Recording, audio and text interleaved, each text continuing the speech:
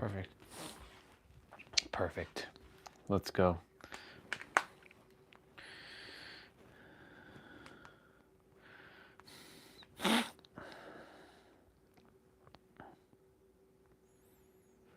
Tess. Yeah, it's good.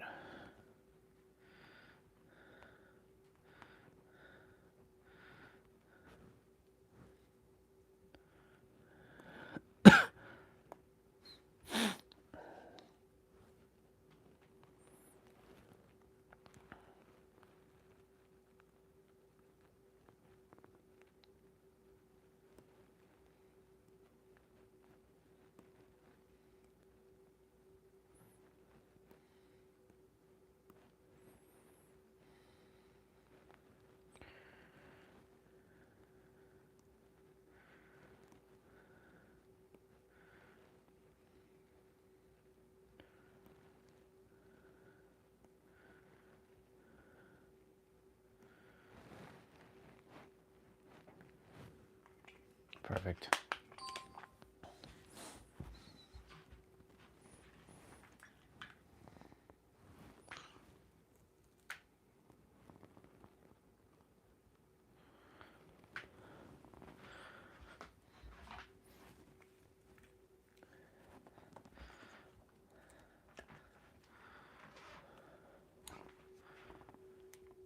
What's up? Good to see you. I'm just gonna get ready for our walk. I don't know if I ever met you before, but hello. We're going for a cold walk. Shouldn't be too cold. My nose is running. Gotta drink some water, or we're gonna head out.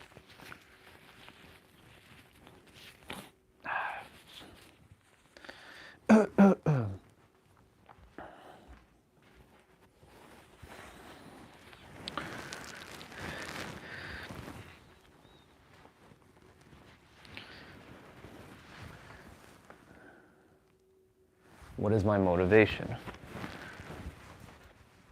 Making sure people know who they actually are. And I don't mean the human character that they are pretending to play. I mean the God version of who they actually are. And not adhering to the mind, because they and their mind are not one. I don't use motivation, though. It's a knowing. So I'd ask that question a little bit differently. What is my knowingness? What I just said. That's my true knowingness. Or in your case, your motivation. That word, motivation, it's funny.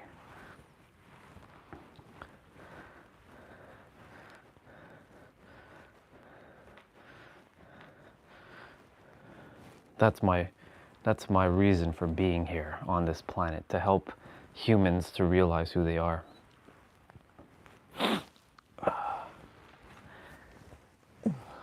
Let's go. Okay, Google, turn off light.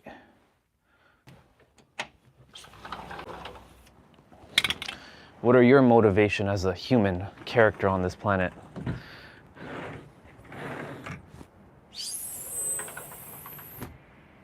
Yeah, basically. I've used, oh shit, forgot my hand warmers. Yeah, I've used my pain, my suffering, my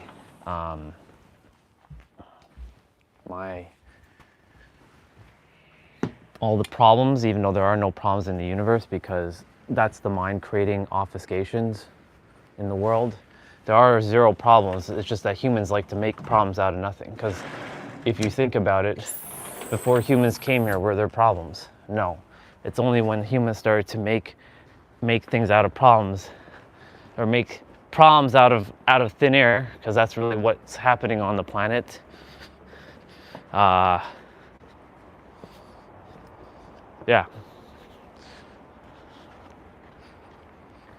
Oh, you have one, all right. Your soul has one for sure, but your mind probably is telling you you don't have one. But you definitely have one. Everyone does. Take it from me, a person who did not think he had a purpose for the majority of his life, who just went through the motions of society, working IT jobs after IT jobs, making six figures, having it all, only to lose it all, and was unhappy and felt like I had no purpose. I had to just work some crappy, societal job. Now as an entrepreneur, figured out my purpose in the last 3 years, and now I'm here to help people to tap into their true version of themselves. That's my purpose, making sure people know that they have clarity. But they also have to realize that they are not the mind, nor are they're their body, because most humans have identified as their character, but you are not your character. You have a character, but you are not the character. Two different distinguishers. But you definitely have one, and it already exists within you right now. You have all the answers. The problem is your mind's going to tell you otherwise. The mind's going to say, no, I don't have the answers, because the mind wants to continue to take up mental real estate in your head, when in actuality you do have the answers. But for some, you might not want to accept that you have all the answers within. And the way to know this is to do your best to be still.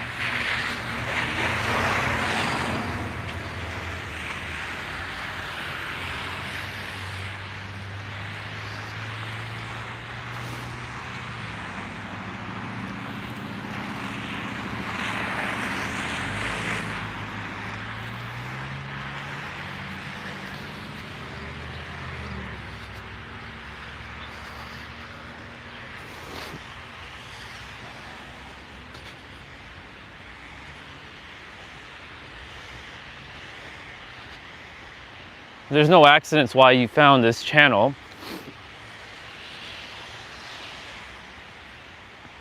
This channel does not get a lot of views like other YouTube channels, because I'm a very polarizing character, because I tell it as it is.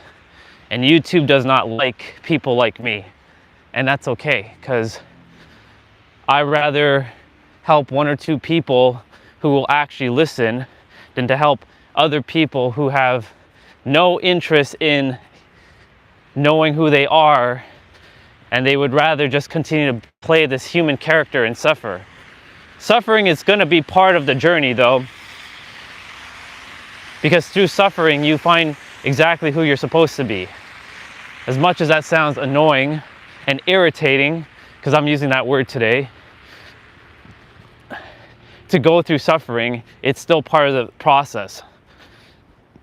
You never get your gifts in the light. You get them in the shadows. That's a bar. Make sure you make note of that. All answers come from in the shadows. You don't get your answers in the light. You bring your answers from the shadows into the light to help someone or help yourself. But you get all your answers through the pain, through the struggle. Doesn't mean that you have to unnecessarily struggle on purpose, but it is part of the human journey to understand why you have to suffer, so that you can understand why you don't have to suffer. It's a paradox. That's reality. Reality is a big ass paradox. Everything you think is a paradox. Everything you feel is a paradox. Even a paradox is a paradox of itself.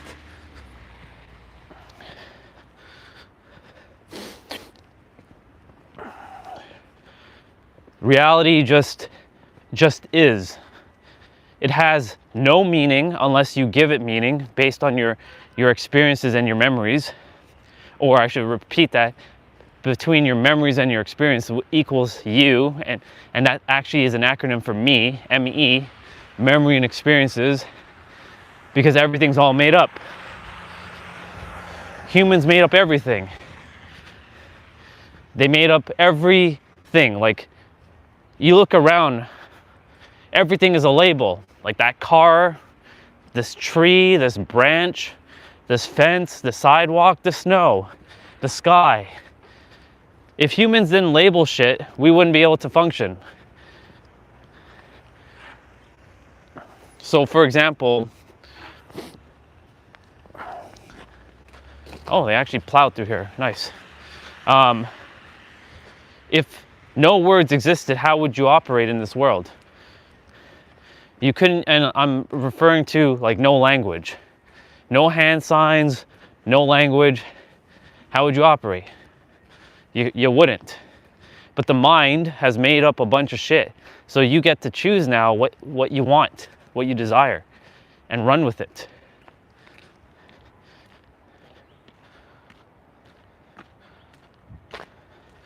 It's okay. I haven't really socialized much in my life too. You are in the same boat as me. And once upon a time, I used to think I was alone.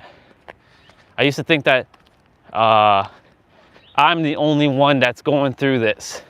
But then I came to realize there's many who were going through what I was going through all my life, because, you know, I grew up where there was like no internet for about half of my life. Well, not really half, but like about a quarter of my life, until I was like 17. I had access to the internet, right? Today's day and age, kids are born with internet in their hands. Anyways, but I didn't socialize, but I knew my path. I knew my path now, but back then I didn't. I knew that I was an outcast, an outsider, a misfit, a black sheep, right? I never belonged anywhere. I never fit in anywhere. And I knew exactly why. I came to know this reason why, but I had to go through all that pain and suffering so that I can help people who are experiencing things that I've experienced, to give them the shortcuts, or give them, I'm not saying I'm going to give them hope. I'm not here to give them the answer either, because they are the answer. I'm here to kind of mirror back that they have the power in every present moment to shift their life if they choose to. That's another bar. If you choose to want to shift your life, you have the power right now. The only moment that happens is right now. The past is an illusion. The future is an illusion. All of it is simultaneously happening right now. The problem is the memory and the experiences of anyone's experiences is going to have so much emotion behind it that they continue to recreate it in the present moment. And because they keep recreating it in the present moment, they continue to suffer. And they continue to suffer because they continue to think about it in the present moment. But the only thing that happens is right now. That's why a lot of humans are suffering, because they keep worrying about the past, or they ruminate on the past and they worry about the future, when all that is an illusion. It doesn't exist. It only exists unless you tell yourself it exists.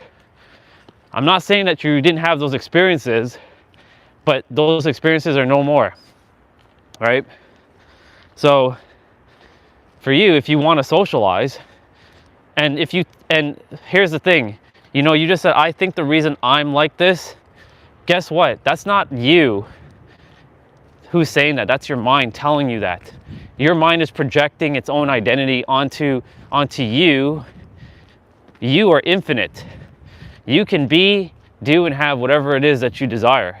You can be anything. You can have anything, because you are everything.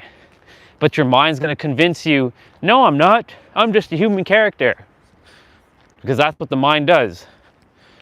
I spent years to master this mind, and sometimes this character, the character that I'm with, trips up because the mind comes in and sneaks in when you least expect it and be like, you see, you're not where you're supposed to be yet. You see, no, you're not helping anybody. Who are you to talk, right? It starts saying all kinds of unnecessary garbage, but the mind is not the enemy. There is no enemy. It's just that the mind has its own identity. And once you separate yourself from your mind and you start to see your mind as a tool, not you, you start to realize, oh, I see what the mind's doing here.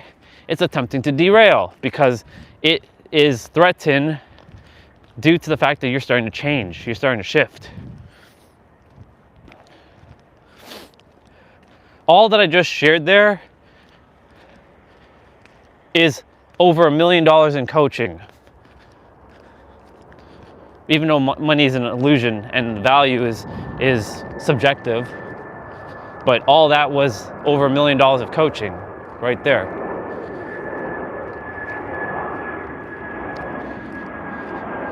Because the one thing is that you have the strongest muscle in your body is the mind, but it's also your greatest potential enemy. And I say potential because if you declare it as enemy, then it's your enemy. If you declare it as your ally, then it's your ally. But just saying it isn't enough. You have to have conviction and emotional charged thought behind it, saying it is my friend, it is my ally, it is helping me. And if you have the power to give an idea or a thought, some, like, for example, if you have the ability to give an idea that I'm like this, then you have the ability to ultimately give the power to the opposite.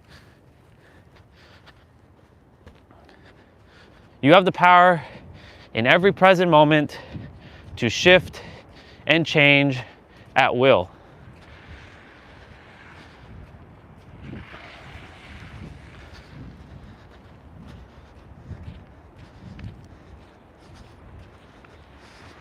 Morning, brother. How are you? Okay. How are you? Good. You? Yeah. Good. Enjoy your day.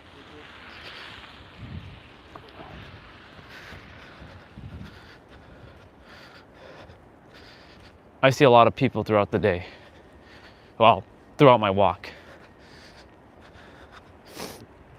I'm just gonna cut through this school here. Yeah, but you're actually beyond what you think you are. You're actually infinite. The problem is that word infinite can't really even encapsulate what you actually are, because you are formless, boundless substance of just there's no words that can describe you, because that's how powerful you are. That's how infinite you are. So unless you want to continue to adhere to, the way you think you are, I mean, that's the mind convincing you and finessing you into believing that, but that's not who you are, because that's a story. The mind likes to create stories and narratives about who it thinks it is because of its experiences. But like, the thing is, when you were born, were you like that? Nope. Your mind's gonna probably say, yeah, I was like that when I was born. No, you weren't. You had no programming, no conditioning, no domestication yet.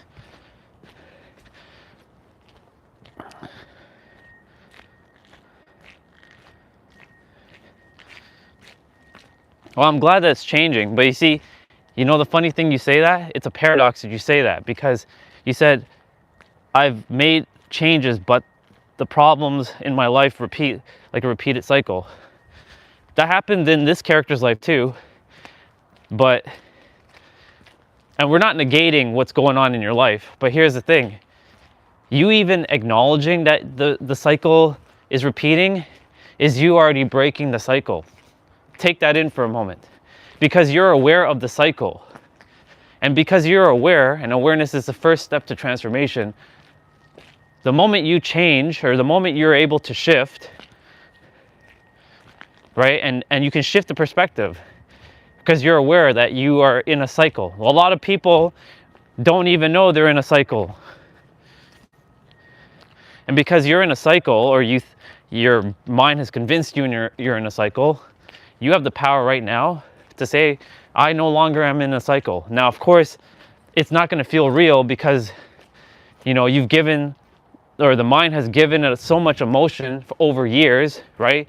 It's like undoing a decade of pain and suffering in a day. Is it possible? It is, but the mind's going to convince you that it's not possible. Because the mind has created such a habit. But you even realizing that you're in a cycle, this is actually a big step, because the big step for you is now you can shift and say, I'm starting a new cycle. From this moment forward, I start the new cycle. You just have to tell yourself a new story and let the mind be convinced. Your mind and your subconscious mind, really, not your conscious mind, your subconscious mind and your nervous system, and I'm sure you probably heard this, they're interlinked with each other. Once you feel safe, and you feel this like relief within yourself, you start to shift. But the thing is, the world has convinced a lot of people, a lot of characters, including this character, that you have to see it to believe it. You have to see physical change for it to actually happen. But physical change only starts when you start to do mental change. When you start to change inwards, the outward will start to shift. But the world has convinced and programmed people that, oh no, it only works when you actually have it. I don't know if you're a brother. I think you're a brother. I think you're a guy. I can't tell by the profile picture because it's so tiny on my phone. But you've already changed, dude. You have the answers. You've always been the answer. Your mind's going to tell you, no, I'm not. I'm not speaking to the you that knows everything. I'm talking to your mind. Hey, mind of this soul who's dwelling with that body. Listen up, mind. I know what you're doing to this character. And I understand. You want to stay alive. You want to take up mental real estate in his head. But you will no longer do that because he is the answer. He has the power in every present moment to shift. And your cycle is broken. If I told you that your cycle is broken, would you take that in? Would you accept it? Because here's the thing, if you really wanted your cycle to be broken too, you would have broke it a long time ago.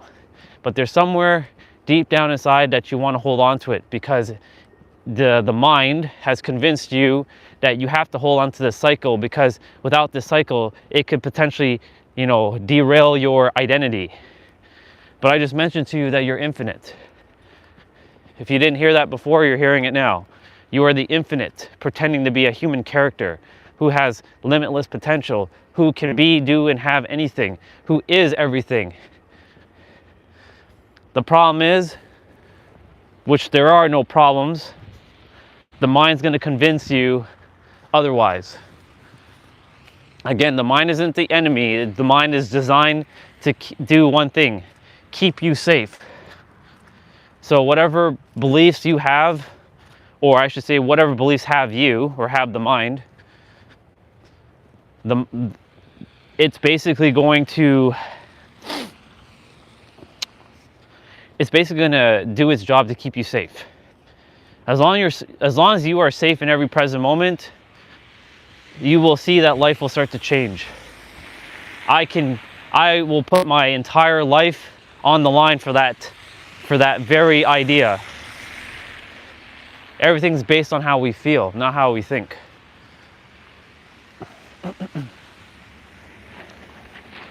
I appreciate you being vulnerable and sharing. That was $1 billion in coaching right there. Good morning. Enjoy your day, sir.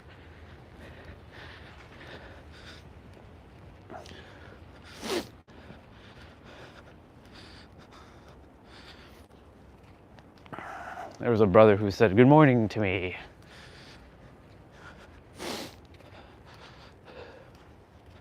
Once upon a time, I used to hate people. Just to give you a little backstory.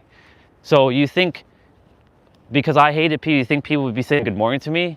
I would see everybody as an enemy, as a threat. Well, not me, but the character and the mind. Because the mind created this identity to protect myself because it wanted to feel safe, right? So it protected itself at all costs and derailed this character a lot. And because it was derailing this character and hating people, right? I was pushing people away. I was pushing help away. I was pushing opportunities away because I hated people so much.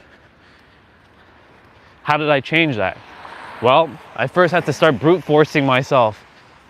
It didn't work that well when I brute forced. Good morning, sister. How are you? Good, and you? I'm great, thank you. Enjoy your day. Thank you so much. But when I started to just accept that, you know, shit happened, forgave people, forgave myself for thinking these thoughts and having these feelings and whatnot, and having compassion. These are like the fundamental human things that a lot of humans are not doing for themselves, giving themselves a lot of proper self-care, self-love, self-compassion. Then I started to shift. Because 8 years ago, I was not like this. I wouldn't say good morning to anybody. I would never say good morning to anybody. I would only say it if it was some sort of like mandatory thing. Like if somebody said good morning to me, I used to either look them in the eye and give them like a nasty stare. That's how much I hated people. Well, and when I say I don't mean, I'm not referring to me. I'm referring to the character, because there is no I. I doesn't exist. That's just a made-up concept. Feels like they're taking advantage of your kindness. Yeah, I know that feeling. I know that feeling very well. But what if I told you that they're not? Or what if I told you that the mind is creating that obfuscation? Because right now, I can tell you right now, a lot of things that I'm saying is going in through one ear and out through the other, because the mind doesn't want to hear what I have to say. But your soul brought you here for your soul to tell your mind, hey, enough. It's time for you to break your cycle. It's time for you to understand that you are the divine operating in a human character, or with a human character. You've been whole, perfect, and complete from the moment you came to this planet when you were born. And you will be whole, perfect, and complete from the moment you leave. But you get to decide, because that's where free will comes in.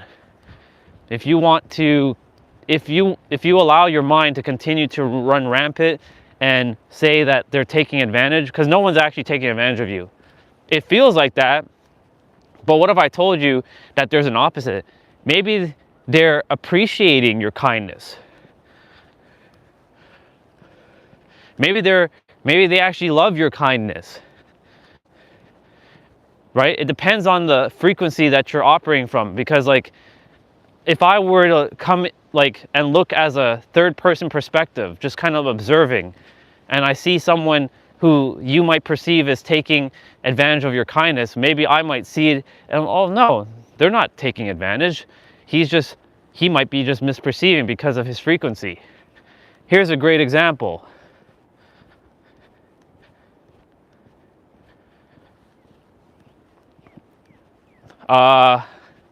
Basically what you're doing is not adhering to your identity of who you think you are, that the mind has created.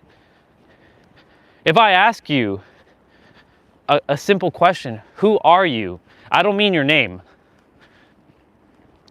Like put in the chat if you feel comfortable. Who are you as a person? Like, describe yourself. You can go in great detail if you like. And I can tell you right now that whatever you describe, depending on what you say, I will say, that sounds like the mind creating your identity. But yes, you are essentially operating from your God version of yourself.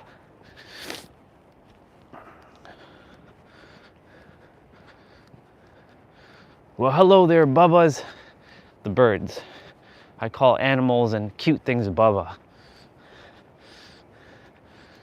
They're just hanging out there, just being Bubbas.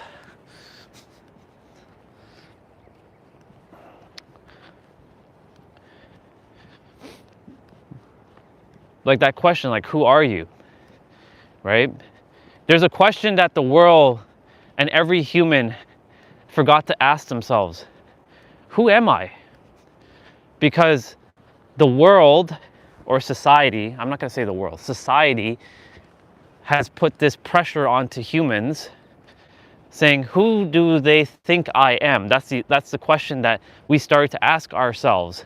Who do I think, or who do they think I am? Who do they? They referring to others, but they do not tell you who you are. You tell yourself who you are. But your mind might convince you that, no, I'm just XYZ.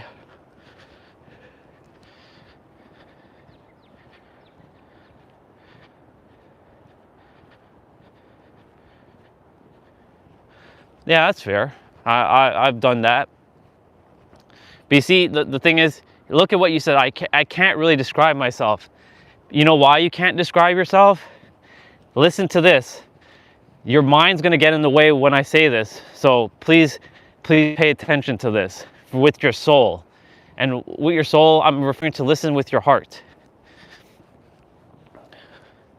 The reason why you can't describe yourself is because you're too infinite to be described.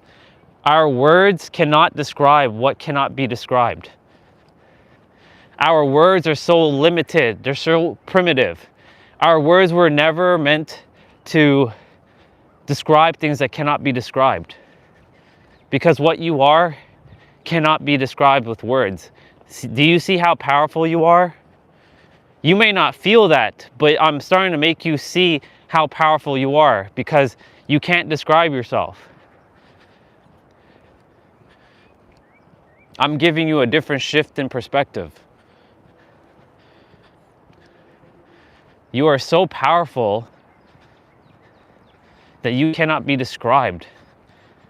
I have another bar for you, and the mind's not going to like this one, but I'm going to say it.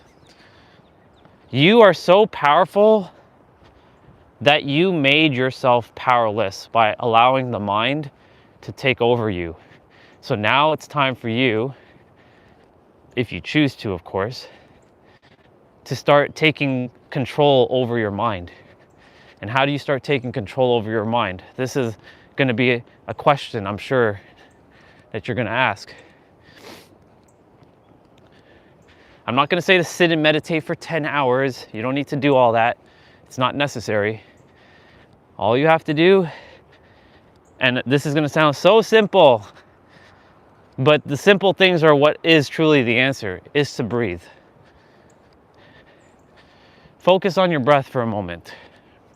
You can breathe through that nose, out through the mouth. I'm sure you've heard this plenty of times, but I'm going to give you a different perspective. When you're breathing, it forces you to start being present, to start to feel things that you might have not felt before. Your mind is going to probably talk and it won't shut up. And it's okay. We're not here to fight the mind. The mind is not the enemy. The mind is just doing what it's designed to do for you to master yourself.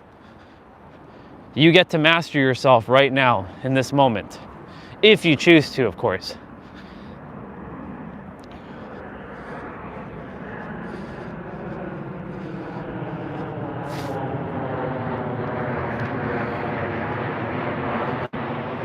I'm gonna let that plane fly over my head for a moment.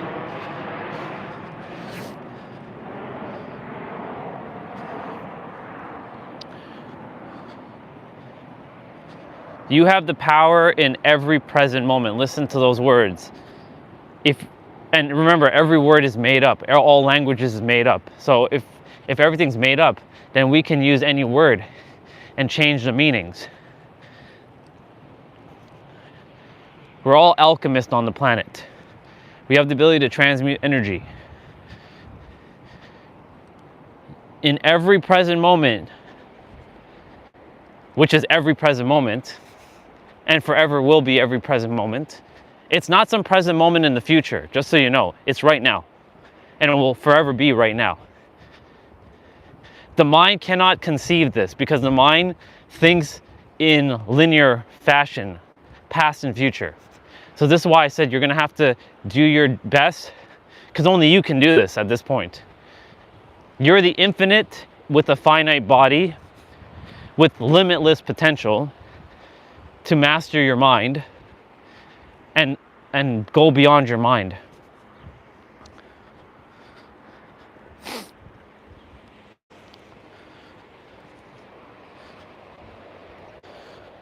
That's how limitless you are.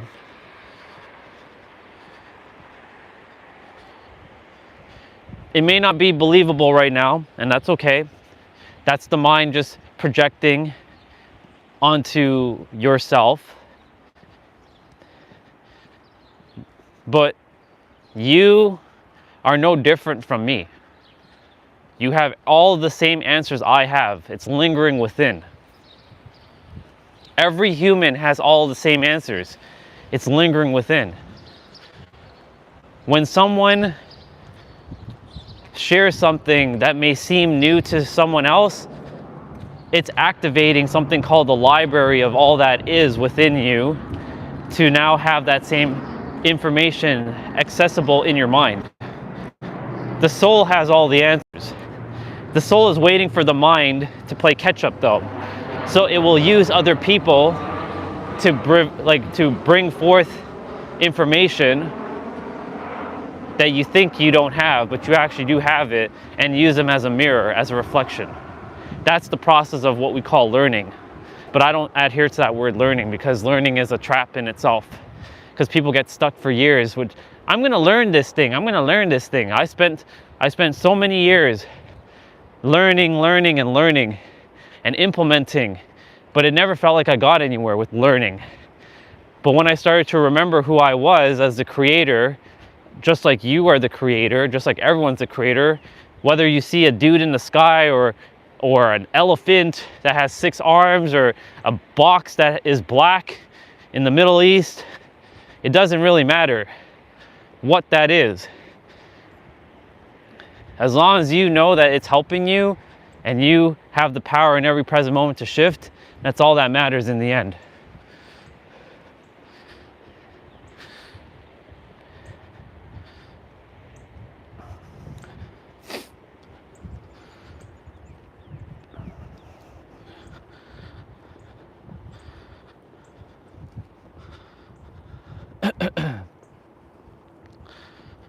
Well, I trust what I shared helped you.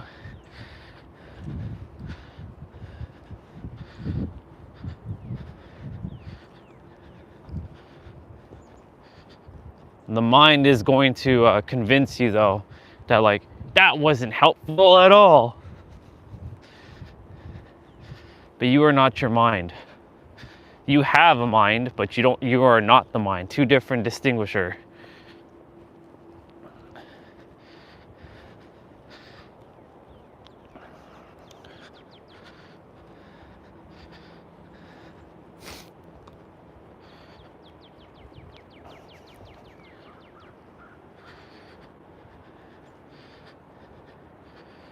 You're welcome. It's actually your information. It's actually your knowledge, your wisdom.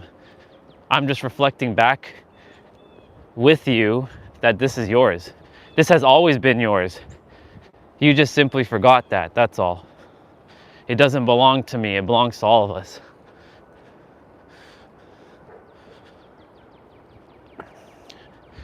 So no, there's no point writing a book.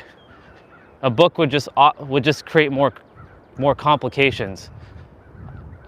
If I was to write a book, it'd only be 1 page. And these are the things that I would write in the book, in the 1-page book. You are the answer. The mind isn't you. You are God pretending to be human.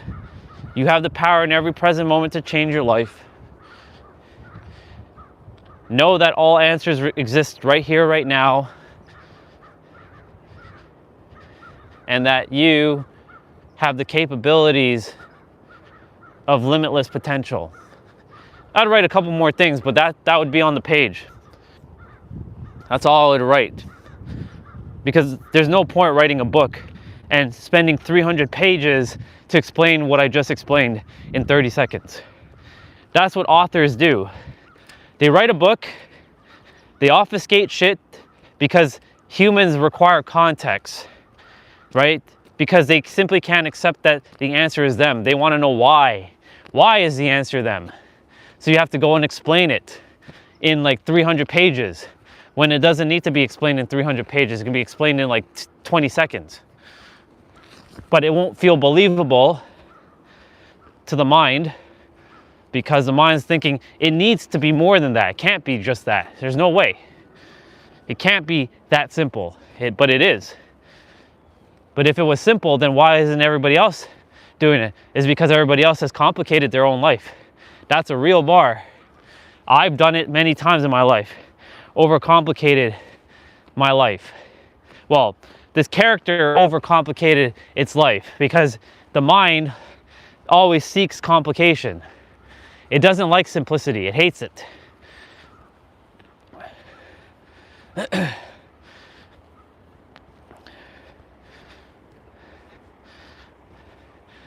Yeah. For me, I don't have to write a book.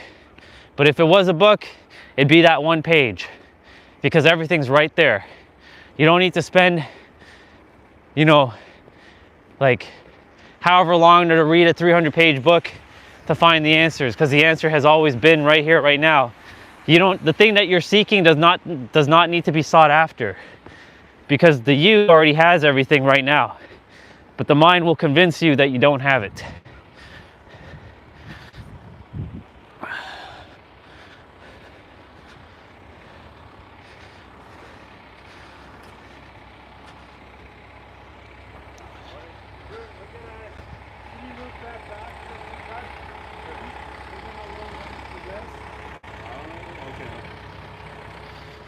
Please and thank you. Yeah.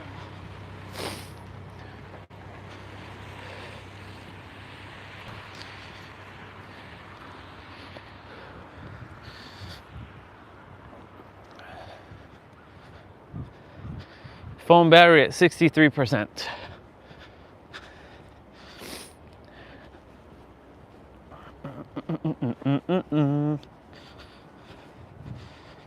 It felt good to help somebody new. This is why I love helping people. It brings me so much passion, so much joy. I love serving. Thank you so much for coming on today and blessing me with your presence.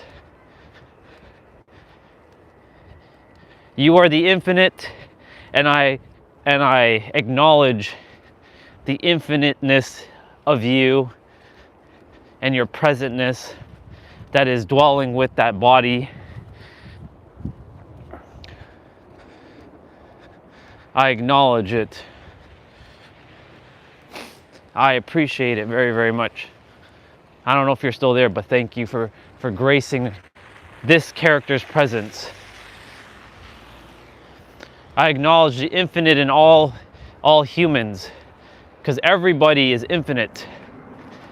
But the world has convinced people that they are not infinite, but they are. They have everything. They are the answer. They will forever be the answer. And as long as I live, I will continue to say that. As long as I still exist, I will make sure every human that I run across remembers who they are. Even when this character at times forgets who he is, I remind this character who he is. He is the infinite, just like everyone else. Now, if they don't remember that they're the infinite, pretending to be a character, that's okay. It's by design. If they don't want to be infinite, they don't want to have that sort of power, then that's okay, because you have free will. But just know that you have the power to at least change your life. You have it right now. It's not in some future tomorrow. It's right now. The version of you who was born is infinite. The version of you who is still living with the layers is infinite. The layers just have to be removed.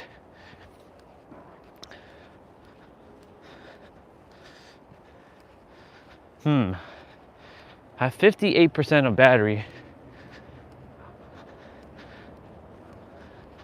I was gonna go to the store, pick up some hot chocolate. Might have to put you in my pocket for the time being. We'll see. We'll see what happens. I should have enough to go and to get whatever I require and then come back.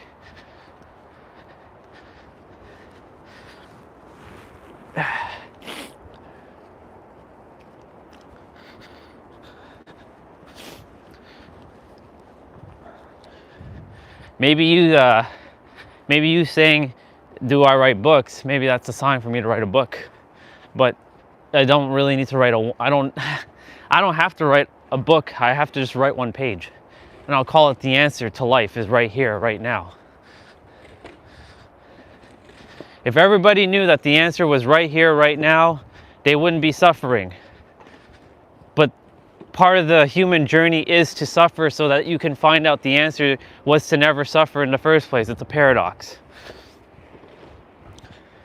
It's a big old paradox.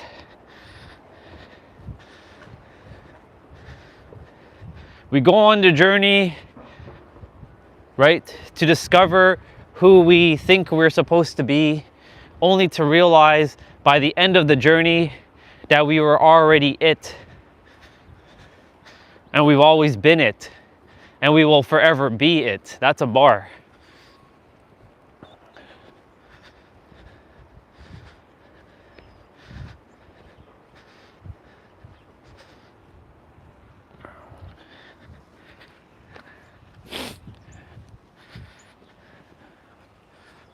All answers exist right now.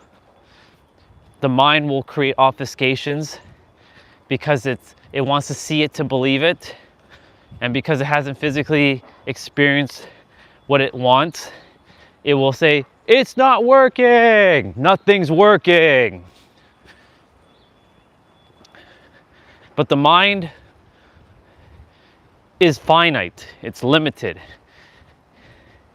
It has infinite potential, limitless potential, but it's finite because it can only think in logical terms. There have been things in your life, I'm sure. Oh my. There's lots of doggies barking. I'm sure there has been times in your life where things happen you couldn't explain why. But the mind's going to convince you that it doesn't exist right now because it wants to hold on for dear life to the idea that that these cycles are repeating and that you're not getting any further. But I will tell your mind and whoever else is listening that your mind is doing its job. That's it. So thank the mind, but also tell the mind, hey, I got this. We got this.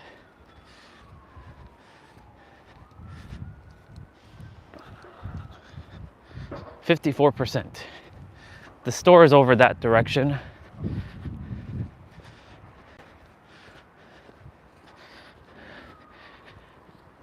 I'd be walking a little bit faster, but the snow is kind of keeping this character from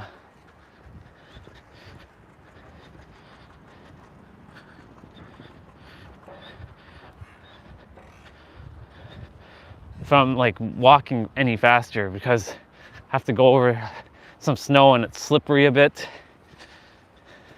Also, when I come back to the house, I got a shovel. The store should be open. Look at us going to the store on our walk. I don't usually go to the store in the mornings with my morning walk, but ran out of hot chocolate and I really desire some, so I'm gonna go get some. And don't care if I have the gimbal in my hand. I used to care what people thought. I don't care what anybody thinks anymore. That's the other thing. I stopped caring about what other people thought because it's my reality. I design it the way I choose for it to be designed. And as I design it, other people follow suit in my reality. Because reality and you are one and the same. It's a string. If we were to conceptualize it, it's a string. You and reality are the same string.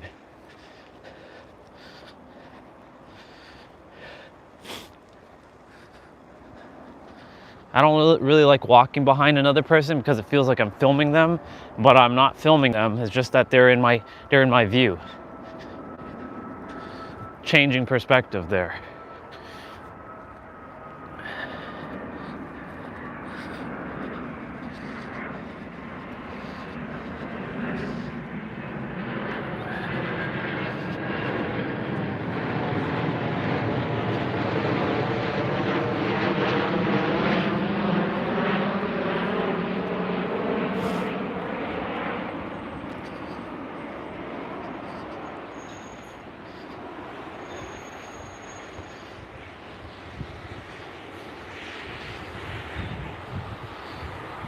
I also brought my pink bag so I can hold the hot chocolate in my hand, so I don't have to like carry it just like loose.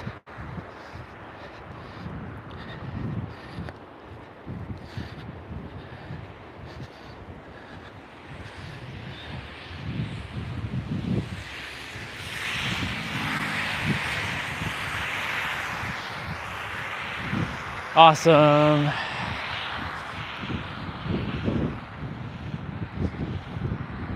Oh wow, a Porsche, nice. Never used to like Porsche cars, or as some of the fancy people would say, Porsche. It's a Porsche, or Porsche.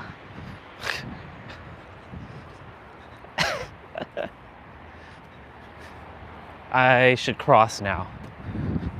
There's no cars coming. Ooh, very slushy. That's the only thing about winter I don't really enjoy, the slush. I like when it's winter and it's snow, but I don't like slush. Let's see. Am I content with my life? Well, I mean, the character has a lot of things that he has to do.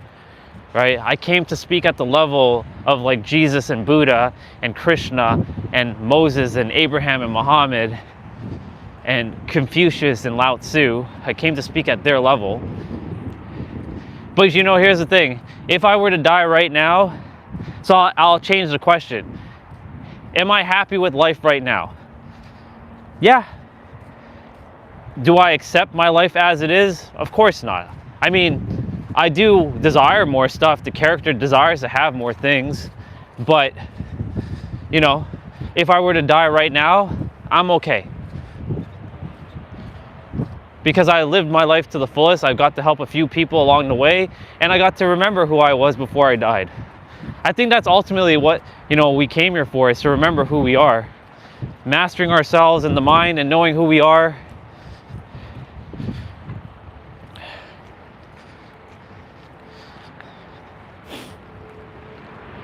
Because like the worst thing you can do is die not knowing who you are. Because when you know who you are, you live your life by your terms.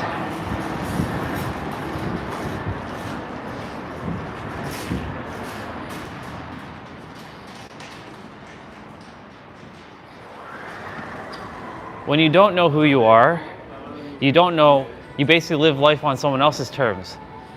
But you're living life on your terms. Right? You will forever live your life on your terms if you master yourself and remember who you are. Once you know who you are, you can never unknow. I think we need to go here, yeah. Grocery store.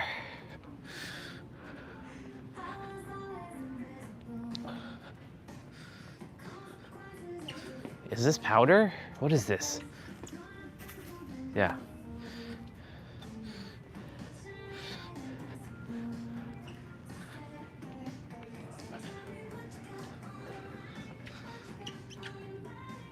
This one.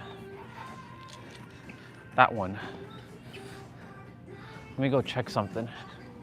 I don't know if I have to buy milk. I don't think I do. I think I have enough milk, like my protein milk.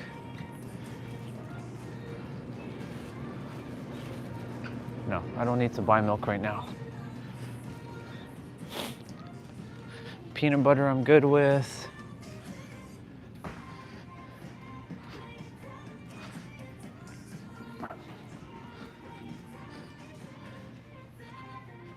Let's see.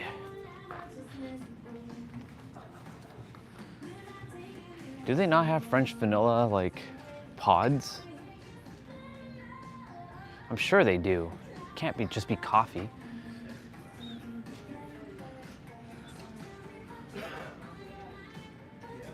All right.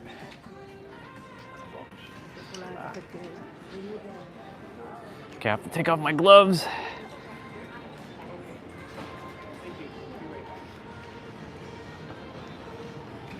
I'm gonna put you all down for a moment.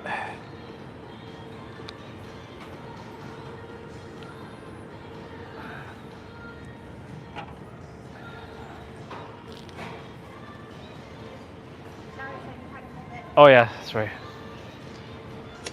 Scan. There we go.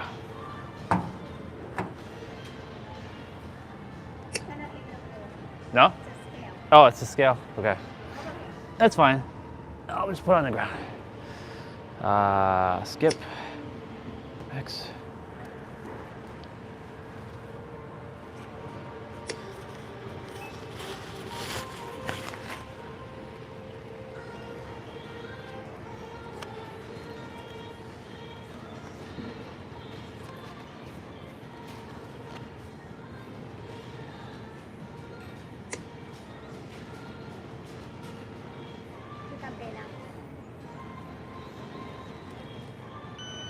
Thank you.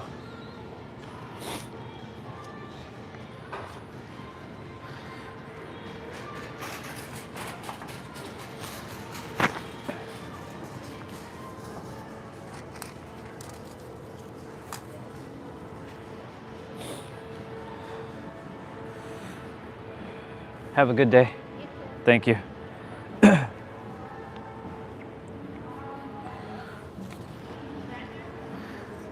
Oh, let's go. Let's go. Let's go.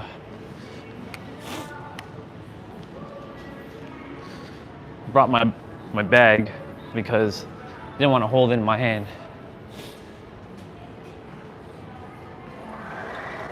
Awesome. 43% of battery.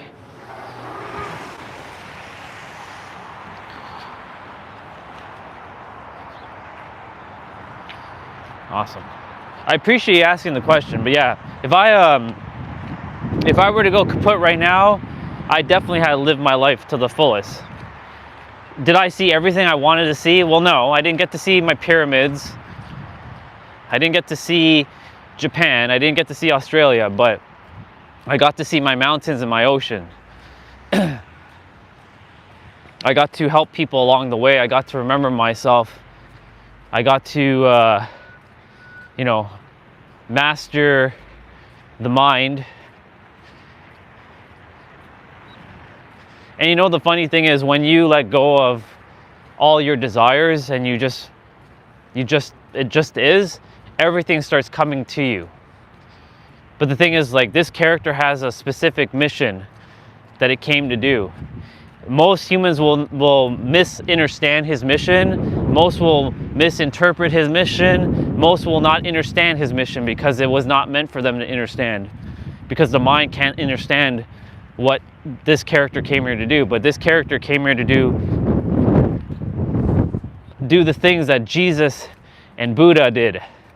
I use those two as specifics because it's not to be revered as some sort of saint or a messiah or a savior, but to just help people to remember who they are and mirror back the answer is them.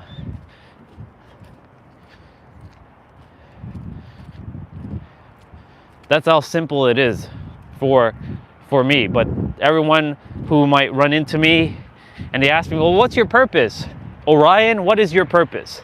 My purpose is to help people to remember who they are. Huh? But I know who I am. Okay. So let's say you do know who you are. Then let me ask you, who are you? And then I'll ask another question. Who are you without your words? And if you answer with the word, then you clearly don't know who you are. Because the whole point is, what you are cannot be spoken with any word. If you ever read the Tao Te Ching, or you ever heard of the Tao Te Ching, or some people call it the Tao Te Ching, the Tao, the Tao, it doesn't really matter, right? If you could speak the eternal Tao, then that is not the eternal Tao, right? Because what you are cannot be explained with any word. But most have forgotten who they are. That's why I came to this planet, to help people to remember who they are. Exactly who they are. Not who they think they are, who they actually are. So yeah,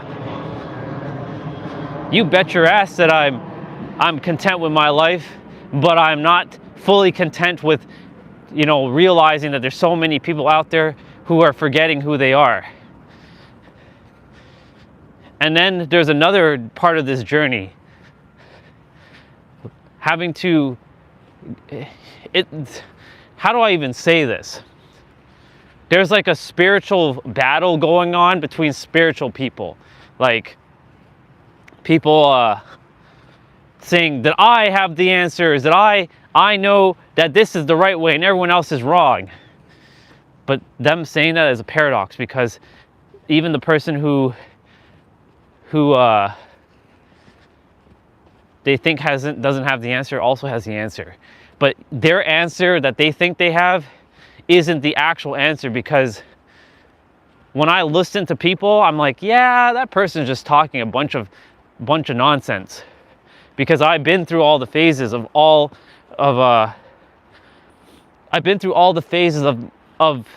the spiritual journey, the personal development journey, to finally realize I never needed it. The journey was to realize you never needed it. But you'll have to go on your journey to figure that out.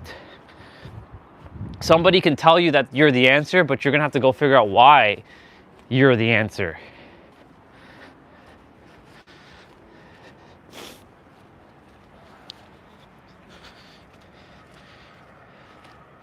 The mind will get irritated though. Like this morning, the mind was getting irritated. Like, why are we not in San Diego yet? We are supposed to be in San Diego, not here. And I told the mind, hey, we're already there. You can close your eyes right now and imagine everything about San Diego. You've been there many times. You know what it feels like to be home. You know what it feels like to live there. You know what it feels like to be around the loved ones that you really love. You know what it feels like to drive your sports car. You know what it feels like to eat all your favorite delicious food there.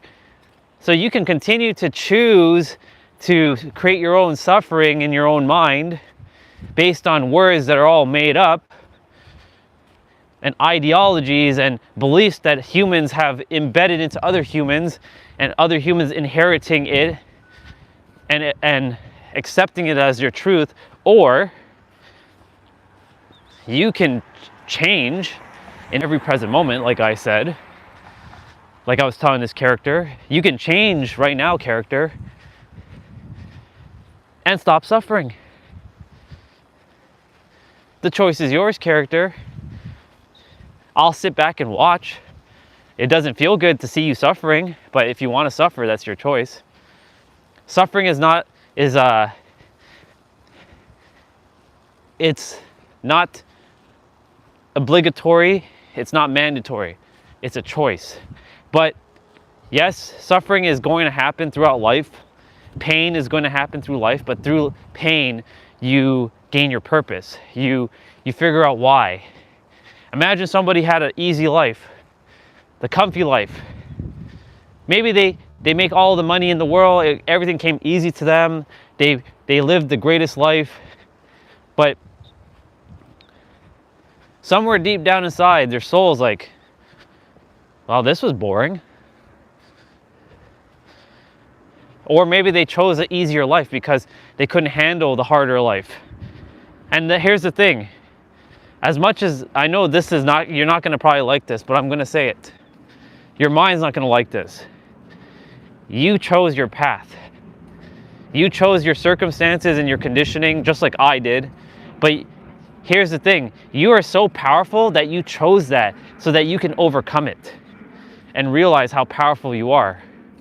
Because a lot of souls would have crumbled by now. Even though all souls are equal in terms of like their value, some souls have a little bit more experience, and it sounds like your soul has a lot of experience. And because your soul has a lot of experience, you chose this path so that you can undo it. You're the cycle breaker. Cycle breakers find cycle breakers.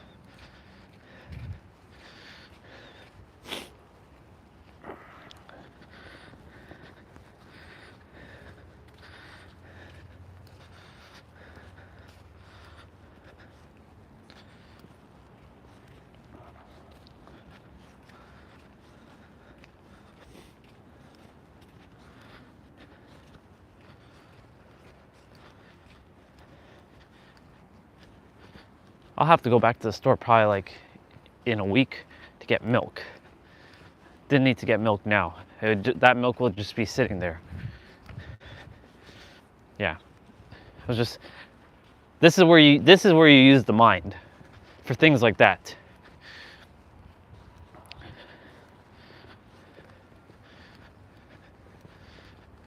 %42 on the battery, not bad. Because it's warm right now.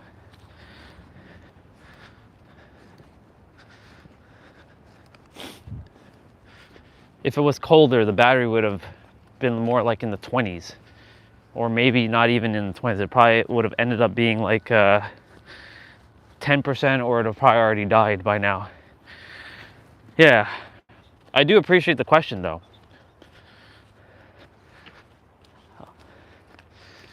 I could have answered that with like 2 words. Hell yeah, I'm content. Well, that's actually 4 words.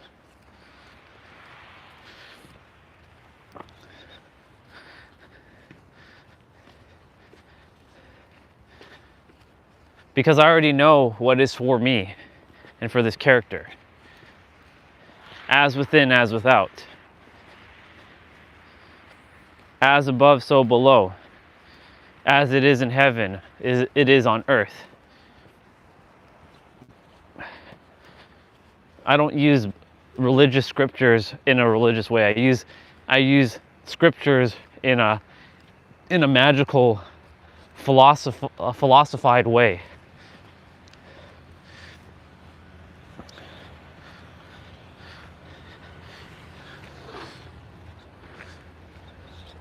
He hasn't seen us yet. It's okay. He's focusing on shoveling. I would have said hello to our brother who was shoveling there, but he's focused on shoveling, so. And didn't really want to scream out and say, "Hey, brother!"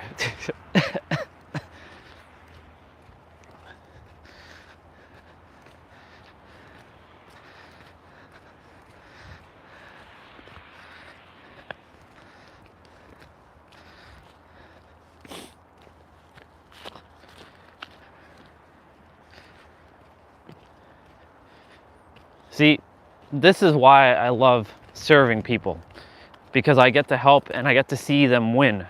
I want to see everybody win. Do we take the long way? Nah, we'll just go this way for now.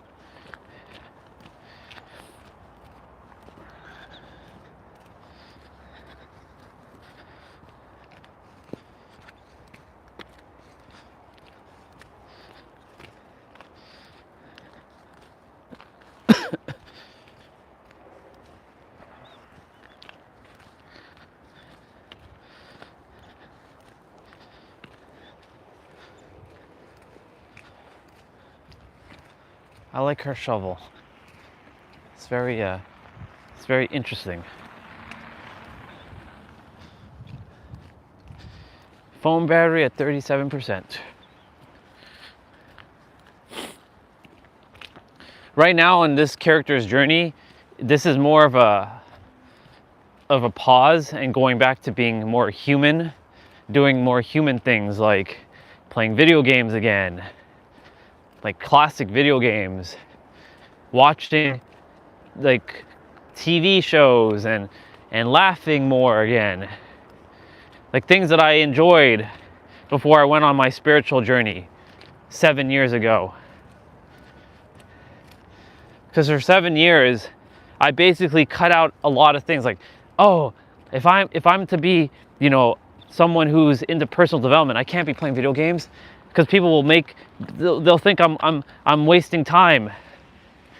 Right? This was the character's perception of other people making their perceptions of me. Like, oh, he's playing video games? Oh, he's just wasting his life away. Oh, he's watching TV shows? Oh, he's wasting his life away. Oh, he's not watching personal development content, like, you know, 7 to 12 hours of personal development like I was for years. Oh, he's wasting his life.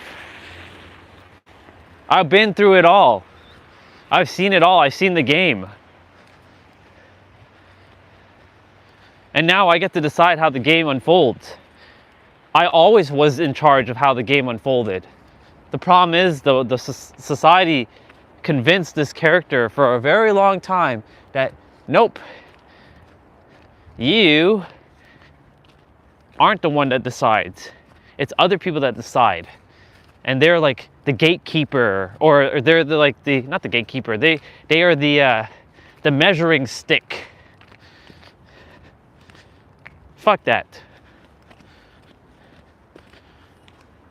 You're the measuring stick. You put yourself on a pedestal. You put yourself above in your inner world. So yeah. So to recap everything for you, you are not the mind. You are God pretending to be human. You don't have to use that word God. You can say universe. You can say infinite. I don't care what verbiage you use. That's what you are. You're powerful beyond measure. Words cannot be spoken of what you actually are. And you, yeah, you're just fucking infinite.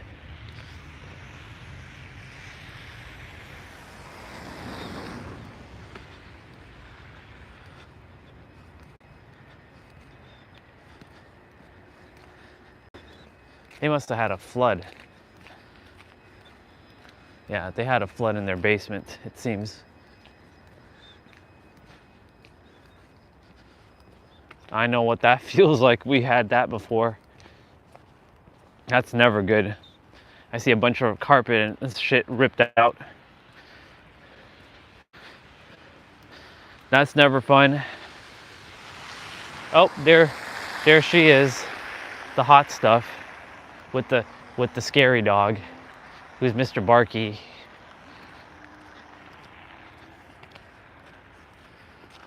Miss Hot Stuff.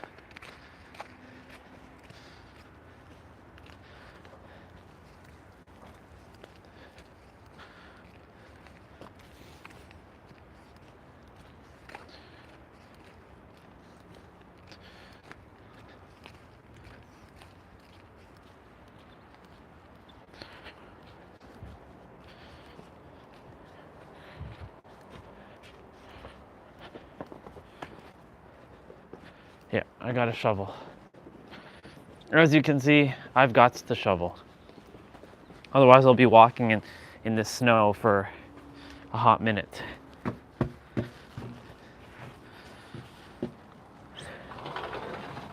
Well, I did what I said I was going to do.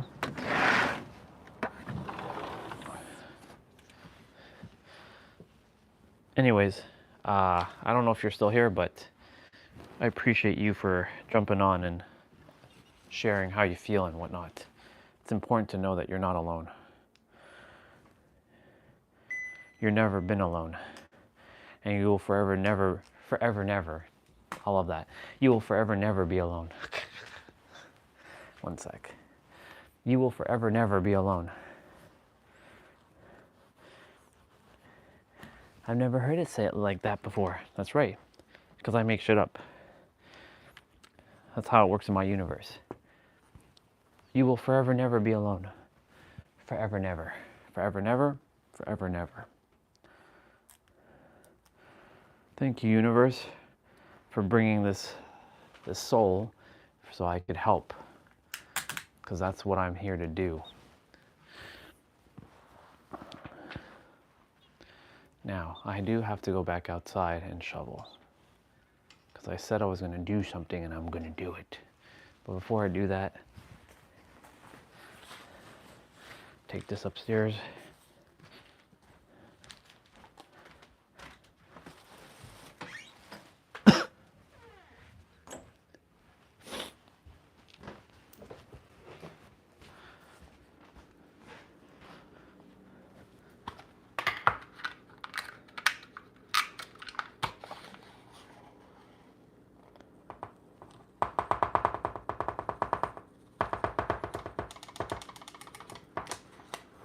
Nice.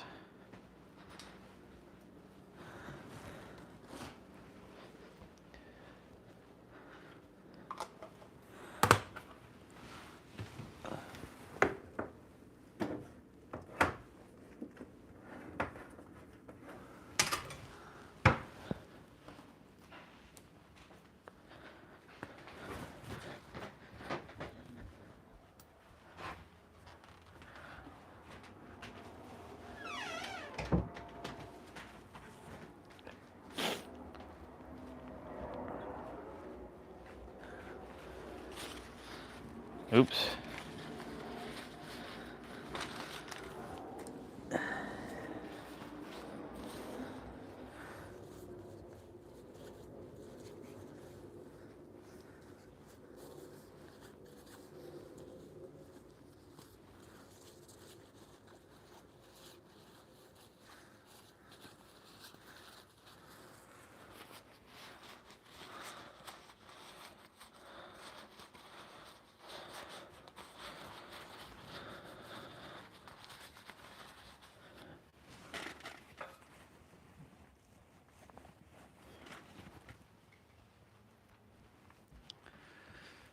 My nose is running.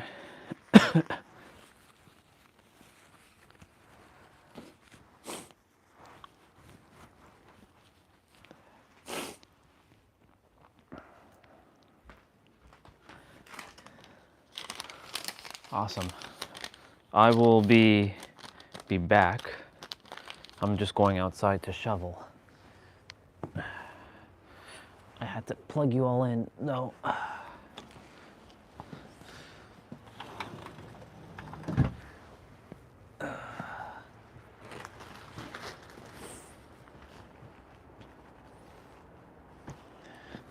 Look at me going outside without my gloves.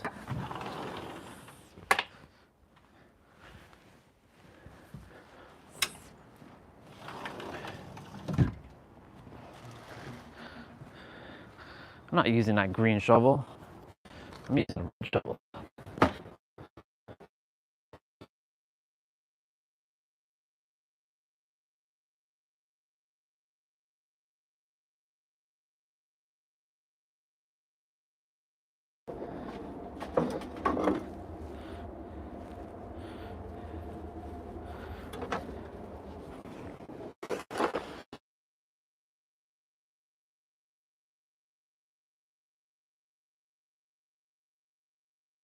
I should talk because you might be like, hey.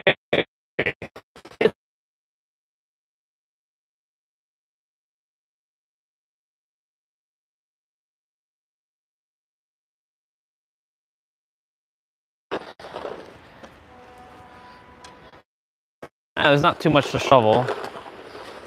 Plus I get some extra steps while I'm doing this.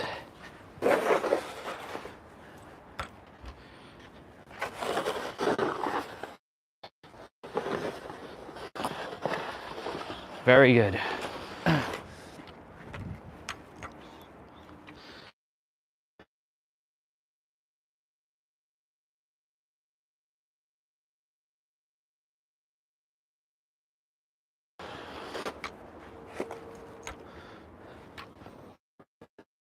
garbage this week.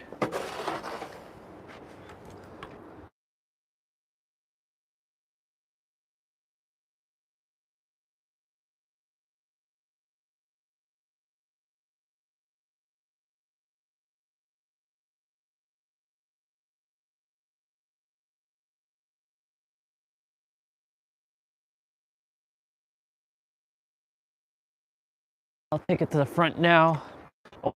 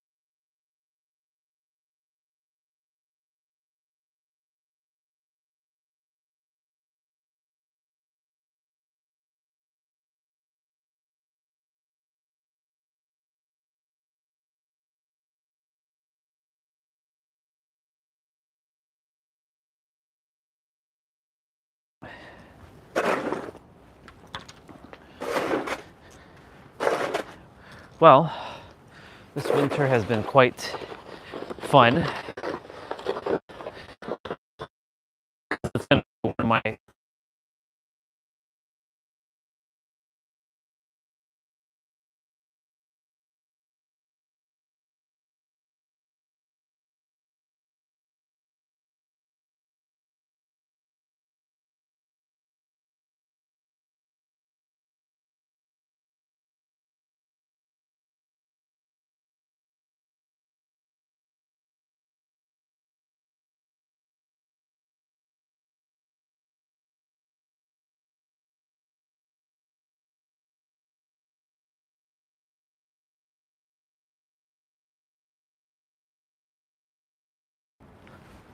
good stuff.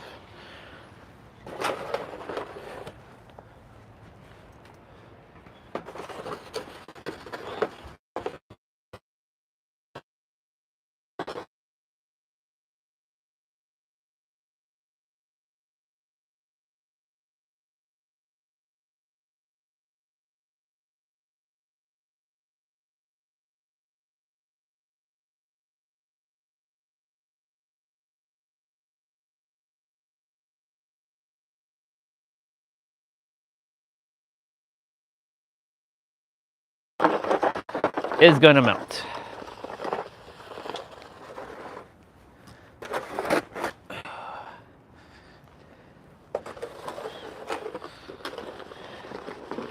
It felt awesome 2 nights ago to be on my old the channel that I'm currently on, which I'll call it the old YouTube channel, and unsubscribing from a bunch of just people, because I'm like, why do we even need to adhere to all of these people now. They don't even know.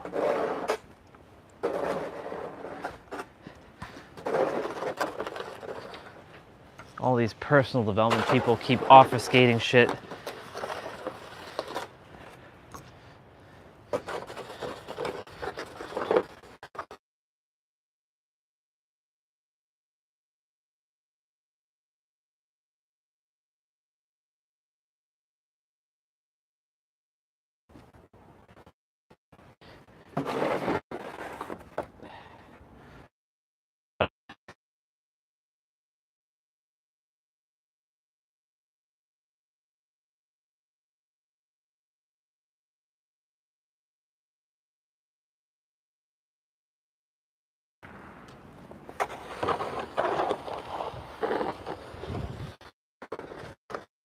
Go.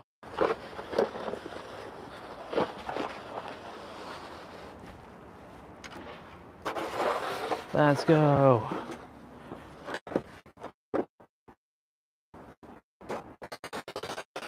See, like the sidewalk already melted.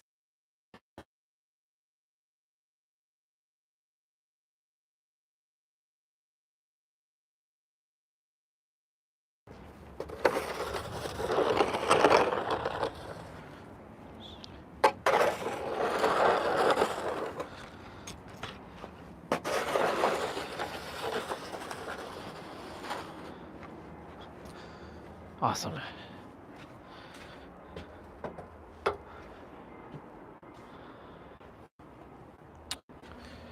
Nope. A little bit more.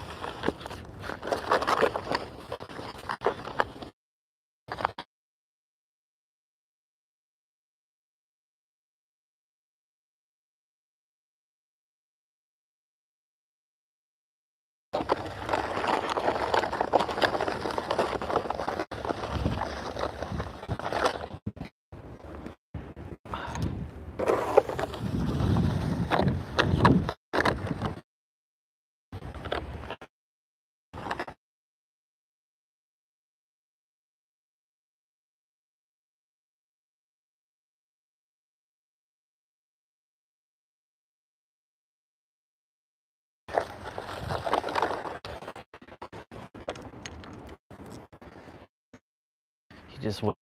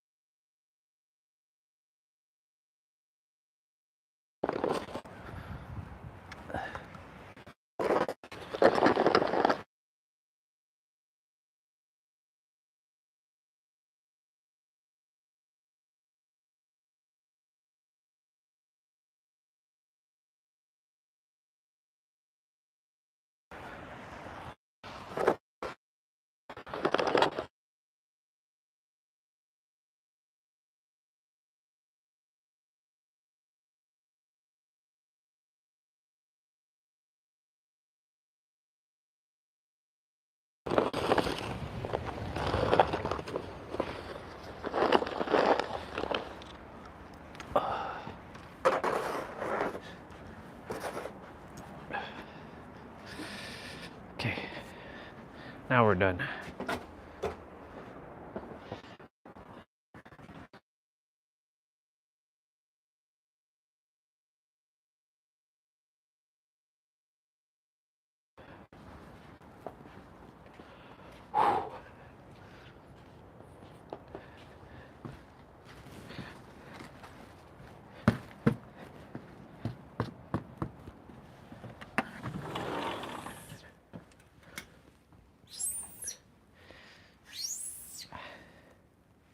Actually, you know what? Leave it open for now.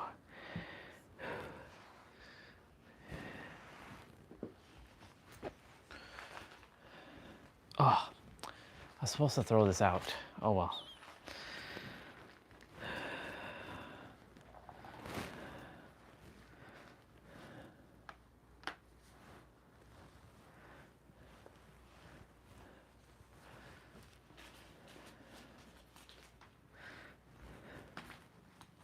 I mean, I'm sure there's probably recycling I have to take out anyways. So let me go check.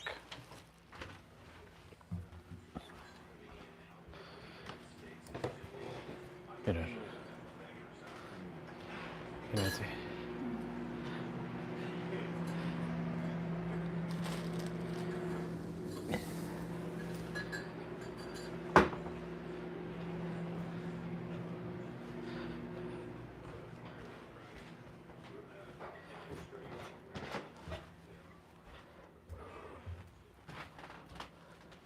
Yeah, there was one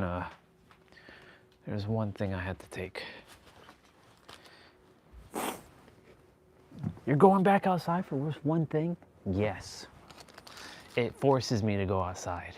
I like being outside. If you haven't guessed, I don't like being indoors.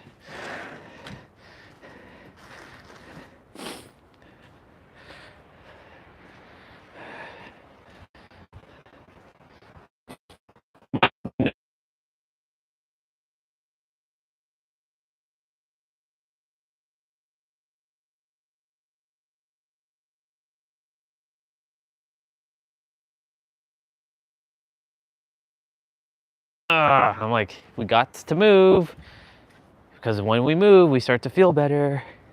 Movement medicine. Movement is medicine. Give our body movement snacks. When you give your body movement snacks, you feel better.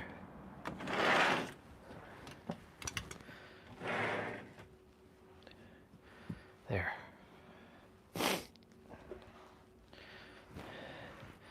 I mean, my nose running isn't anything new. That's been happening throughout the entire winter. And in fact, it happens all year round. Let's just be real.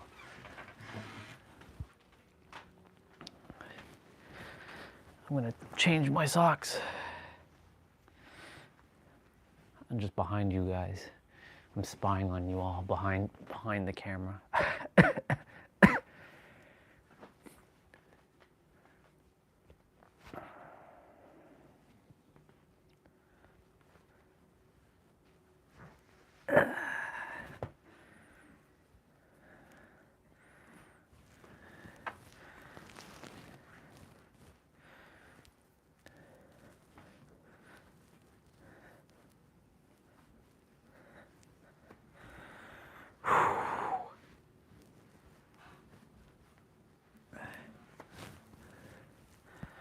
I am probably going to make some eggs.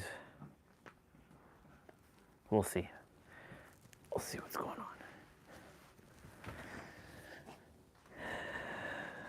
on. I won't be saying too much while I'm upstairs because, you know, there are other people upstairs.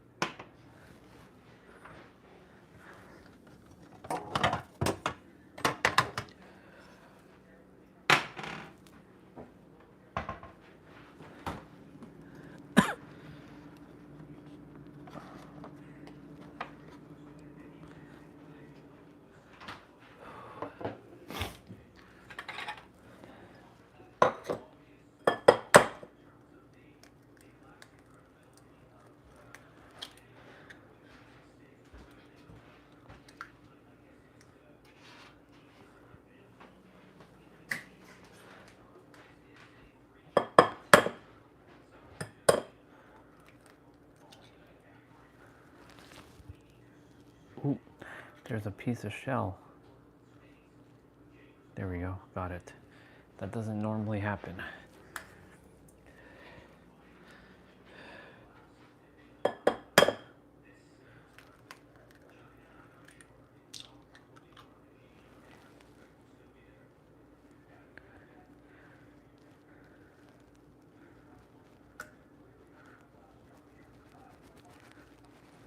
Nice.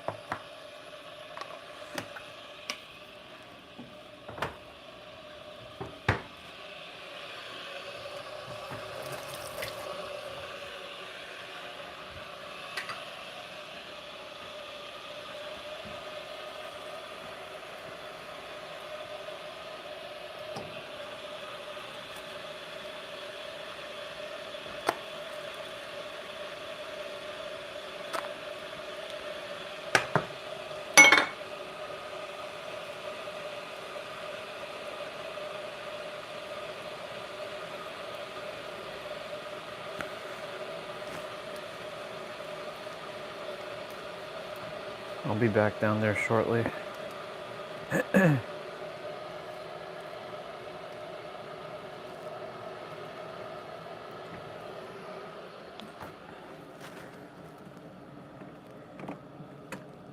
My almost perfect omelet unfortunately got ripped.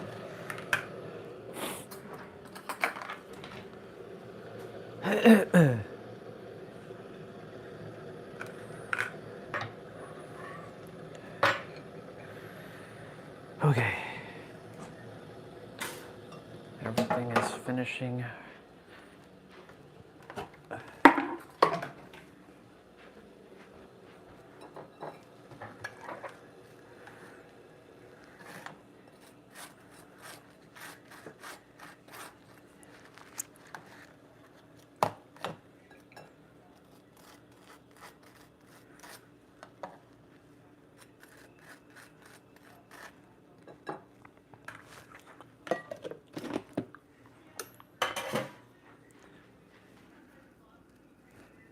Looks like my hockey team won, Team USA. It's funny me saying that now. Ow. Who would have thought I would have said that in 2026?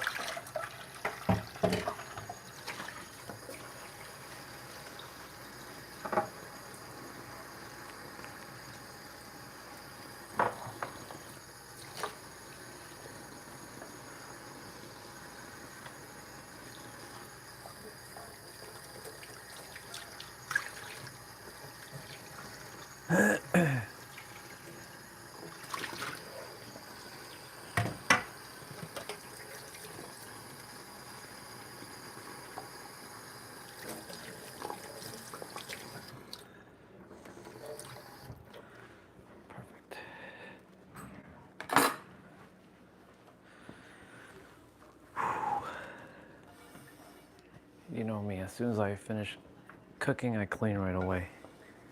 I don't like leaving dishes in the sink.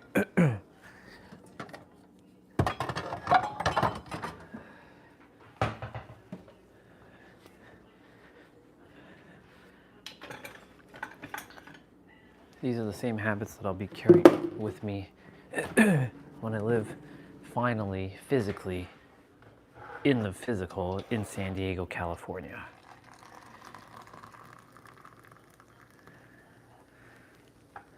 Nice.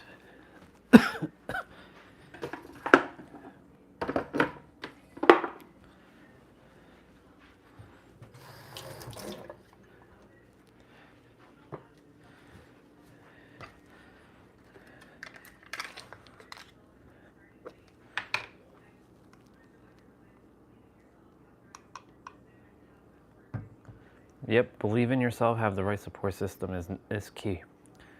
When you don't have a support system, it feels like you're fighting an uphill battle. That's why I've been calling in my team. The true team, the true members. Not the ones that, I mean, everybody was a vital part of this character's evolution. But I'm looking for my true team. The team that I'm supposed to be with, serving the world. You can call them like my disciples. But they're not my disciples because they are equal to me in every way.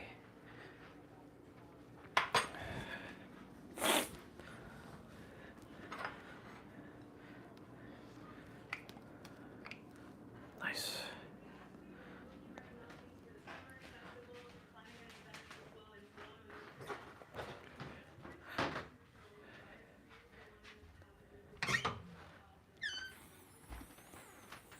Ooh, yeah, room is fresh.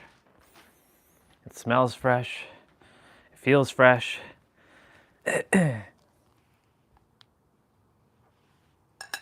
Ta-da! Done.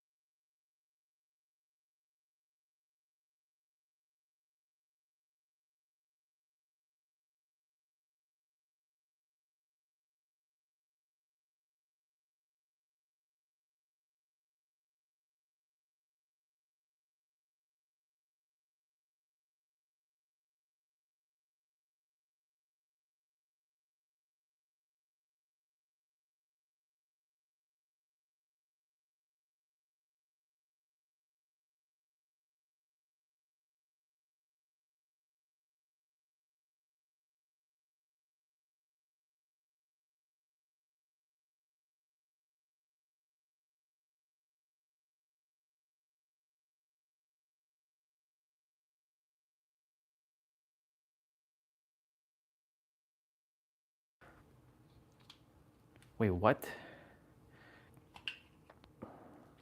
I didn't realize I muted you all. I was saying, it's funny how I realize how I, even though I'm still stuffy, that I plow through all of this with ease and finesse. I'm gonna wash dishes. My nose is just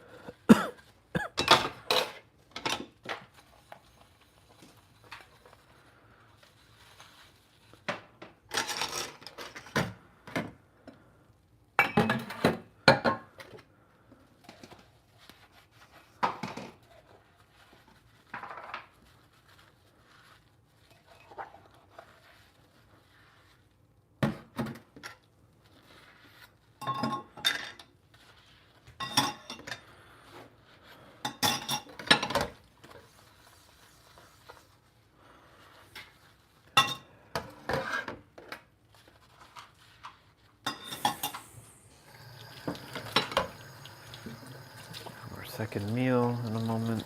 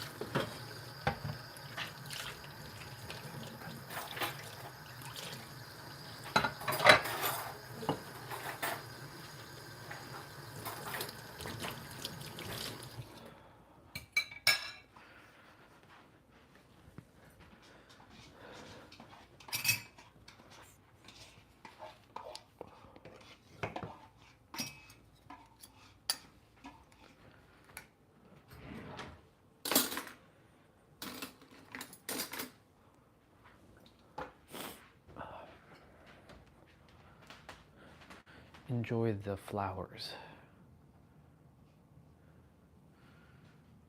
Enjoy the flowers for now, even though they're dying. The poor flowers, they're dying. Except for these ones, but these ones are dying.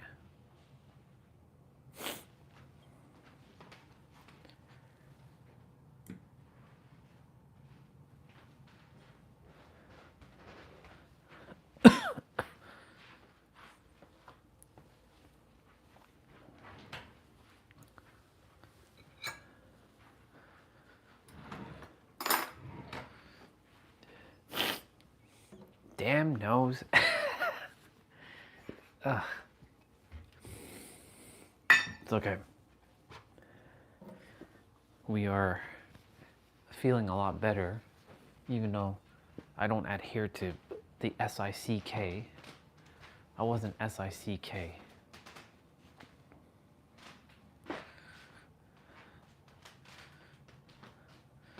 Did I not just fix this candle, or did it just do that? Yep, I see. I see what's going on here. There. See? Sometimes you just have to, I mean, it's still kind of on an angle, but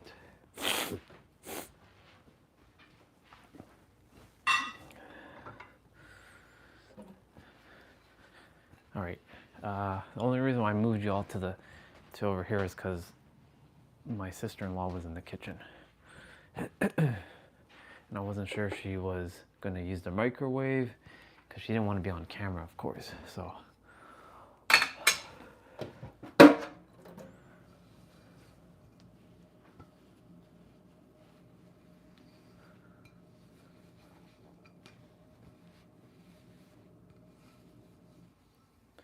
just so you all know, I just realized today is the 15th month anniversary.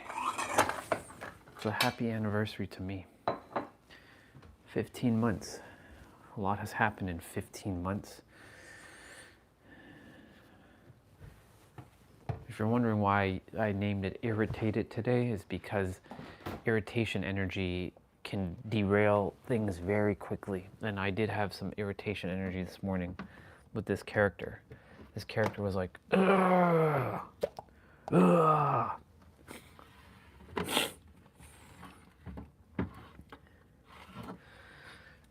I was like, ugh. It was like, why are we not here? I'm like, come on, dude. Stop that.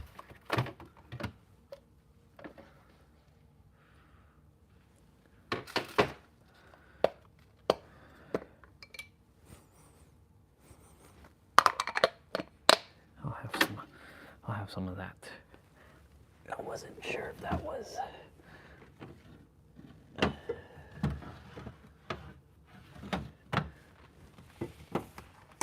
Oh, I'm definitely having this. Definitely having this. Whew. Rice again? Yep.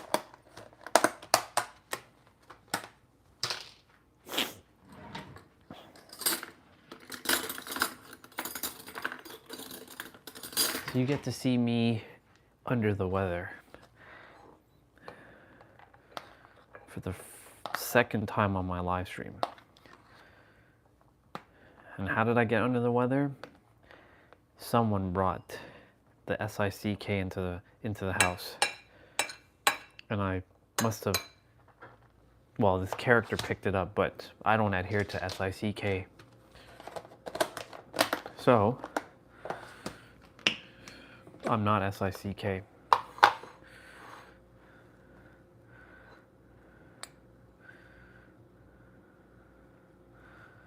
Two different types of rice.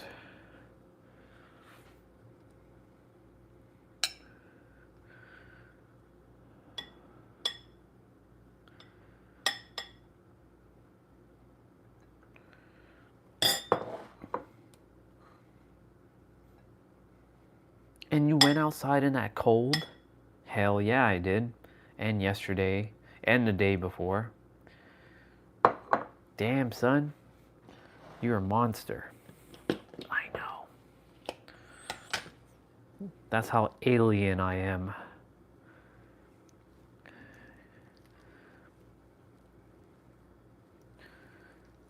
You know, if I got back my black beard, I might get back my full black beard.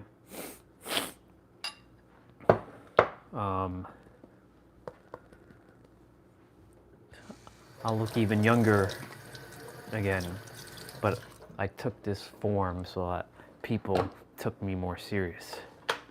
Because, you know, a lot of people weren't taking me serious when I had the black beard. So now that I have the silver look, it's time for you all to take me more seriously. Or I'll beat it into I'll beat it into all of you. Always resorting to violence, I know.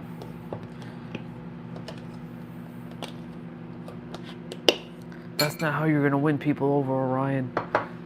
I'm not here to win anybody over. I'm done with that. All I care about is they know who they are so they can stop pretending to be this fake-ass human character and causing more chaos in the world with their bullshit. More humans who understand and understand and know thyself, less problems we will have in this world. And more humans who know who they are, the world will be at peace. We don't need a bunch of bullshit. But unfortunately, the humans still continue to do the bullshit. Well, what you call bullshit, other people don't call bullshit. Yes, I know. These human characters.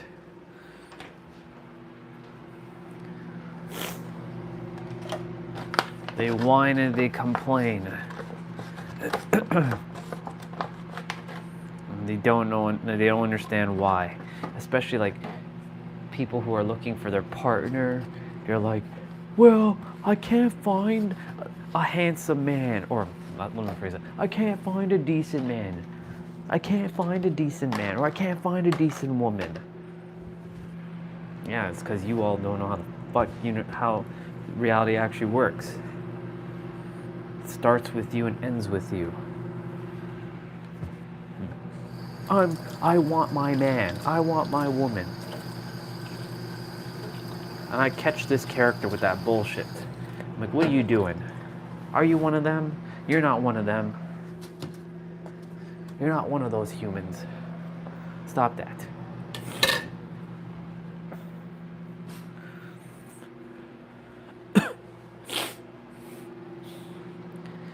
It's okay. When we start moving our body, a lot of this will start to ease up. I just got to continue to blow my nose, though. Excuse me for a moment. I'm gonna mute.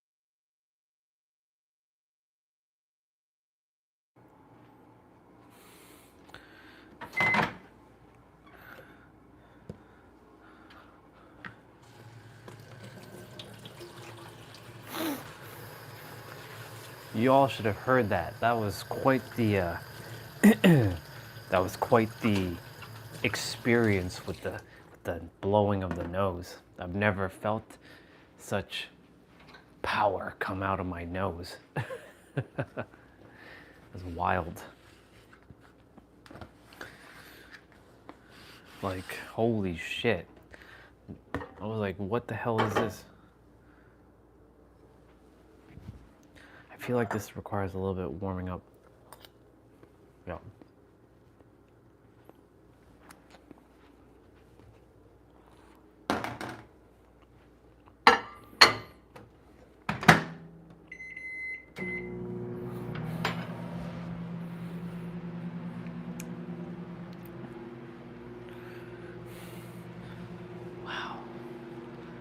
My God, my nose was, that was crazy.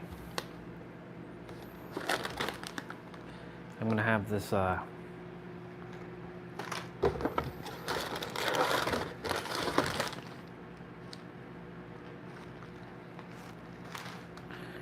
gonna have a couple chips with my meal. Spicy garlic and,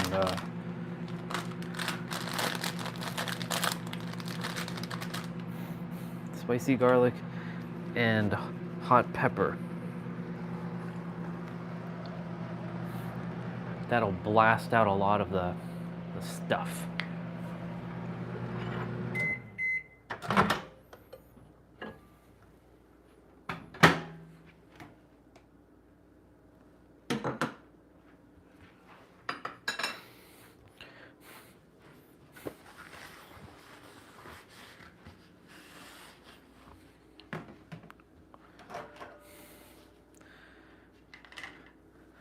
That was pretty nuts, y'all. With the nose, oh my God, that's crazy.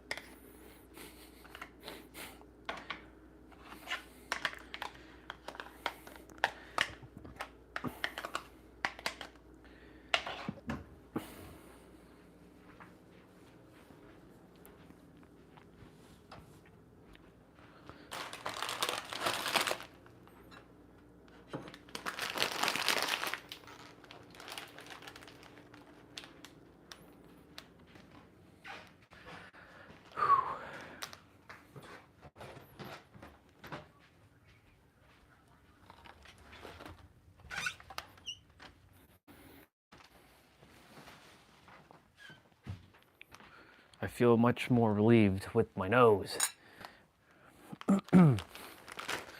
Much more relieved.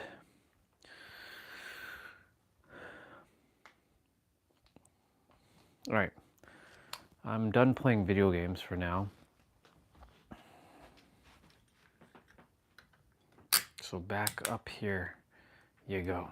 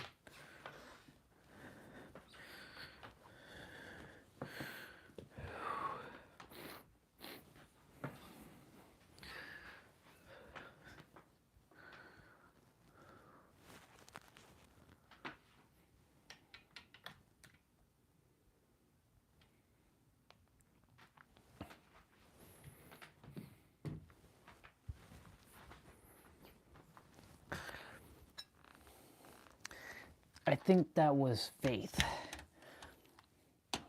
Let's put this away.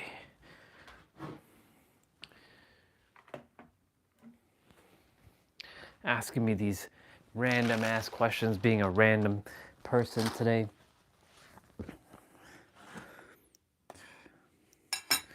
He wants help, and yet he removes his messages. What a guy. What a guy.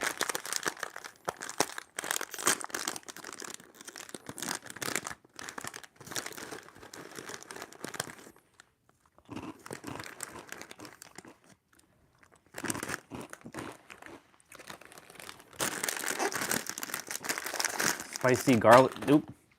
Spicy garlic. This is for the year of the...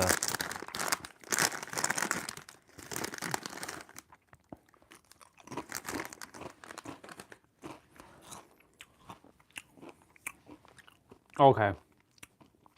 Now we're feeling it. Oh yeah.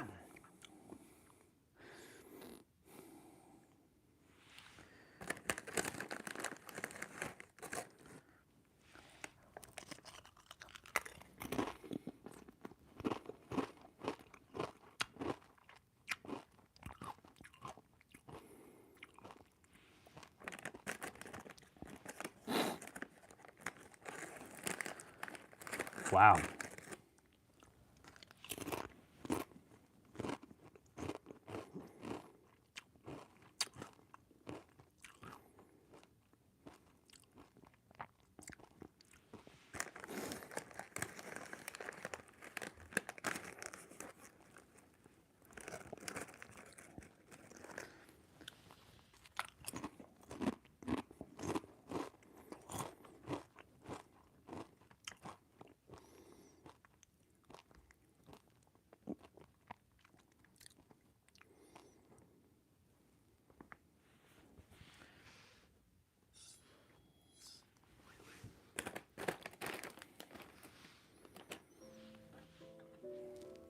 Final Fantasy IX remains one of the franchise's most beloved entries, long cherished by fans and frequently included in discussions about the series' highs. And although it may not be as popular as some other entries like Final Fantasy VII, 8 or 10, its blend of nostalgia, memorable characters and tightly balanced gameplay systems has created a loyal and dedicated following. Their sustained enthusiasm has resulted in the discovery of many hidden details about the game, some uncovered years after it launched, and they've been discovered through careful data mining, developer retrospectives, and community archiving. It's some of their discoveries that we're going to be running through today. As with our previous videos on Final Fantasy VI, 7 Tactics, and 8, this means we want to explore secrets relating to gameplay that many may not have seen or heard about, whether intentional or not. So join us as we explore some of Final Fantasy IX's weirdest secrets.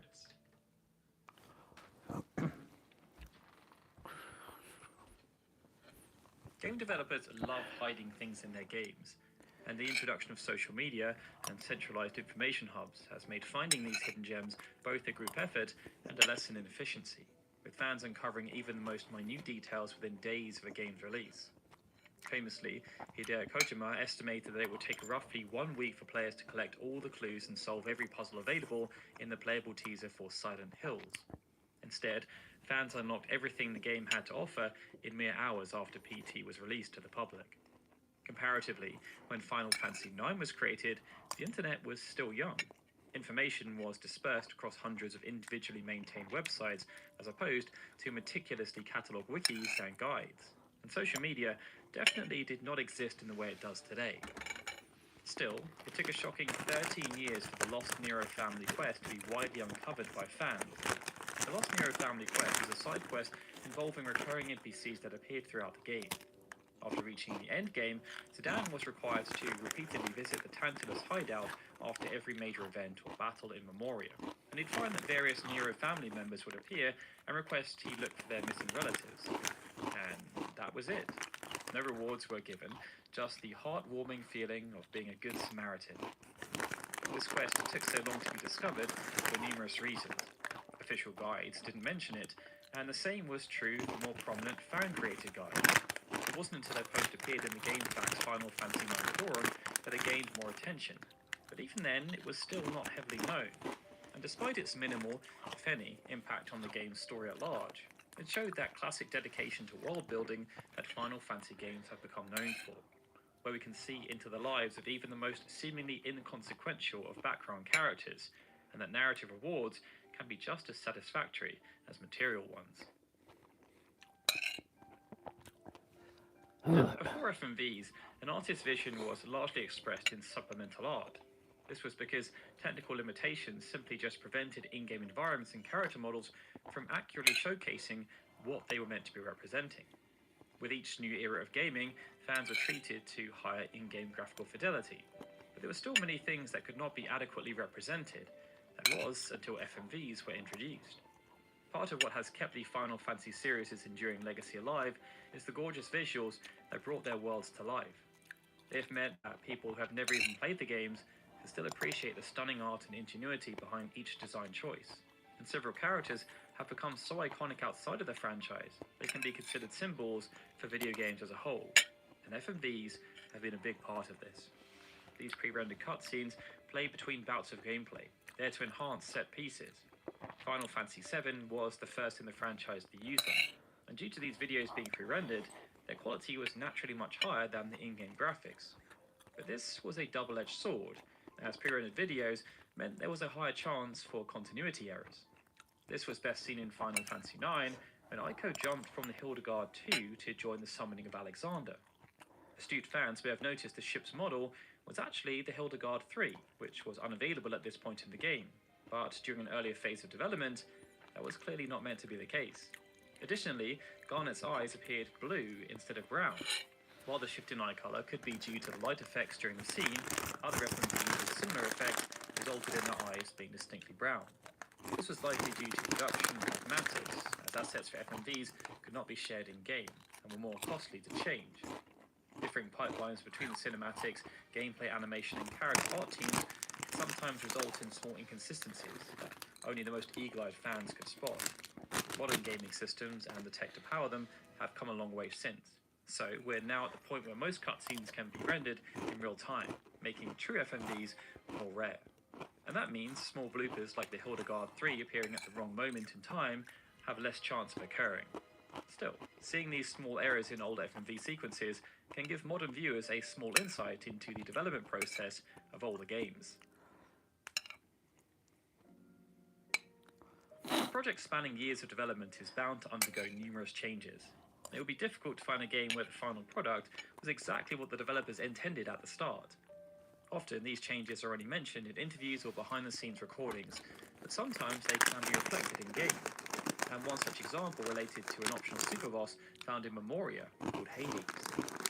Hades was only vaguely mentioned in-game at the start during Moxter's tutorial about synthesis, and was never seen outside of his boss battle even after his defeat.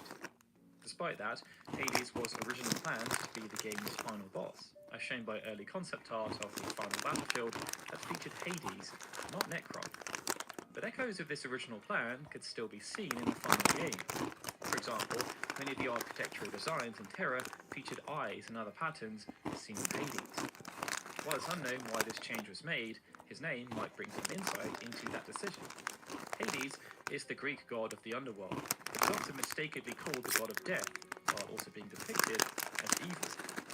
But in reality, Hades was fairly neutral for a Greek god, favouring fairness and judgment, and he could even be reasoned with for the most part, opting to largely stay out of mortal affairs.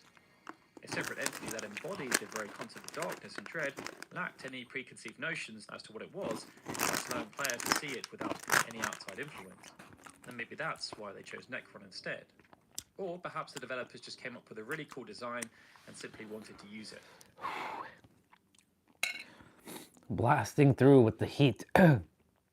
Final Fantasy games have long since mastered the art of balancing comedy and tragedy, knowing exactly when to make people laugh or cry, or in the case of gameplay mechanics, walk away in anger or tremble in fear. Undoubtedly, learning of Final Fantasy IX's Guardians of Terror sent a chill down the spines of many. Sometimes referred to as the Chaos Guardians, the Guardians of Terror were four powerful beings that sealed the entrance to Terror, and for veterans, they were a clear callback to the original four fiends. In order to pursue Kuja, the party needed to open a portal by placing a mirror at each Guardian's shrine. In order to attack the shrines at the same time, the party had to divide itself into different teams, leaving the Earth Guardian in the player's hands to defeat, while the other three were handled off-screen, most likely due to budgetary constraints. Such powerful beings were bound to result in a lengthy battle of epic proportions, and adding to the gravity of the situation was the lack of support, as only Zidane and Quina were available for the fight, since, as mentioned, the party had split up. If that wasn't dire enough, players could have landed themselves in a precarious situation if they'd not focused on leveling Quina, leaving Zidane as the only heavy hitter available. And with the Earth Guardian having over 20,000 HP, everything pointed to it being a serious challenge. It was unless Quina simply just ate him. Queena's unique Eat command ability permitted them to consume certain enemies if specific conditions were met, and in doing so, it gave Queena the opportunity to learn new abilities. Unsurprisingly, this ability did not work on bosses, with one exception, the Earth Guardian. Despite the seemingly high-pressure circumstances, Queena explicitly stated the desire to eat a couple of times before the battle, not so subtly reminding players of the special ability. And if they were paying attention, it turned out that what could have been a rather tough encounter instead turned into a moment of pure, unbridled joy for Queena.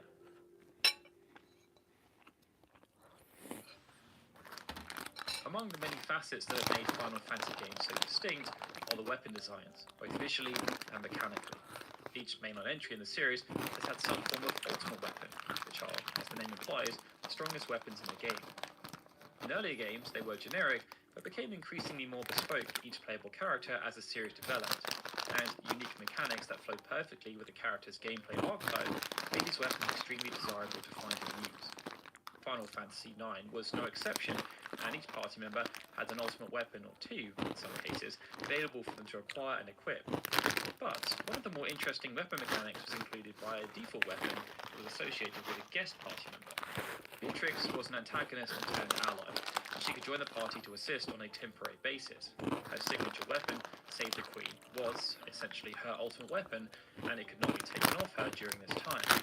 And while the player could acquire it via synthesis during the endgame, none of the party members could actually equip it. Ugh. While that's notable, it was more Very likely that spicy. it stand out amongst the other weapons, though. No, what made it stand out was its damage algorithm.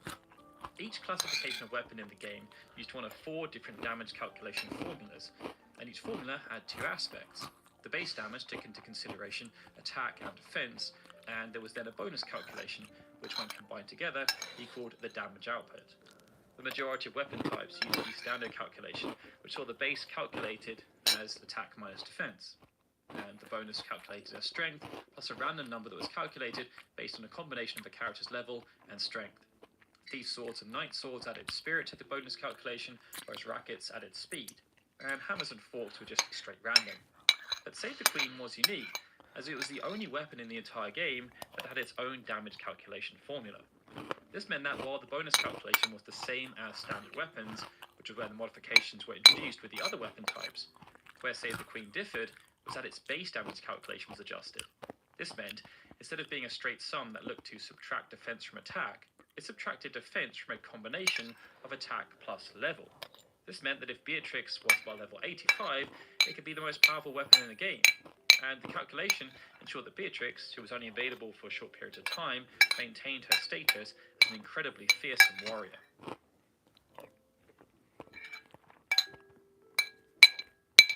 After being introduced in Final Fantasy III as a unique status effect, Reflect became a regular feature across the franchise, often associated with the summon. I just saw 117 just before. The case in Final Fantasy IX, but in this Before I game, looked away. there were some fun nuances around Reflect that meant it was a little bit more valuable than in some previous games. The main purpose of Reflect was to bounce spells back to the caster, designed as a way of protecting characters against powerful spellcasters. To try and control this exchange, spells were only able to bounce once. The strategists therefore figured out that if spells were cast on a playable character with the Reflect status applied, they could make their own spells unblockable, even if their opponent also had the Reflect status applied. In some games, this strategy was actually penalized, such as in Final Fantasy VI, where reflected magic had its potency decreased. But in Final Fantasy IX, it was promoted as a positive strategy via Vivi's Reflect ×2 support ability, which doubled the damage dealt of any spell he casted as long as it was reflected. This then made it relatively easy for Vivi to hit the damage cap. But not all spells could be reflected, as Osmose, Drain, Comet Meteor and Doomsday ignored the reflect status. And if you didn't know, Vivi could then unwittingly KO himself or one of the party. The curious aspect here, though, was that during the localization phase between the Japanese and North American release of Final Fantasy IX, the development team actually increased the potency of reflected magic, making the strategy even more powerful when wielded by Vivi to devastate enemies from the back line. The coffee Now, side as with any quest. Final Fantasy game, the world of Gaia offered a seemingly endless amount of characters to populate it, and Final Fantasy IX had record numbers of NPCs for an offline game. With these characters, came side quests, another iconic aspect of the franchise. But while many side quests offered a deeper insight into the people and creatures that lived within the world, some simply seemed to exist. At the base of the observatory mountain, there was a man named Morid, but while that location played a key role in the early parts of the game, Morid's quest did not. Upon talking to him, he offered to give the player a miniature model of the Prima Vista ship if they collected 3 types of coffee. These could be found throughout the game, and upon returning to Morid, he made good on his word and sent a miniature Prima Vista model to the Tantalus hideout in Limblum, where it could be found near the bed. While virtually useless in the game's story, Morid's coffee side quest and the previously mentioned Nero quest helped Final Fantasy games stand out in the video games industry. It made their vast, sprawling worlds feel real. Amongst the fantastical creatures, magical beings, and world-ending stakes existed people who simply went about their daily lives like anyone else. And these small quests helped to expand upon these virtual worlds, effectively breathing life into code and concepts. With that, there were 7 weird facts about Final Fantasy IX. Be sure to let us know in the comments below which you found to be the most intriguing, and if you enjoyed the video, feel free to hit that like button and subscribe for more. Alright everyone, with that, this is Daryl signing out. As always, I'd like to give a big thank you to all of our Patreon and YouTube membership supporters, especially Benjamin Snow, David Austin, The XP Required on YouTube, Frederick Forrest and Stephen, who are super special Onion Eye supporters, and of course a big thank you to everyone for watching this video. I'll see you all again soon for more Final Fantasy goodness.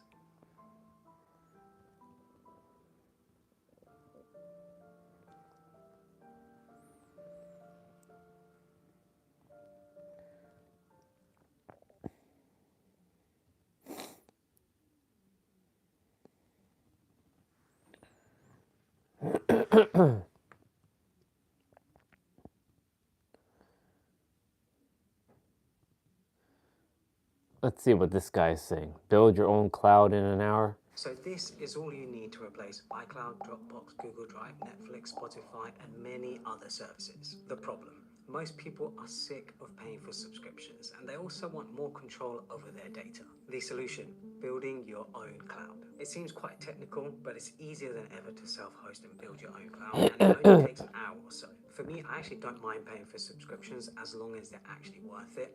I just want more power, more control over my own data. Building your own cloud used to be quite a technical challenge, even for someone like me who I like to consider myself quite technical. But now, I feel like it's actually become easier than ever to build your own cloud, and the normal average person can do it as well. First is deciding which device to go for. I have the Umbro Pro here. It's not sponsored or anything. I just found that this ticks all of the boxes for me. The unboxing experience for this thing is great. It actually feels like an Apple product. And what drew me to this device were actually a few different things. Number one, the build quality is fantastic. It's premium and it feels solid. Number two, it of course looks amazing as well. The black aluminium finish and the walnut accent Aluminum. just looks very classy. Number Aluminium. three, it's tiny. It's actually a similar size to a Mac Mini. And I also have an Apple TV here for comparison. Number four, it's quiet because internally it only supports NVMe SSDs. Number five, it has a ton of connectivity, including 2 USB-C ports, a HDMI port, and a 2.5 gigabit Ethernet. HDMI. Number six is the software. It's running Umbrella OS, which is a lot nicer to use and look at compared to most other NAS softwares, which can be quite intimidating. Now, am I saying you should go out and buy this specific one that I have here? No. There are some alternatives out there from companies like Ugreen. They have some cheaper options, but they're not as fast or as quiet or as compact as this device. I wanted something that specifically does not look like a NAS, and I can tuck it away somewhere like under my TV or put it somewhere that won't take up too much room. It has 4 NVMe slots on the bottom that are completely toolless, making it easy to install and get going.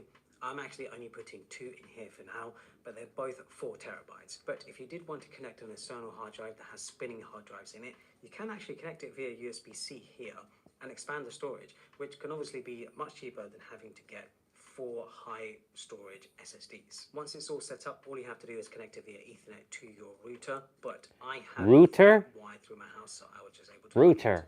when you connect Router. it to your network, all you need to do is go to umbral.local and you can start going through the setup process, which is Honestly, for me, even I was impressed at how simple and easy it was. Umbrella also offers the option of having a fail-safe setup, which is basically like having a RAID 1 setup. And what I like about this is that it's actually very clear what it does and how much usable storage you have. And the idea is that if one of the drives in your device were to fail, you have another drive that actually has all of your data as well. The Umbrella OS itself is also beautiful. It looks and feels very polished, and it's just user-friendly, which I think is important, because it makes it a lot easier for regular people to understand how to use it. They also have an app store just like you do on your iPhone. You can find apps here to do nearly anything and everything, and this is what makes this machine so powerful.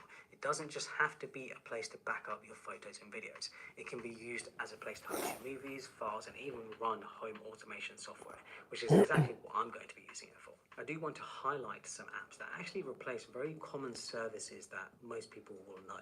So, Image is basically a photo and video backup like iCloud. So the idea is that you can either back up your whole library on your iPhone or just select albums to your Umbrella device, all wirelessly, all over the network. Now, I'd actually still recommend something like iCloud if you can, because I still use iCloud even though I have devices like this, mainly because I like the security of knowing that all of my photos and videos are sort of somewhere in the cloud and I can access them from anywhere. There's also the 3-2-1 backup rule, which generally means that you should have 3 different copies of your data on 2 different devices, and one of them should be in another location. So I do think using something like this and also using iCloud with it is actually the best way to have all of your photos and videos, because obviously if you have photos and videos of family, of friends, of holidays and things like that, those are invaluable. Once they're gone, they're gone. And I really do think it's important to back those up in any way you possibly can. I will also be running Home Assistant on this thing, which is basically home automation software. And the idea is that you can connect a bunch of different devices that don't necessarily talk to each other into one device, and they can interact with each other. So for example, I have smart Philips Hue light bulbs, but I also have Govee smart light bulbs. And obviously those two don't really talk to each other in their own apps. However, I can connect them up into here and have them all automate. So for example, if I were to switch on my Govee light, it will automatically switch on my Philips Hue lights, or I can do it the other way around. And of course, I can set up automations. So if I want lights to come on at a specific time of the day, if I want them to turn off, if I want them to change brightness automatically, change color temperature automatically, I can have it do all of this. And of course, you can connect it to anything that basically has any sort of software capability. Home Assistant is incredibly powerful. There's also Nextcloud, which is basically a Google Drive or Dropbox alternative. I personally won't be using that, but it's really nice to have. If you're someone who's sick of paying for Dropbox or Google Drive and you just want all of your files, you want to be able to access them all and have them on your own sort of network, on your own hard drives, you can do that. And of course, there's apps like Plex and Jellyfin, which you can use to manage movies and TV shows that you have, of course, legally obtained. Tailscale is also an app that I would recommend if you're looking to access your Umbrella Pro outside of your home network. So maybe you're in another country or you're just away from home and you want to be able to access it safely. You can use something like Tailscale to access it safely and securely, because of course you don't want it to be sort of just open on the internet so that anyone can access. When it comes to noise and heat of this thing, it doesn't get hot. It gets warm, but it definitely does not get hot. There is a fan in it, which is audible. It is not silent. However, the fan is so quiet.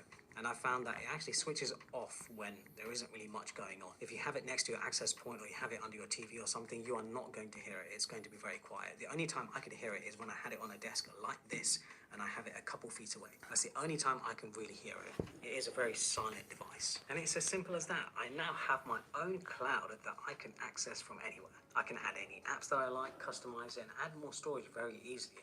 Out of all of the solutions that I've come across, I feel like this is actually one of the quickest and easiest to get going with. However, there is one issue with it, and that is the NVMe drives. NVMe drives right now are just ridiculously expensive. It's why I haven't actually filled it up with 4 drives. I only have 2 drives in here, and the 2 drives I have are ones that I just sort of had laying around because I don't want to spend $300 or $400 on a 4 terabyte SSD. Of course, I could spend less and get a 1 terabyte, 2 terabyte. I just think to myself, okay, I'm fine with 8 terabytes for now. I'm using one of them as a failsafe, so I have 4 terabytes total. But right now, man, NVMEs are expensive, and I'm hoping at some point they come down in price, because then it makes a device like this even more attractive. But like I said, you could just put one SSD in here, maybe a 1 People terabyte, complaining 2 about terabyte, prices. connect up an external hard drive, a spinning drive, through the USB-C port, and you have a ton ton of storage that way.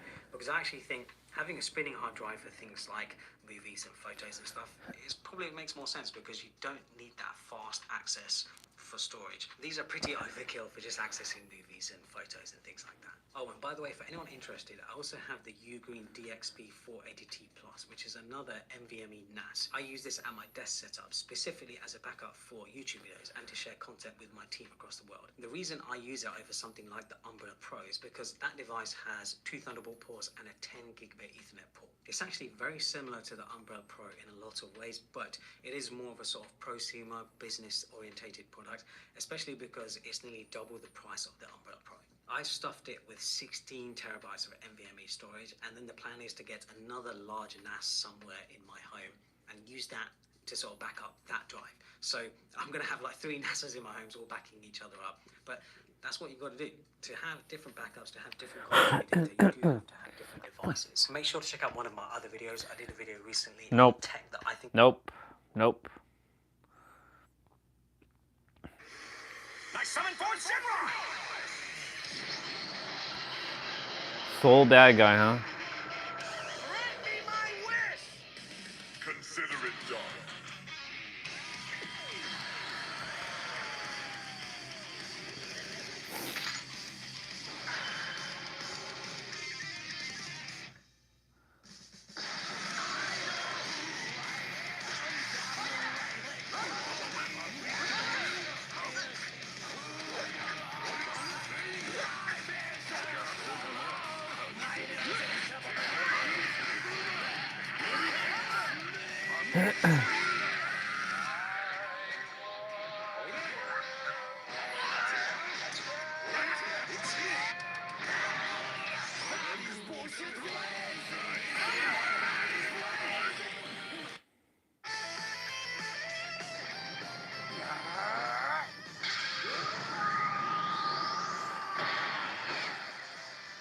You'll see. I'll protect everything and everyone.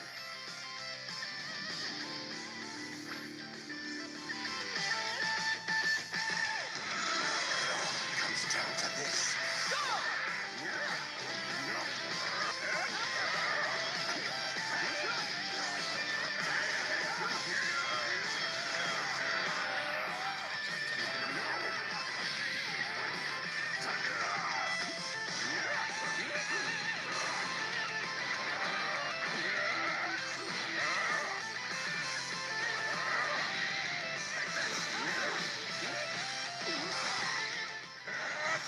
Guess it's my turn. Not bad. Oh, I didn't even see. What's up, dude? What's up, dude?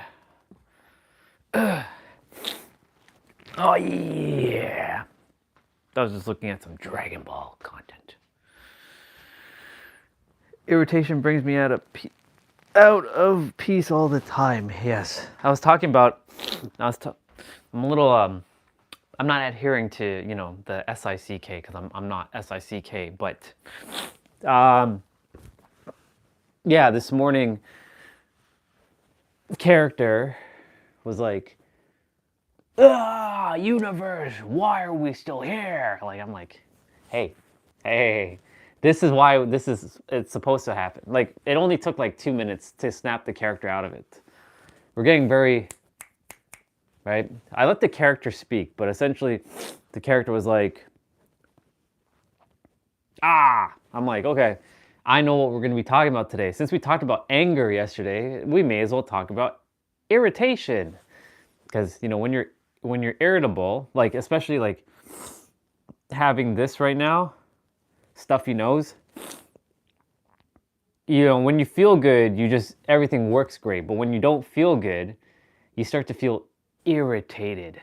Like everything just is irritable, right? And the thing is, I remember when everything used to irritate me, like when someone just like wouldn't put down the toilet seat, or somebody wouldn't wash the dishes, or when I was living with my ex-wife, when she wouldn't, like, when she was just a slob at times. I'm like, what are you doing? Right? Irritation then leads to frustration, and then frustration is a very corrosive frequency to be in. And yeah, irritation definitely does throw you out of peace. But then guess what? This is how we did it this morning. I'm like, see, right now, character, you get the opportunity to shift. If you want to flex the muscle that you've been talking about on the live stream, then it's time for you to flex your muscle and flip the script on this irritation energy and convert and transmute it into God energy.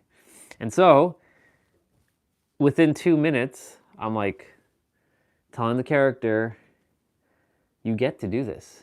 Yes, I know your body feels a little under the weather, even though we're not, because we don't adhere to that.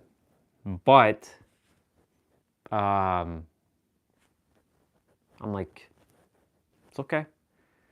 But you get to move your body, you get to do these things, everything's already unfolding. If it wasn't unfolding, then those things wouldn't have shown up in your reality. Like all the different signs and stuff. And thing is, like, the character's like, but I don't care about signs anymore. I don't want any more signs.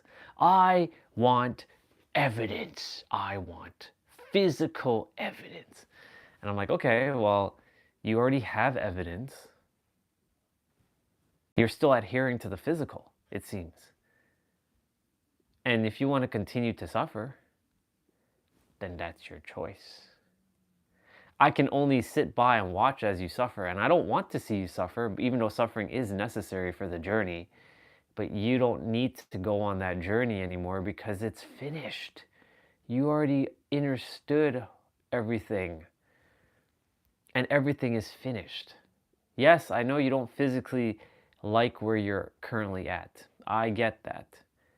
But you are enjoying the winter. There's a reason why we're here, right? This is not permanent. This is temporary, right? We have to get our passport anyways. We can't travel right now because our passport has to be, renewed. But even still, like, everything's unfolding. You did it once, you did it more than once. You did it like 6 or 7 times. You left here. And you made it. So don't forget, just because you're not making any income in the physical doesn't drop your worth.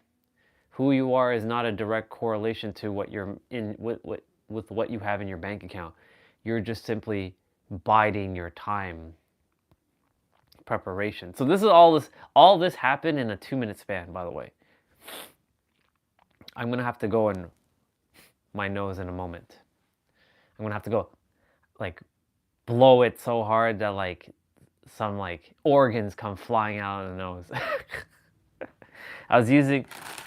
There was chips here. They were spicy, so I was helping to burn some of the feeling out of my system. So, yep. So that's what I was talking about. So if you feel called to share anything, if you're still there, feel free.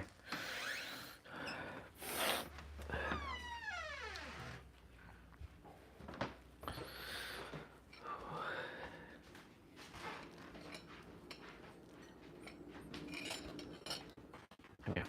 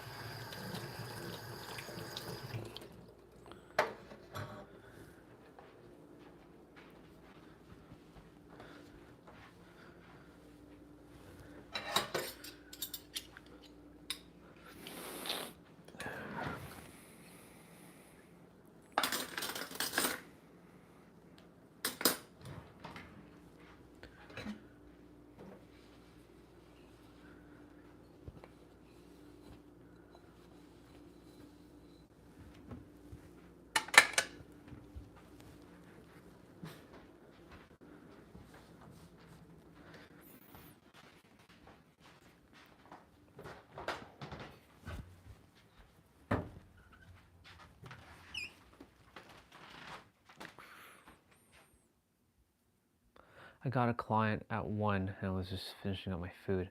Figured I would check in and see how you're doing. Cool. Yeah, I'm doing good, dude. Just a little stuffy. just a little. I'm not adhering to the SICK, but that happened. I started feeling, you know, the tingle in the throat. What was it? Sunday? And I'm like, okay, all right. This is, I guess we get to transmute we get to transmute some of this. So we're gonna see how we handle it. And of course, every day. So Monday was more of like a silent day. I didn't really go on my tablet much. I wasn't on social media much. I wasn't even saying much on the stream. Tuesday or yesterday, a little bit more noise because I really do appreciate the silence. Like Monday, I was really just like, I don't want to say anything. The body was a little under the weather, but I mean, I still did everything. Like, I still did my playouts, my full energy playouts. Speaking of which, I'll be doing that shortly. Still went out for my walk. Still went outside every so often just to put recycling outside and breathe in the cold air. But the body has been a little slower, a little bit like sore. But I'm not allowing that to slow me down or slow this character down. So it's just simple matter of shifting, right? So, but I get to experience this on the live stream because we hadn't been SICK, again, not adhering to that, but the last time I got SICK was when I first started the live stream during the time when we were sleeping in the car in San Diego. That's when I got SICK. That's the last time we had SICK. Of course, we've had things that have happened to the body. You were there that one time when I hung from the pole and I came down and I, like, my elbows were just in absolute pain and I had to lay down for like, I don't know, 30 minutes just for the pain to disappear during the summer. Man, that was fun. Having to deal with that. Yeah. Let me read what you shared. Things seem to be going good in my life. I've actually been writing a lot in the last 3 weeks, and it's been really about it. Everything else is about to sing. Awesome. It's good stuff, dude. It's good to hear. For me, everything's been, you know, the character still adheres to, but I'm not, you know, I'm like, come on. Enough of that. Like, when's enough? Enough's enough, right? So I was like, everything's good. Like, everything, it can only be good.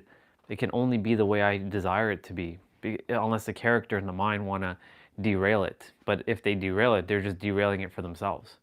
So I have to keep reminding them about, you know, you're the one that's in charge, right? I'm just watching, and if you want to go ahead and feel crummy about, you know, something, then that's your choice at the end, right? Because you have the, I'm not saying to bypass your feelings, you know what I'm saying? But what I am saying is you have the power to transmute that. Feel it and then let it go. Instead of holding on to the coal for like, what, 10 hours, you can hold on for it for like maybe 2 minutes and then drop it. Or even less than that, maybe hold on to it for like 30 seconds. Feel the pain, feel it fully, and then process it out.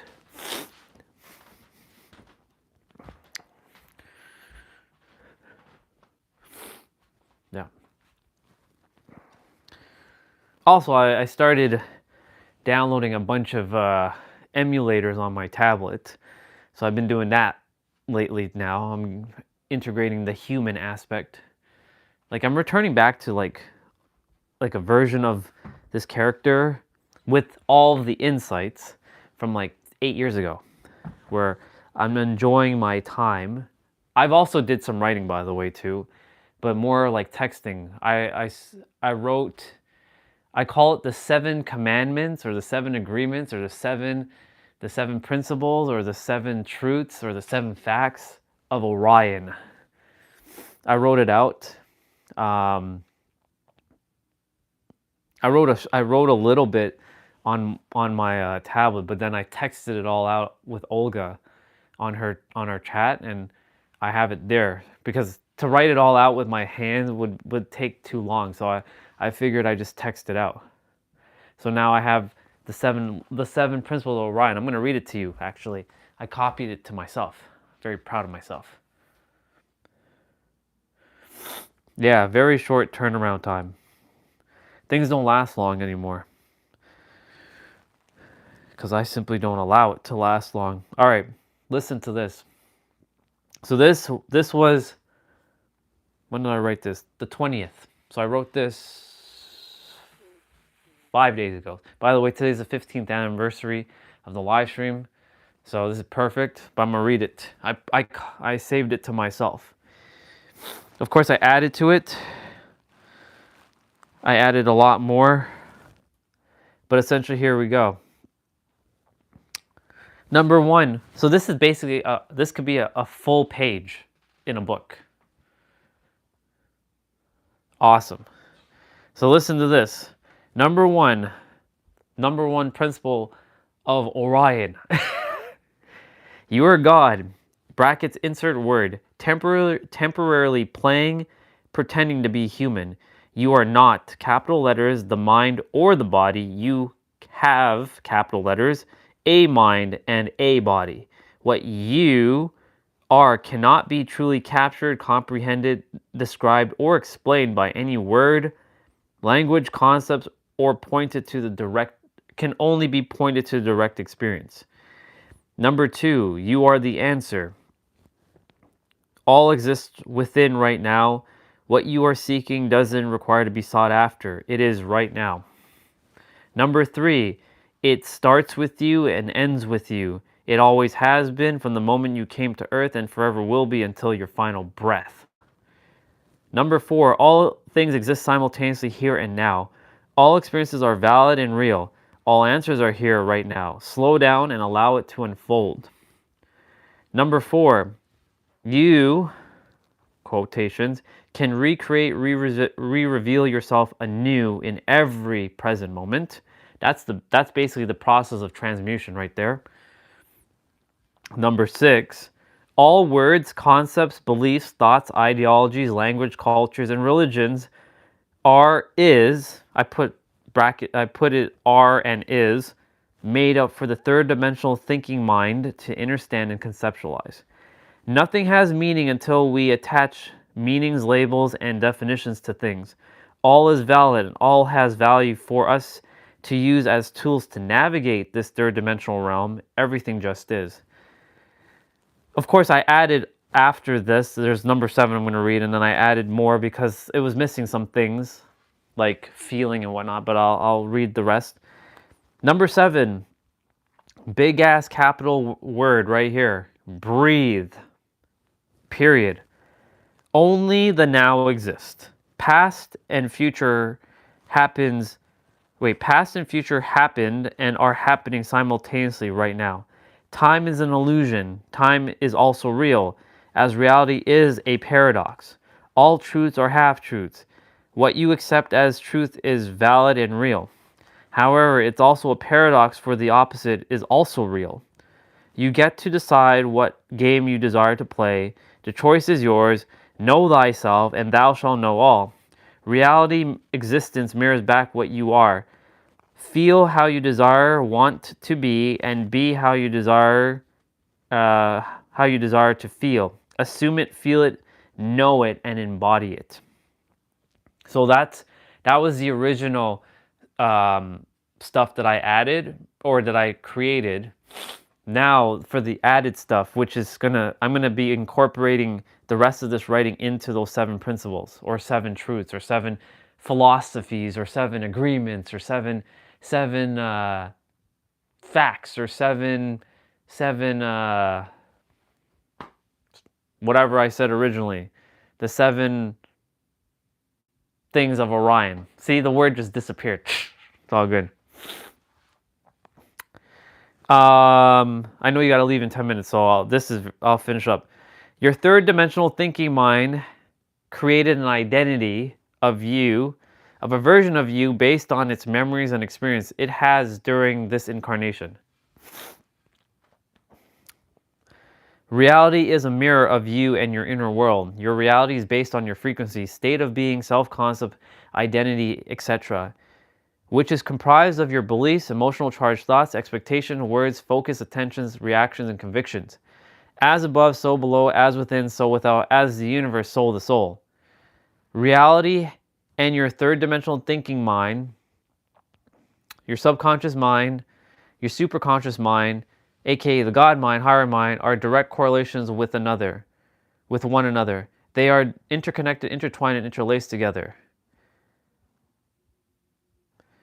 What you see, I forgot to put the nervous system. So now I'm going to be adding the nervous system to this. What you expect is what you're going to experience. What you get then becomes normalized, then gets crystallized, then forms into your reality with energetic momentum.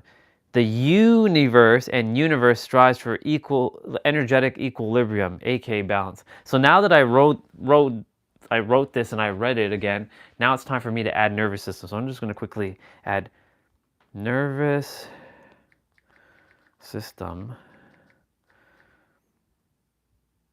is directly linked to the subconscious mind and is always desiring safety. Make all experiences within as safe as possible for you to ultimately experience it. There, I added. There we go. I just wrote that at the bottom, so I'm going to add that. The nervous system, or I should put your nervous system,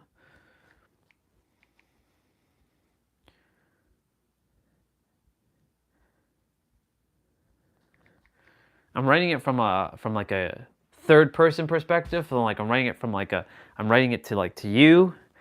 Yeah, you're nervous. Your nervous system is directly linked to, or I should just put the nervous system. Yeah, that's fine.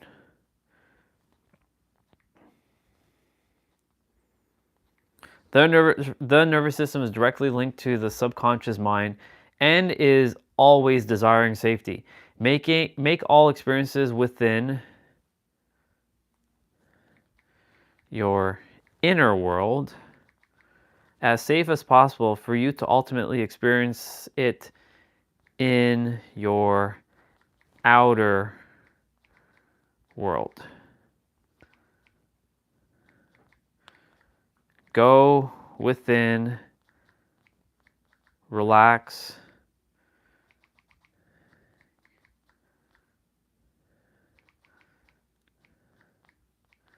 and I created a new word,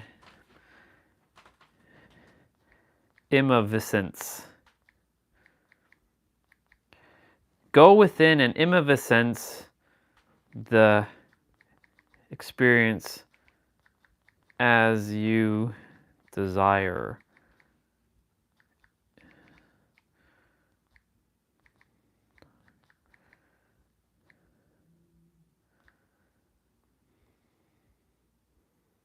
Emotional conviction here is the key. Perfect. Awesome. I sent that to myself. So now it's there. So I'm going to incorporate all this extra writing into the 7 principles or 7 truths or seven oh, that's the other word, commandments. The 7 commandments. That's where I got it from. I got it from the 10 commandments, so I'm like, let's make it the 7 commandments of Orion. Technically, I can make it the 9 commandments of Orion, but I think 7 is a sweet number because 7 is usually linked from a spiritual term with the 7 planes of existence, the 7 chakras, the 7 main chakras, the 7 densities, that kind of stuff. So yeah, that's my writing basically.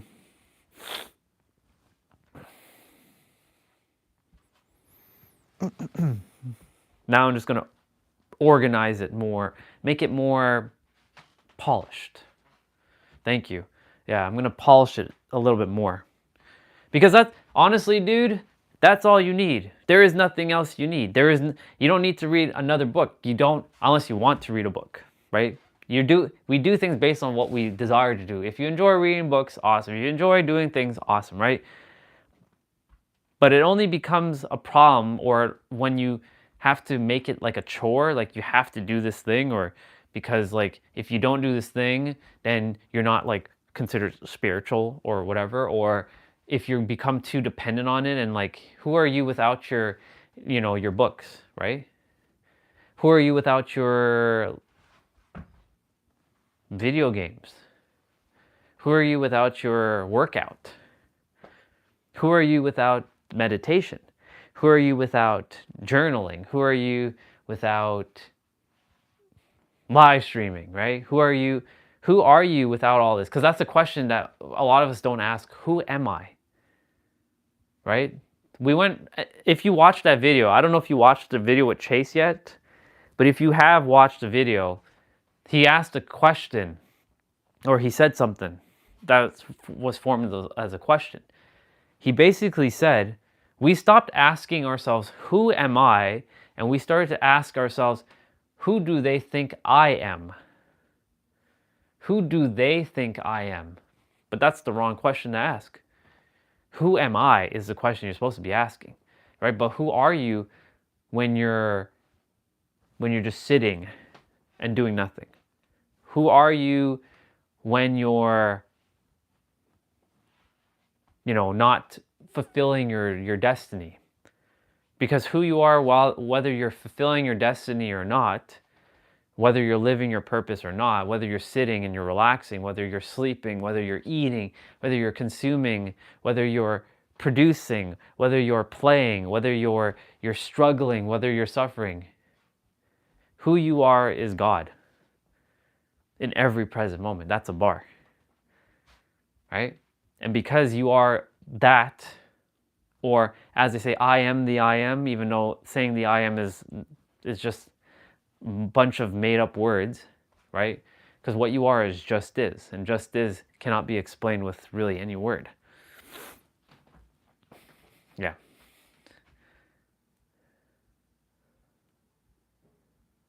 Yeah, exactly. That's good. Yeah, exactly. It covers everything.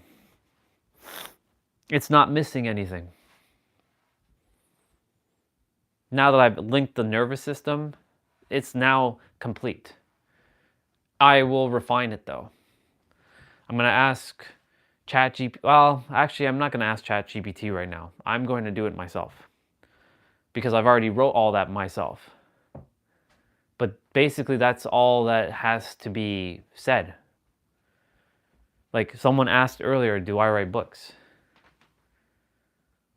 Right? I'm like, well, I mean, yes, I do. I do write books because I is everyone and everybody writes books, right? Because itself is writing books through each of us, right? Each of us is a story. Now, some have produced a physical book, right? And those versions of itself is basically us. So they wrote that book too. Like we wrote that book. Like any book you think of, we wrote that book. Like Nero, we wrote his book. I wrote his book. He didn't write that book. I wrote that book. Right? You wrote his book too. Because we're all one. This is the paradox, because we think, oh, but no, that guy wrote the book. No, itself wrote the book through that vessel, and that itself is actually your itself, because your itself and that person's itself is the same itself, just in a different aspect. It took a different form. Right? So you wrote the books. Like what you wrote, I wrote that. Well, but I'm not that I that I'm referring to. I'm not the third dimensional thinking version of I. I am the multidimensional knowing I, which is the itself. And saying itself is the closest word I can say to just is. Because saying God, even saying itself just doesn't really encapsulate what it really is.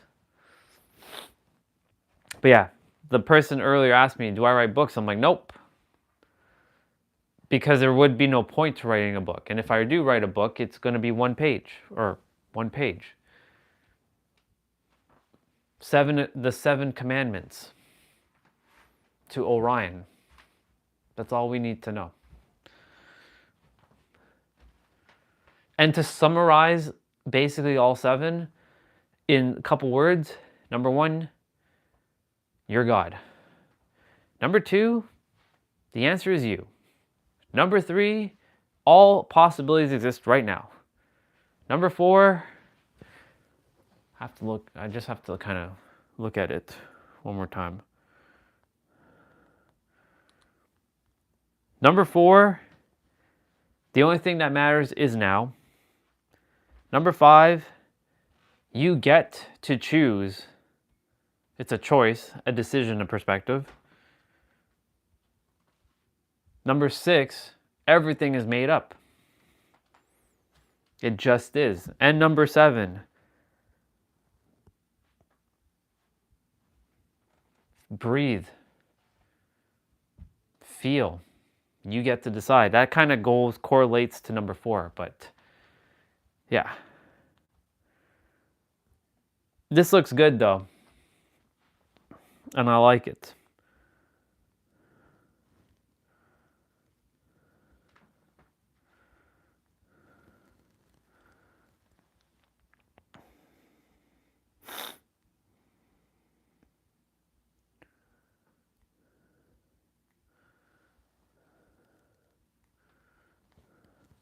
Yeah. That's it. That's all we have to know. So, because I am aware of all that now, right? I can be whatever I want. I can do whatever I want, right? I used to think like, man, I'm just sitting around playing video games now. Like, if this was me 8 years ago and I'd be sitting around playing video games, I'd be feeling very guilty. But the thing is, you get to decide in every present moment how you get to feel. That's a real bar. I know you have a client, but I appreciate you jumping on. I love you, dude. Thank you for gracing me with your presence. It's awesome. I'm going to be starting my play out very, very soon. I'm going to go use the bathroom and deal with the blowing of the nose. All right. I'll be back. I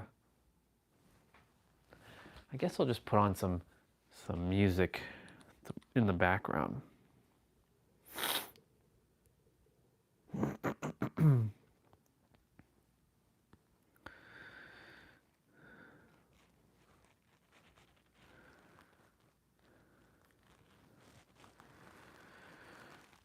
Okay. There. I'm going to put on some calm music.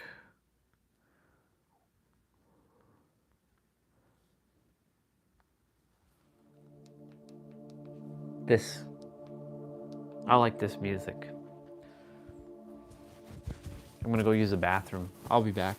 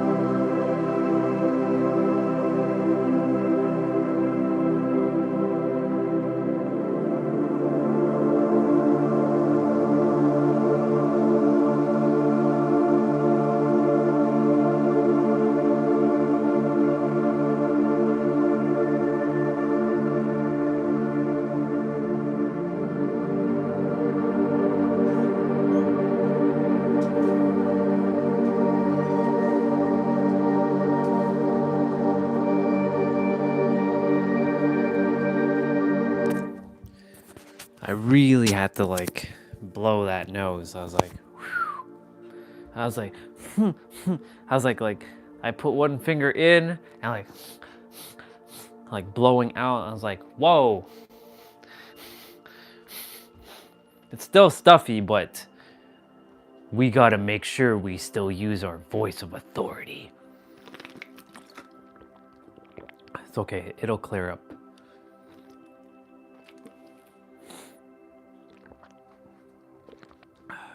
I'm gonna go outside and throw this in a moment, or I'll do it after I finish. Full body Friday, or full body Friday. Look at us jumping ahead. Upper body Wednesday, y'all.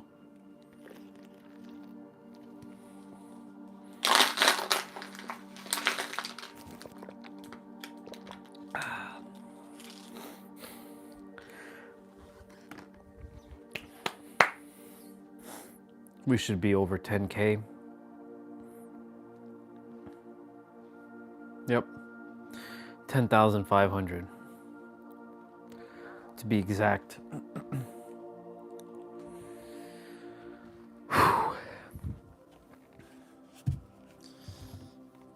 So just like yesterday, I'm gonna take it easier on the body. Still gonna go as much as I can with my play out, but I'm gonna take it a little bit slower, not rush my reps.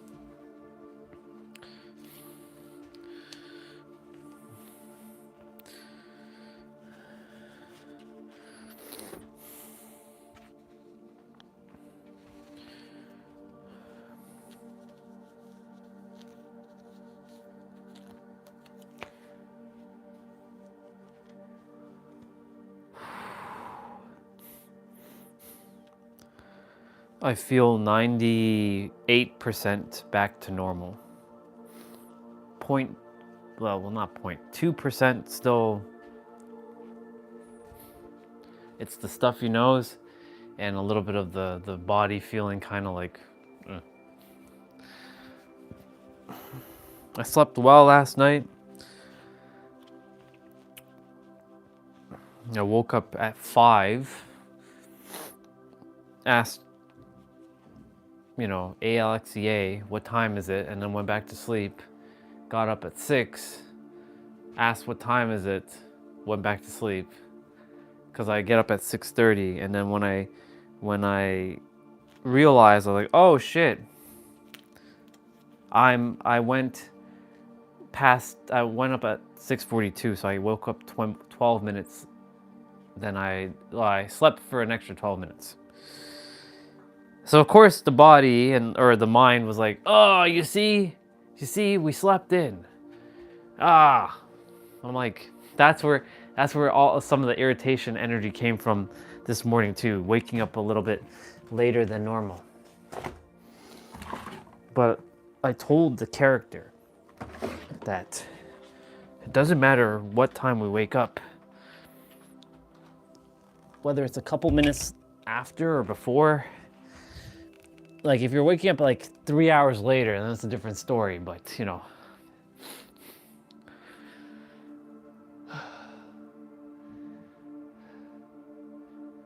Okay. So yesterday, I had all that extra energy when I went and took a nap. Now, I'm not going to take a nap because, well, we were snoring yesterday on the stream. I went on the chair, I laid down, and I was like TKO'd.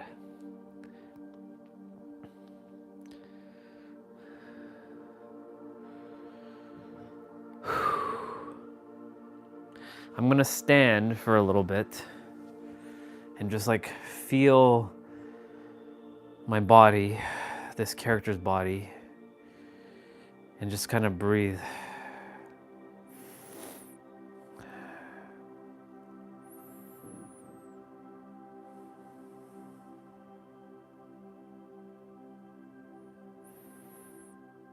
Who's the one that feels? Of course it's me. Who's the one that's saying me? The mind can't comprehend it.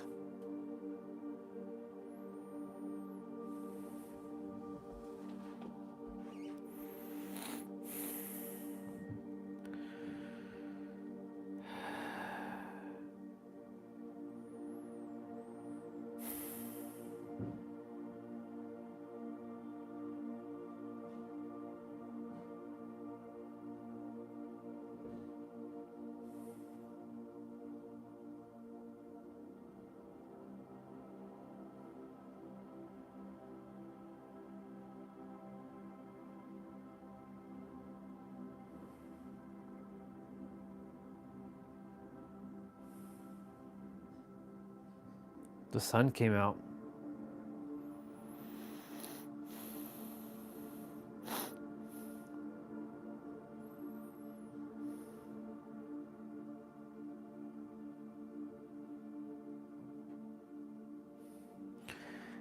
The character wants to lay down.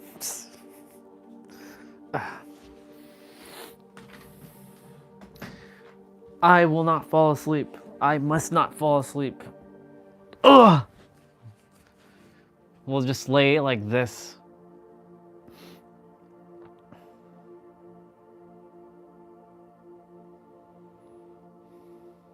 I'm gonna keep my eye open. Actually,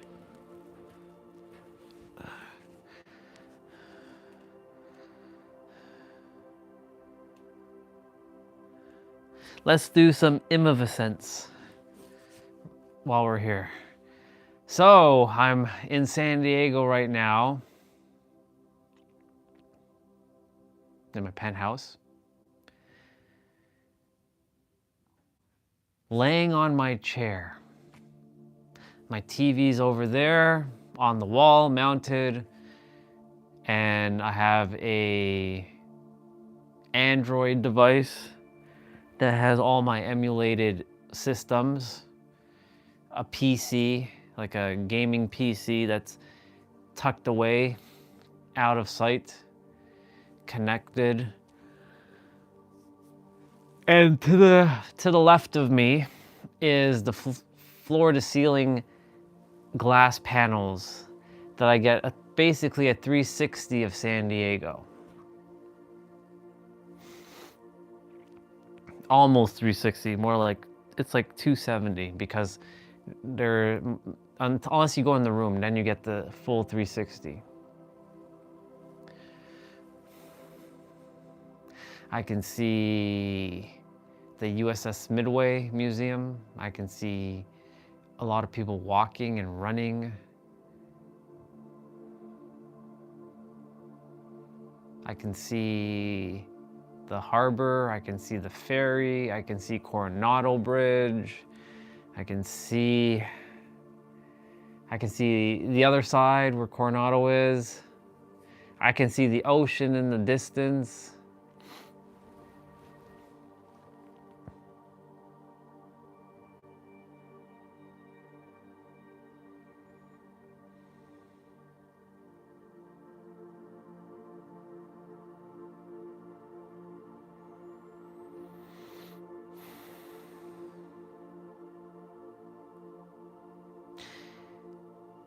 I'm in the basement,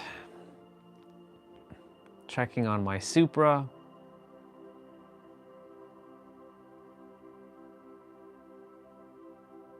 Looking all nice and purty, able to come out of the garage.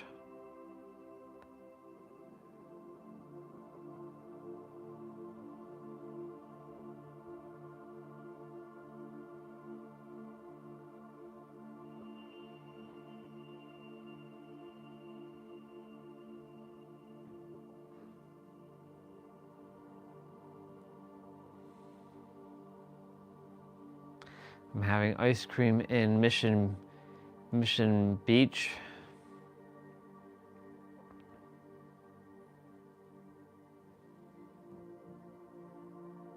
Is it? No. Different beach.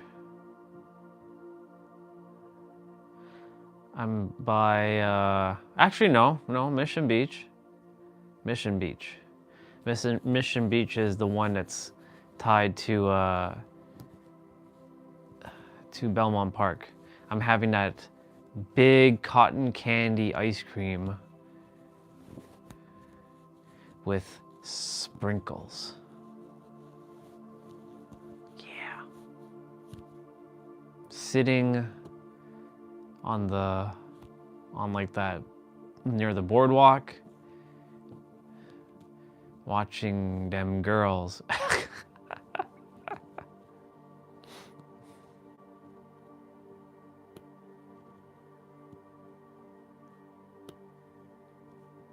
That's wild.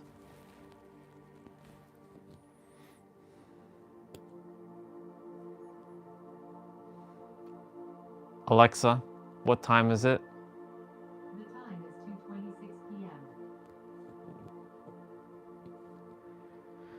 2:26 p.m. 2:26 p.m.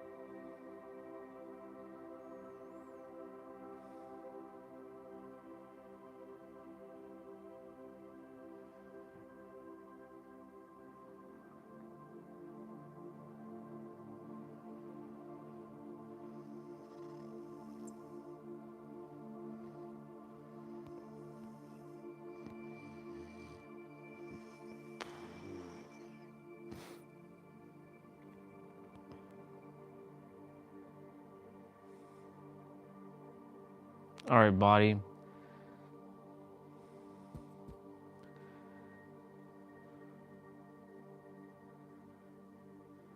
When?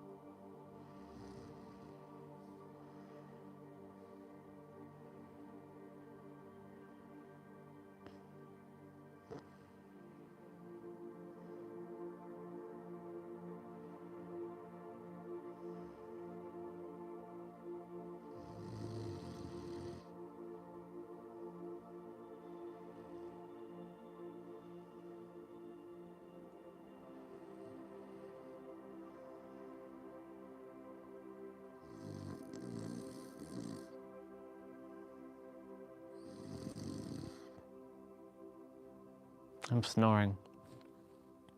I can feel it. I can hear it.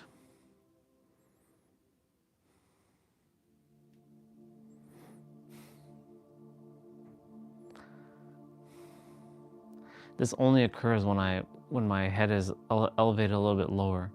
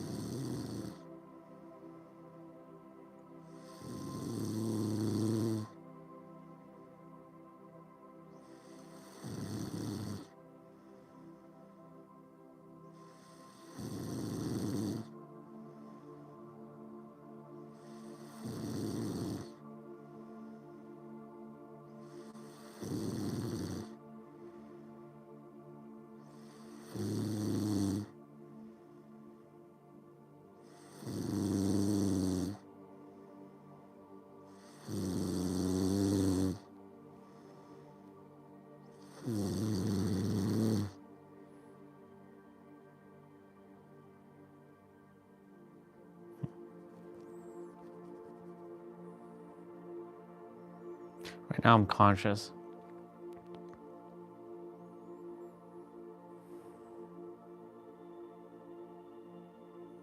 Just feeling some things.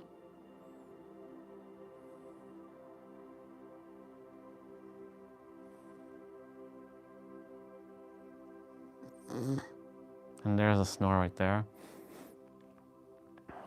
Me breathing and falling back into sleep. What's up, dude?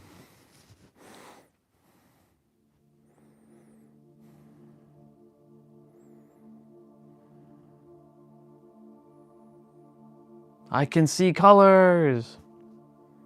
I can see images right now.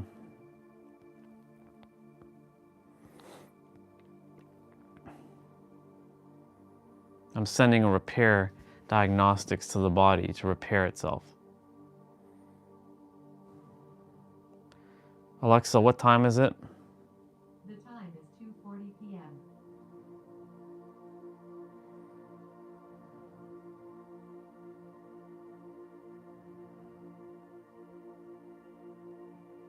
2:40 p.m.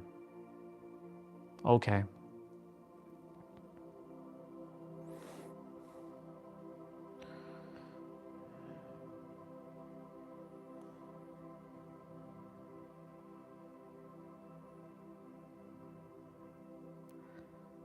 I'll get the character to start rolling in a few minutes.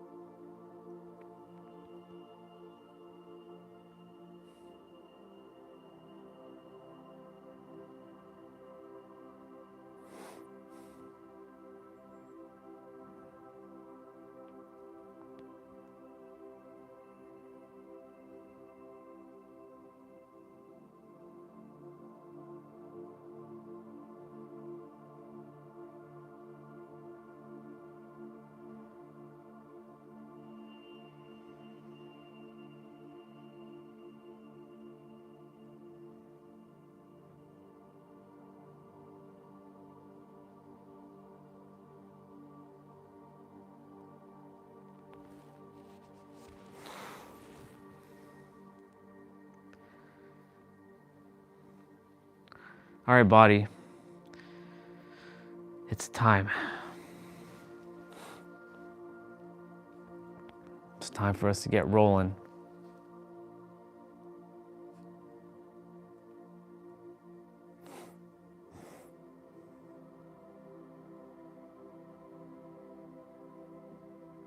I can feel the sound flowing through, past into my feet. Right now, it's an interesting phenomenon I'm feeling, because the tablet is by my feet, and I feel the sound passing through my feet right now.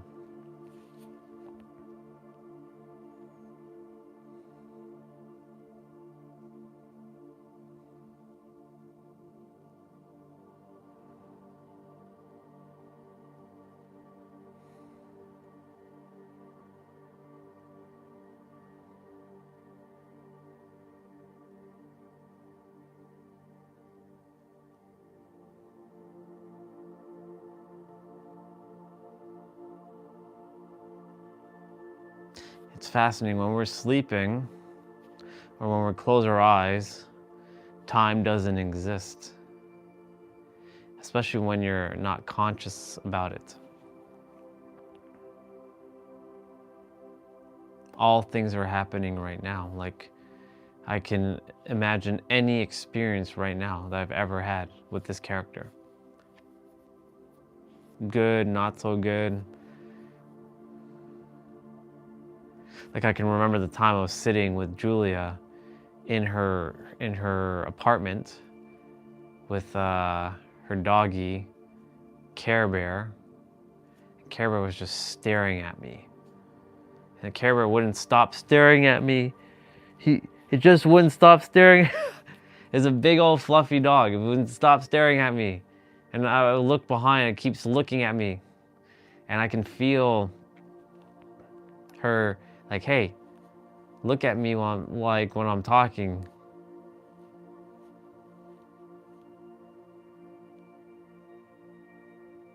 It's fascinating. Or the time I was sitting in the cafe with my ex-wife and we were having pastries and I had my striped sweater on. She had blonde hair. She had her hair done. They were eating, I forget what the name of the place was. They had good food. It was in downtown London, Ontario.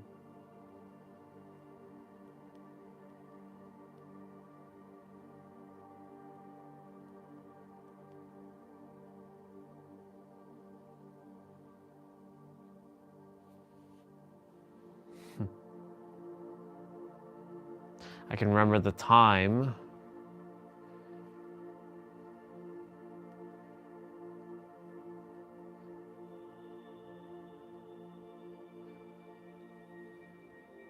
I'm in San Diego. Oh, there's so many moments. Which one do I pick?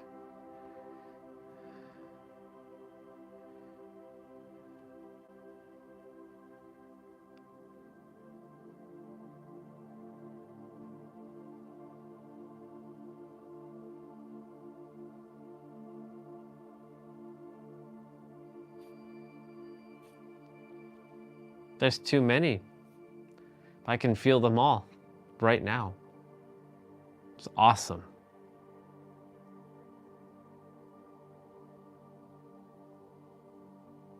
But Orion, if I never been anywhere, how can I feel things? Well, you can imagine. You have the power to imagine. But I can't see with my eyes. But you can definitely hear with your ears. Just because you can't see it doesn't mean that visualization or imiviscence doesn't work. Imiviscence always works. You use your senses. I can feel me eating ice cream right now.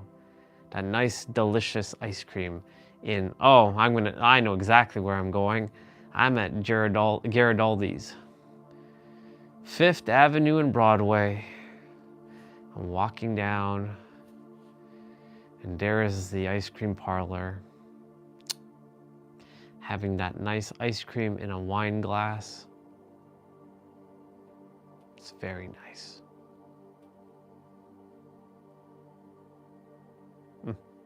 It's so good.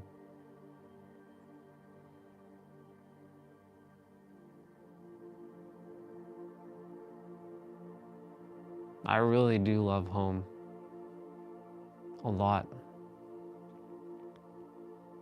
I can't wait till I get back.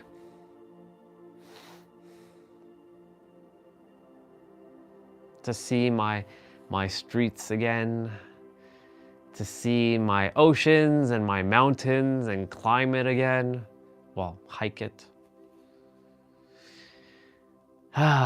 Walking on the beach. Letting the water touch my feet.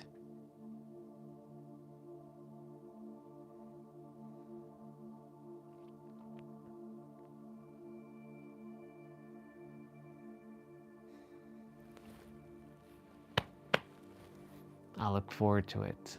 All right, body, I know you want to stay here. I know you want to stay here, but we have to get moving. It is time.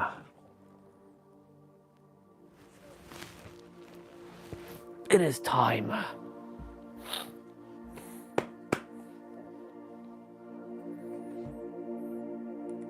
That was nice. That was very nice. Okay, pause that.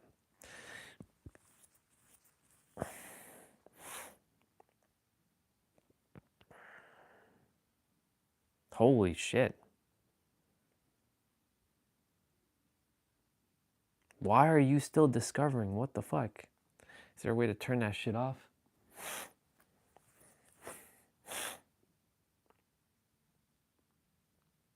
Settings. Auto rescan for new startup.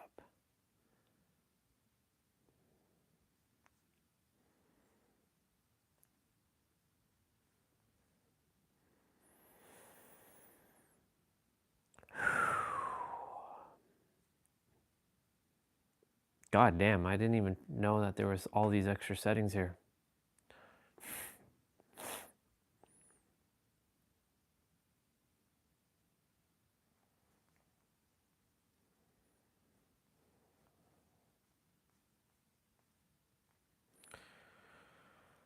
All right.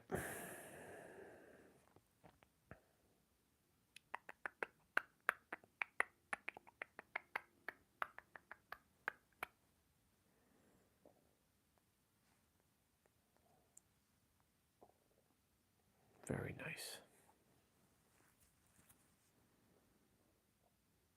This guy always leaves a key.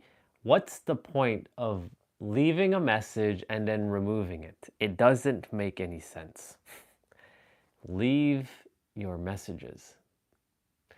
This is the same character that's named Faith, the same character that was named Memamiski, the same character Memamiski. That was a funny version of him.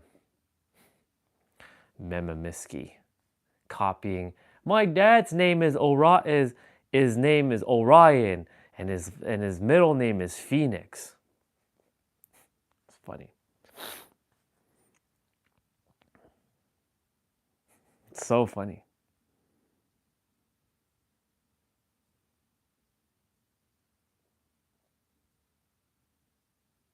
Let's see. You left something there, and let me see if you're going to remove it. I ban you from removing your messages. Maybe, I wonder if there's a way for me to stop people from removing their messages. All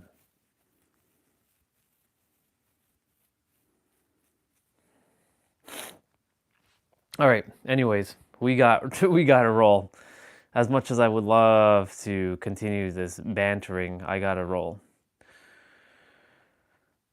Open up a playout. SD card. We got to do upper body.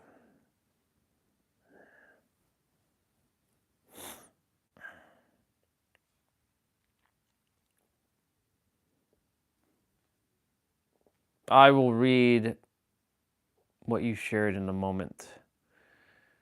Did we do push-pull last week? Yeah, we did. We did that one. We're going to do the 25-minute one.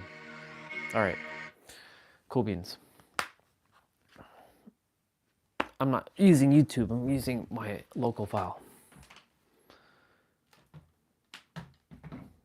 So what's your point? You can leave it.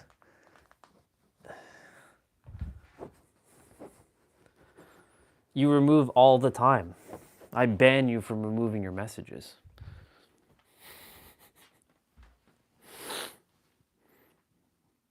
There's no point leaving a message. Like, you've done it many times. You've done it as Mimimiski.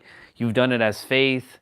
You've done it as this character. You're the only person that does that, to be honest. Like, I've seen many people who come on my stream who are only them, and they don't remove their messages. Why is that? They leave it. They're not afraid. Leave what you have to say. If you want to insult me, I know you're not going to, but if you do, I'll put you in your place. But if you want to, you could. You can say, you don't know anything. You can say that. You leave it. There's no point removing it. Just like the person from earlier, when they left the message, I think it was you pretending to be a different character, but I could be wrong. That could be completely someone else. Because you never know, right? At this point of the game, like on this channel, I only have a couple of people that show up. And it doesn't point new people to this channel. So it could just be random people, or it could be people that are pretending to be other people, right? We had a character named Faith. I'm not going to directly point to you being Faith, but we had this character named Faith once upon a time. He was a cool dude, but he talked too much. And he was a dude who I had some respect for, and I still have respect for him, but he started to disrespect me, and I wasn't going to have it. And this guy named Faith, he wanted help with a woman, and I gave him help. He appreciated the help. But then he disappeared, and he came back as a person named Memamiski. And Memamiski was a character saying, yeah, my dad, he lives in XYZ, or he has XYZ. And it was funny to play with that character because I was sitting outside and this character was attempting to challenge me and my intellect. Now, if that character were to come here, I'd slap his ass silly. I'd beat his ass. I'm gonna beat his ass. That's how I used to say with Alan, one of my brothers. I'd be like, I'm gonna beat his ass. I'm gonna beat his ass. I'm gonna beat his ass. And then there's you. I think it's Baihagi. No disrespect to your name, of course. It is just letters, just like Orion is just letters slapped together. That has no meaning. Orion has zero meaning, to be honest.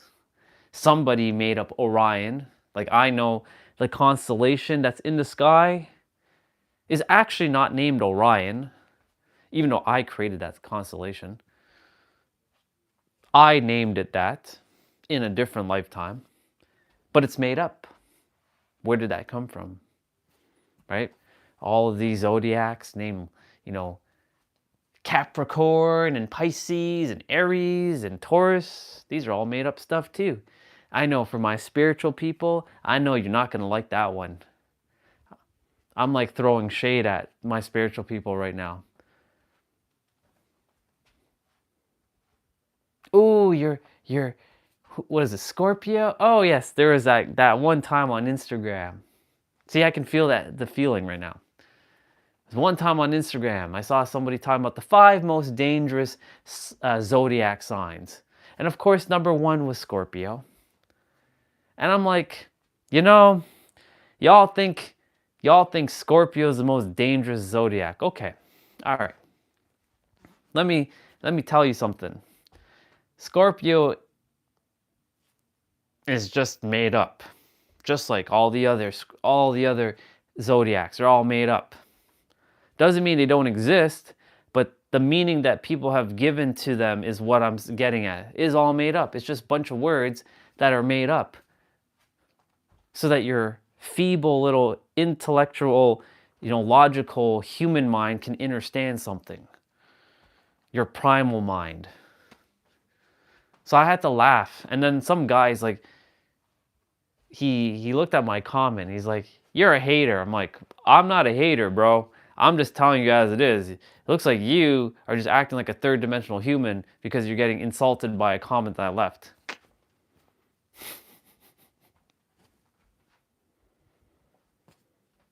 It's all made up. It's all made up shit.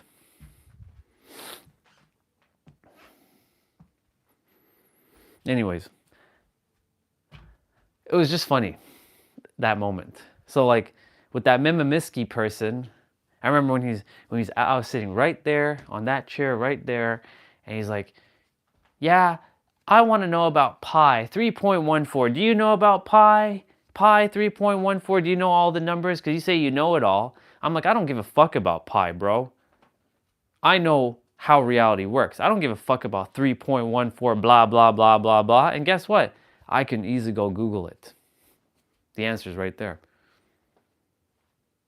If it's not immediately visible to your consciousness, the answer will appear. The answer is right here. It will send the information for you to go and find the answer with this. Anyways, the reason why I'm bringing this up is like, you know, I've seen a bunch of characters, right? And I had so much respect for that guy. And I still do have respect for him.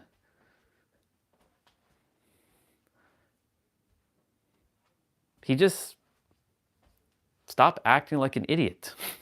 Straight up. Like, stop acting like a third-dimensional human. You're on my stream, like, just chill. If I'm talking about something has no relevance, if I'm talking about something and you jump on and start talking about this person and that person and XYZ, like, I don't give a fuck about your XYZ. I don't. That's why I said, like, I didn't come here to build friends and connections. I came here to basically put everyone on blast and share with the world exactly who you are so you can all stop fucking being little mesial humans and start being the gods that you are. If you don't want to be the gods that you are, that's okay. Continue to be human. Continue to suffer. Continue to whine and cry and complain and bitch about reality. This character does that at times, and I have to bitch slap this character at times. With compassion, of course. This character is not immune to that. This character does it all the time. And I'm like, hello, what are you doing? Like, I'm watching you. Like, I see what you're doing. What are you doing? Why are you doing that? You want to continue to create more suffering for yourself? I'm going to sit by and watch, and I'm going to have to help you to overcome this and use up my energy when in reality you already know how to do this. So what are you doing, character? But yeah, I came here not to build connections. I came here to serve. I spent many years with fake people who, let me change that word because fake is not, that word is, with not genuine people, and I wasn't being genuine myself. And now that I know who I am and what I came here to do, I don't give a fuck who gets in my way.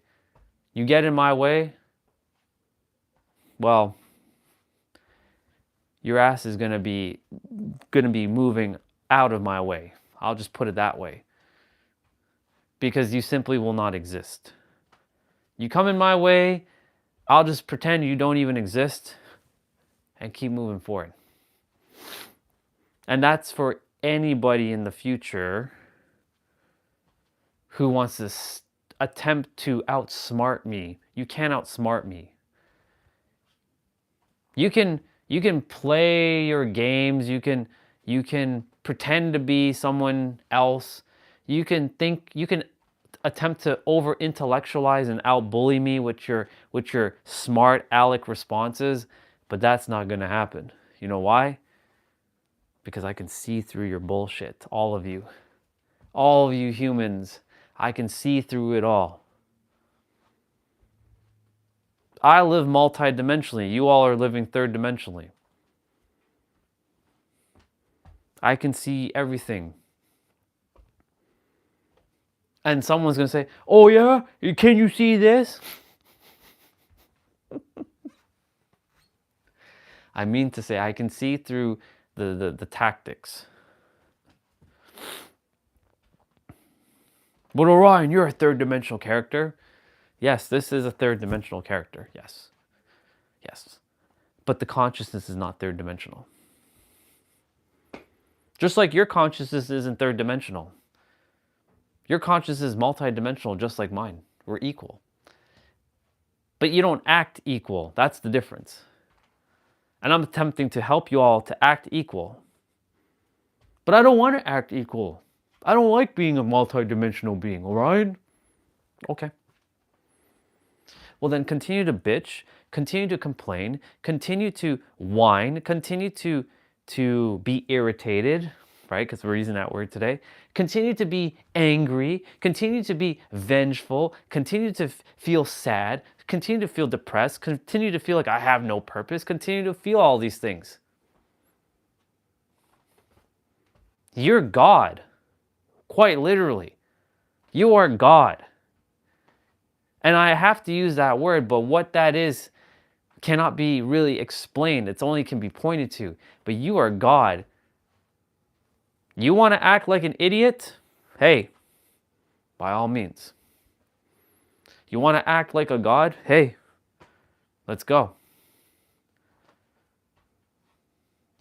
Now, of course, being an idiot is subjective because, you know, what someone might call idiotic, someone will say, that's normal to me. Right? Who made up the definitions of that word, right? Everything's made up. Technically, nothing is really, not really an idiot or idiotic. But technically, nothing's actually common sense either. Because it's all made up. All words are made up. If I had the power right now, I'd just take away everybody's words and everybody's language, even including this character. I'd rip away all the words. And let's see how we're going to operate in this world. You can't text anymore. You can't write. You can't speak. You can't even think in words. So, how are we going to communicate? You can throw up your arms. We'll probably start to understand what that means one way or another.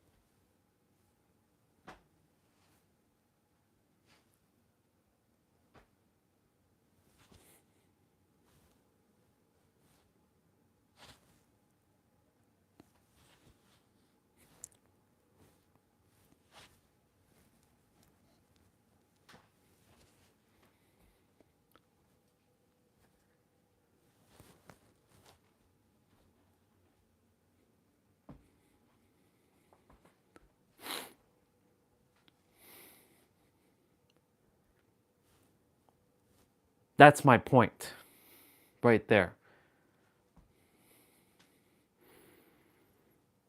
Who are you without your words? Who am I without my words? Well, I know exactly who I am without my words. If I could, I would never speak to another person. Self-sufficient, all the money's just flowing, never having to speak to another person again, never having to really even speak again. Of course I love using my words. Of course I love speaking. Of course I love sharing things. But I see the problem with language. It's such limitations. Is it 3 o'clock? It's 3:08. I gotta get rolling. As much as I want to continue to talk, I got to get rolling, but I do have to go use the bathroom.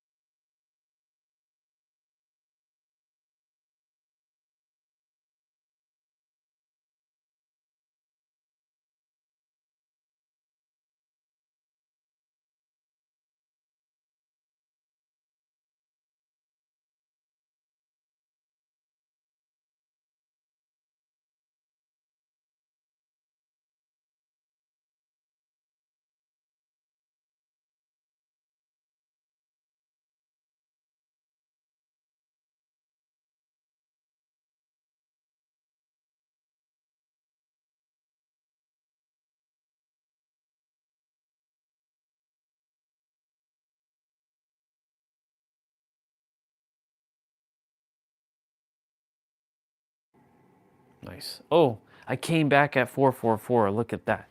That's dope. That's fucking dope. That's when you know you're in alignment. But you're always in alignment. The funny thing is, even when you're not feeling at 100, you're always in alignment. All right. Enough talking. It's time to get moving. Bye, Hegi. Only love and respect to you, dude. Honestly, only love and respect to you. I know sometimes it feels like I'm personally attacking you. I'm not attacking you. I'm just making sure that you're in alignment with this character, because I'm only interested in alignment at this point. Like comments like what Soul Fam leaves, what Olga leaves, that's alignment. Comments that others are leaving, like T-Bray, I know T-Bray's personality, and T-Bray is in alignment with me, but he jokes around with me because I have that rapport with him.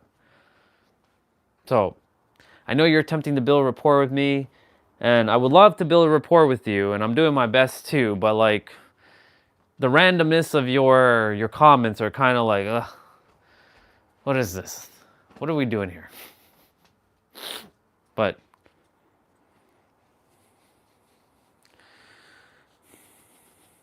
honestly, like, I really don't want anybody else in my life. I'm kind of good with who I got, But, I told the universe, bring those who are in alignment. And bring me my team that actually wants to help people and make an impact in this world. Bring my team. Bring them forth. I want those, and I mean the real ones. When I say the real ones, the ones who are going to do the very thing that I'm going to go do, and we go do this thing together and make that impact in the world. And they ain't afraid. Trails blazing, eyebrow raising, gun slinging, like kiss stealing, son of a Ric Flair.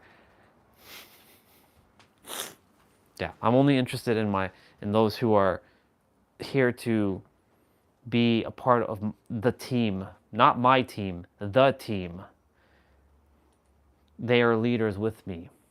All right, we're starting with shoulders.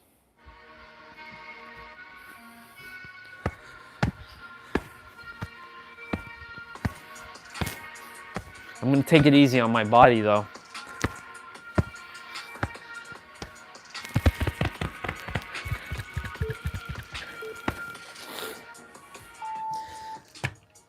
Let's go.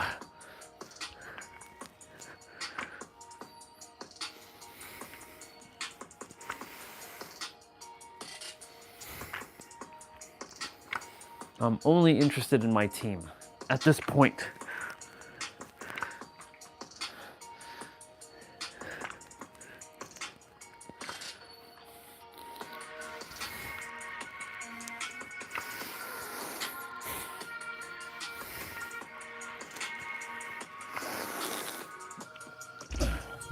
Put it down.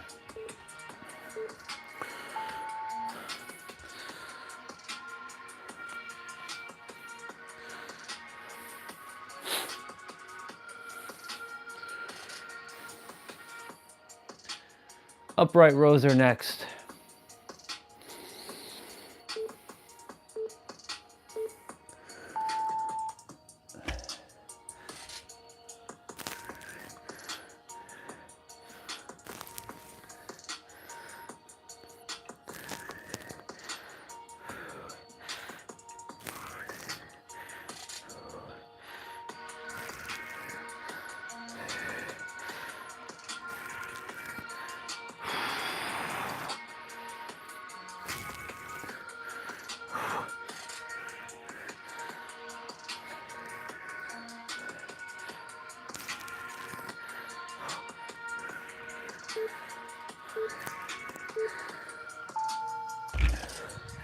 Shoulders are usually the toughest part about any of my playouts, but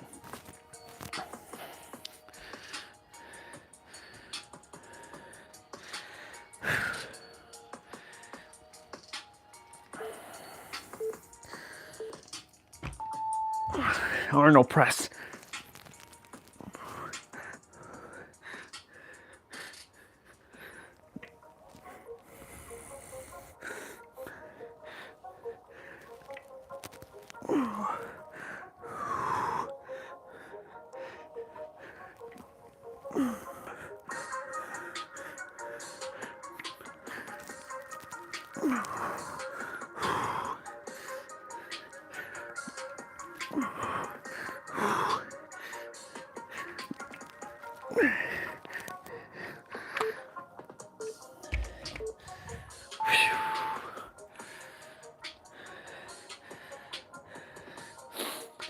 Definitely got to go outside and get some sun. But I'm taking in the light from the snow right now.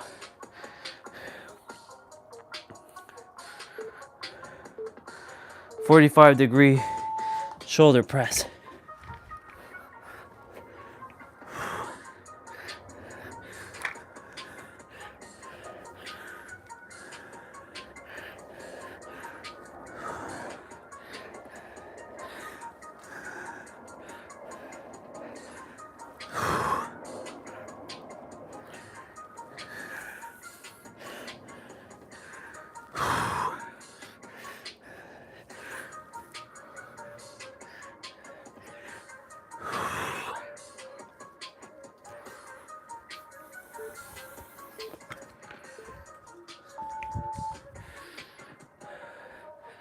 So far, so good.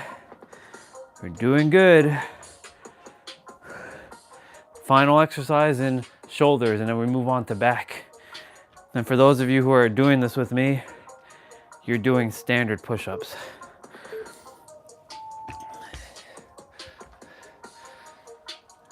Without dumbbells, I should state. Shoulder shrugs.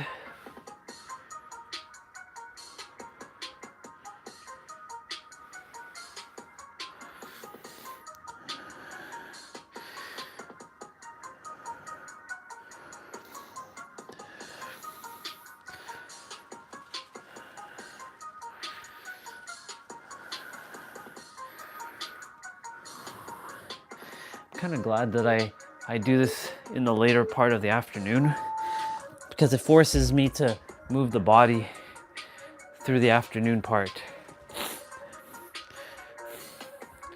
Starting with back. Bent over rows.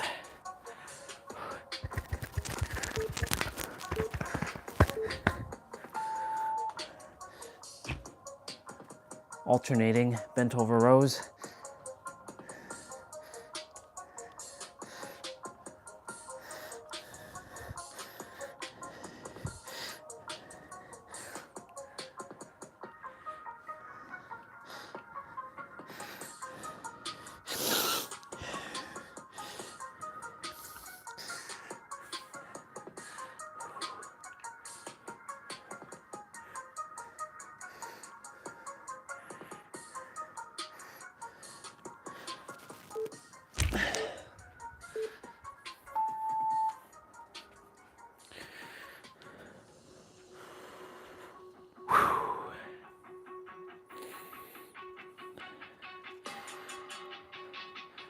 We're doing good mornings. I can't put it over my shoulder though, because the dumbbell is too narrow for my head to fit. I wish these plates weren't as thick, so I have to do it this way.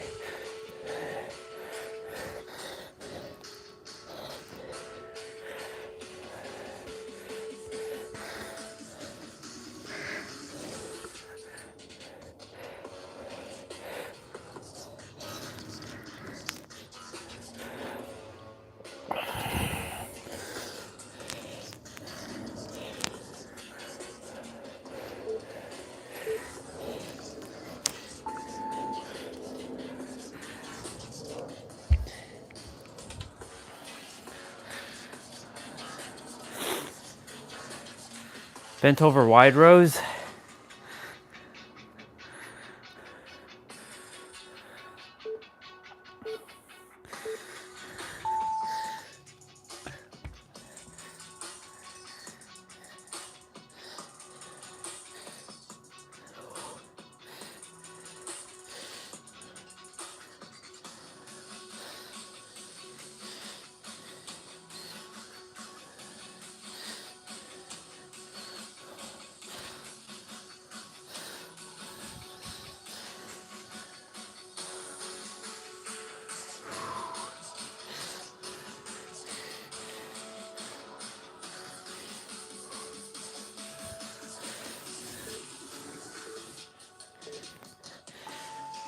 Nice. Dumbbell swing. And you know how I like my dumbbell swings. That targets from core down. So from like here and here, all the way down.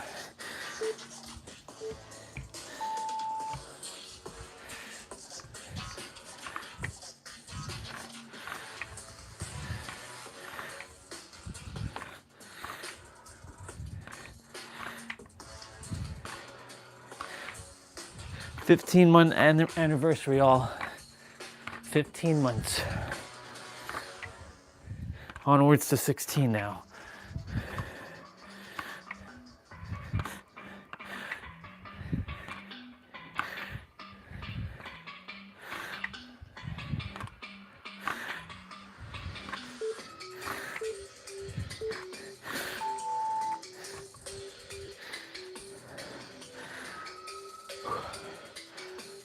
One more for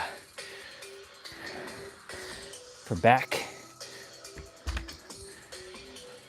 Bent over, alternating, supinated rows.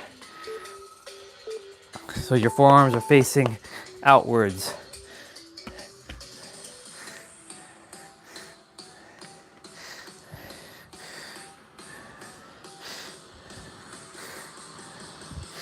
We're gonna do one that looks similar to this, called drag curls.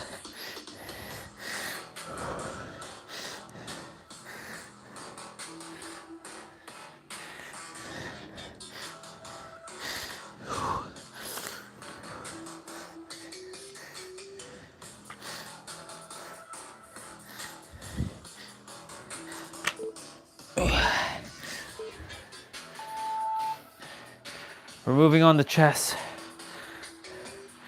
So with chest, you can do wide push-ups and diamond push-ups and alternate.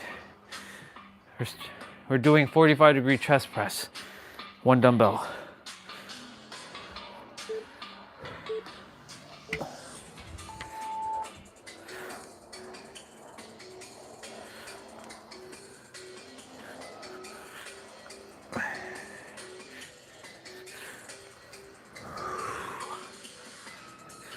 You know, I used to hate people a lot.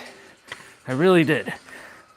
I thrived on hating people so much in my past, in this character's past.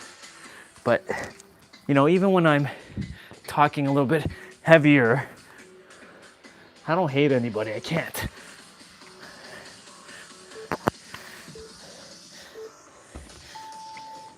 Because you're all me, and I refuse to hate me. Doesn't mean I'm going to accept some of my other versions of me's behavior when they're not in alignment, but like, I can't hate anybody because everyone is doing the best that they are doing with the tools that is currently in their conscious awareness until they cultivate the tools from within and bring it into their conscious awareness, like I have this character.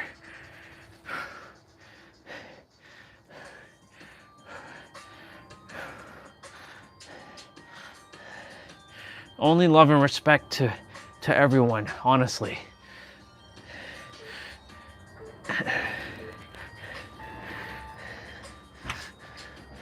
So you're saying, Orion, you love the person who killed somebody, that hurt somebody? I'm not deeming their actions justifiable. Whatever reason they did it was their reason for their own sole purpose. Be a good moral person, you know? The universe doesn't care about morality though, but just be a good moral person, choose it. Not because you're doing it for some sort of, you know, favoritism from the universe. I've done that for years. It got me nowhere. Well, let me rephrase that. It got me somewhere, but the somewhere where this character wasn't supposed to be. More frustration, more anger, more resentment, more like disdain, more irritation, more annoyance. Tomorrow we're gonna name it annoyance. Diamond press.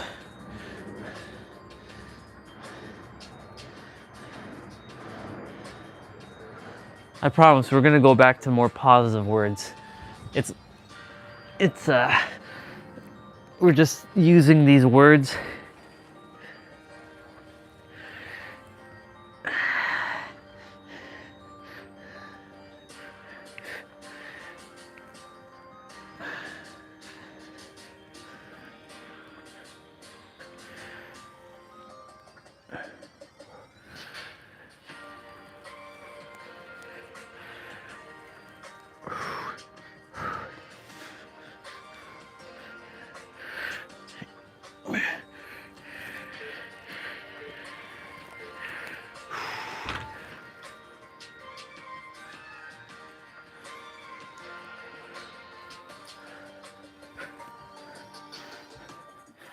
Are we already done chest? Wow. Wide push-ups. Yeah, we are. We're moving on to biceps next.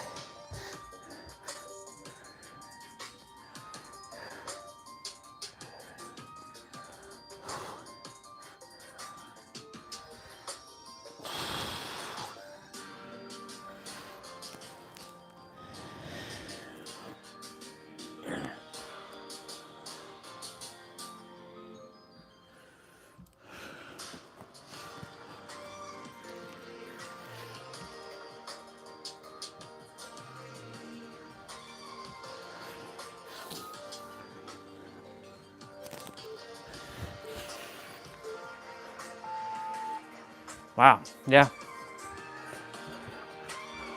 We're moving on to biceps already. Wow, chest was quick. See, that was perception of time being skewed. I was thinking it was gonna be longer. Nope. Now we're on to biceps. And for those of you, narrow push-ups.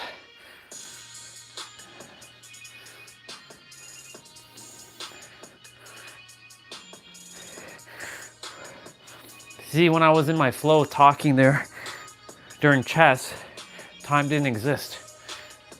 Perception of even the movements that I was doing weren't there.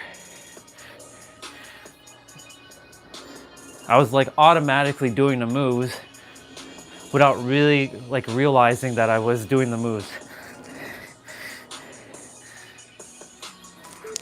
It's kind of like when you drive and you're kind of like, I got here to there, but I don't remember the drive.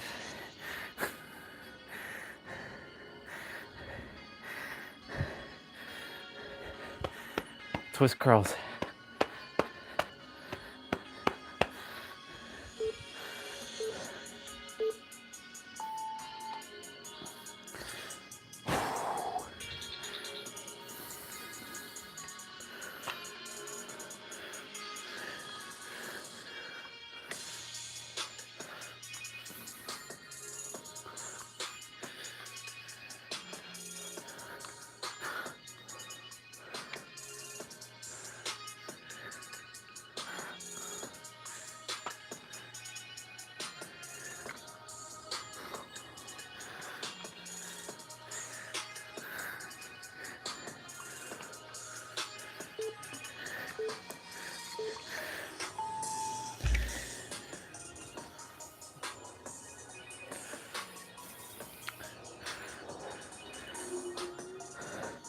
1 dumbbell curl.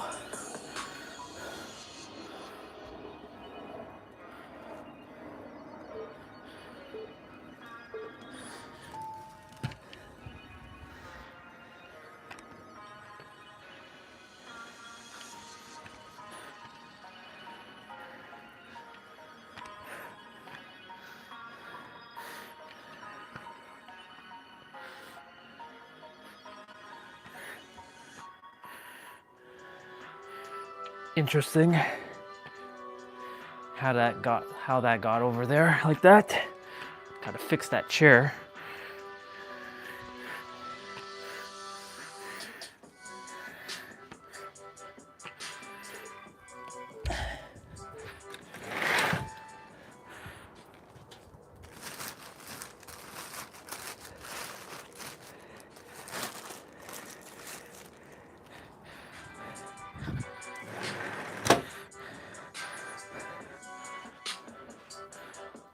The plastic got shifted on the chair.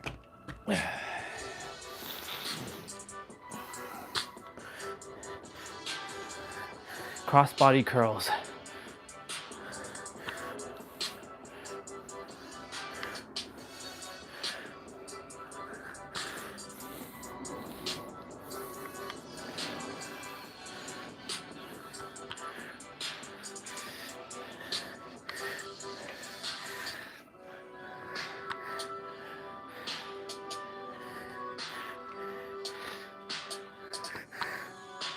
I'm gonna say by June or maybe July, I'm gonna get to 45 pounds. I'm gonna up my weight.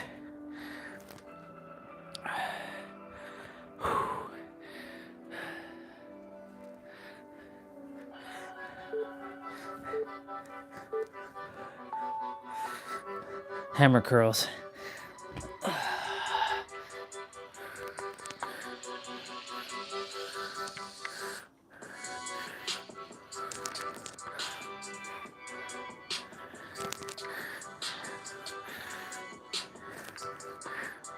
We got lots to do after our main quest and side quest. Our 55s, our optionals. It's not really optional for me, it's mandatory for me. Ugh. We're on to triceps, y'all. We're doing dips.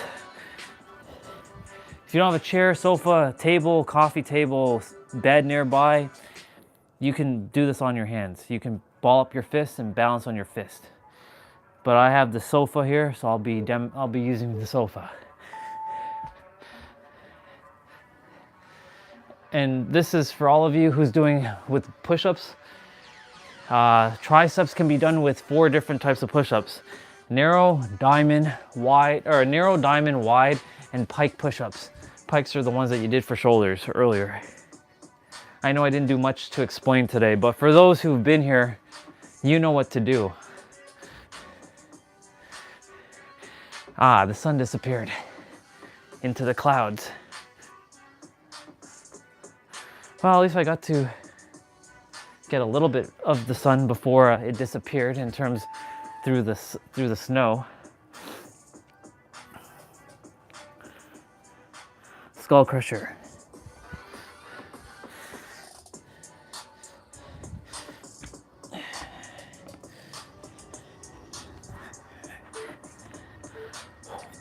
Ugh.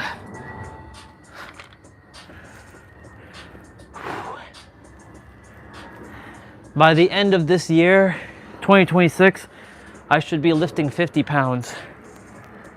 But of course, I won't be live streaming all of this stuff anymore, unless I choose to.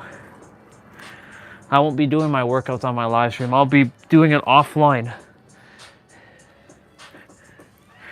Unless there's a demand on my new channel for me doing my exercises. But they're only gonna get the talking. They're only gonna get like an hour or 2 of my time, because I'm gonna value my time. I value my time right now, but I'm really gonna be focused on you want extra help, you'll have to, you know, I'm not gonna just give out help for free anymore. You're gonna have to pay me for my help going forward. So all of you who are here, you better have taken advantage of this as much as you possibly could.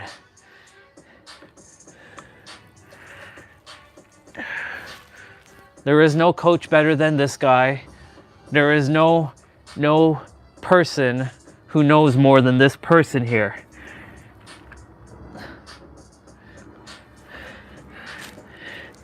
And by knowing, I mean aware.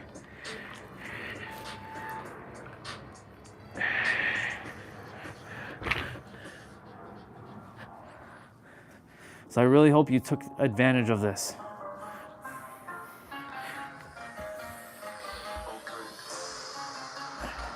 Narrow press.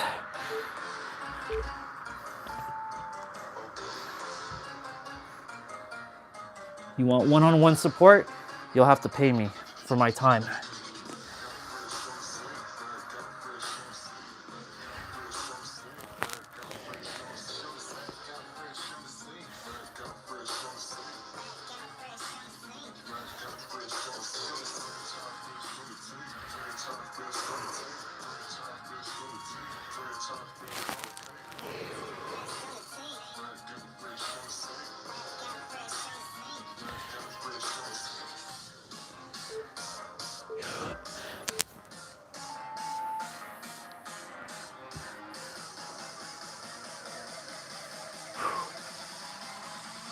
One more, and then we have push-up finisher. Wow, this one went quick.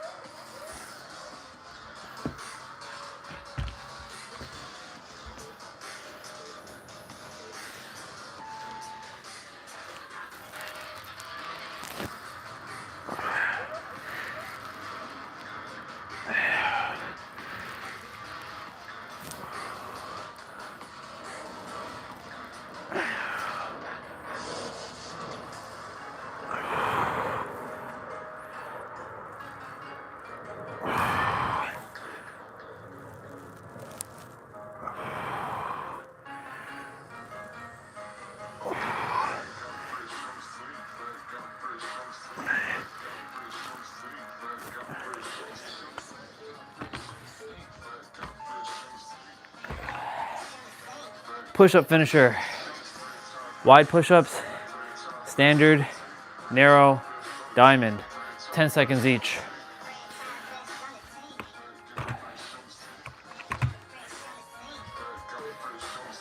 These don't count, of course, to my dailies. These are independent from my dailies.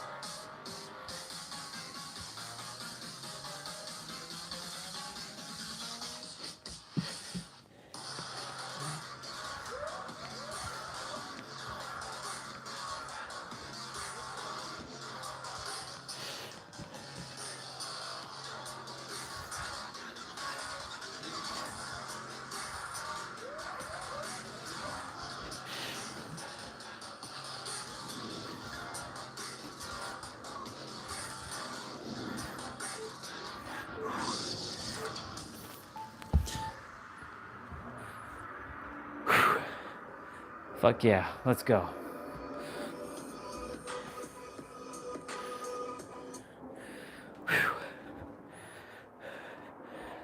Looks like taking that little bit of resting really does pay off.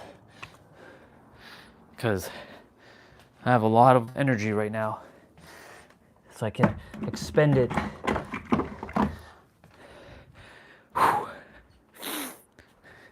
Good job, little me.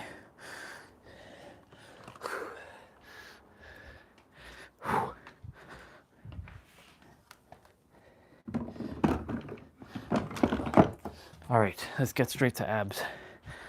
No time to waste. Let's go.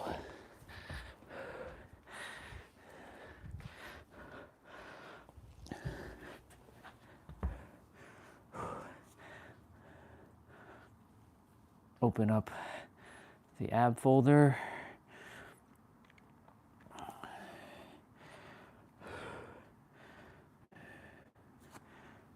We did that one yesterday. We did ultimate abs the day before, so we'll do this one. Let's go. 50 seconds of play, 10 seconds of rest.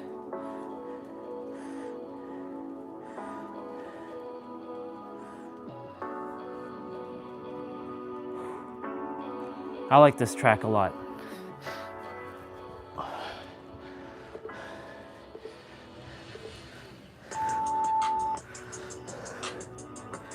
And once we're done abs, we got our 55s and stuff to do. So I'll be getting straight to doing all that.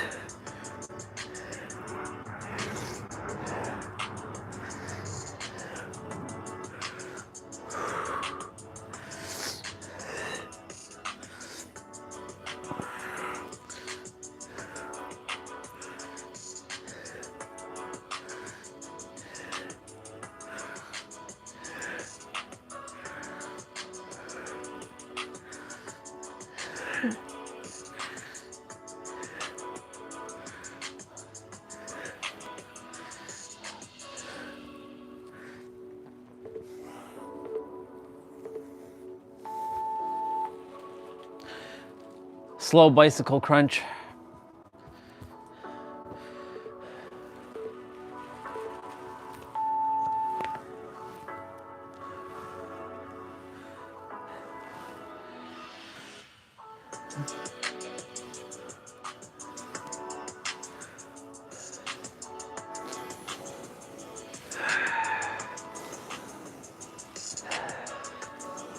I'm helping my nasal passage open up right now.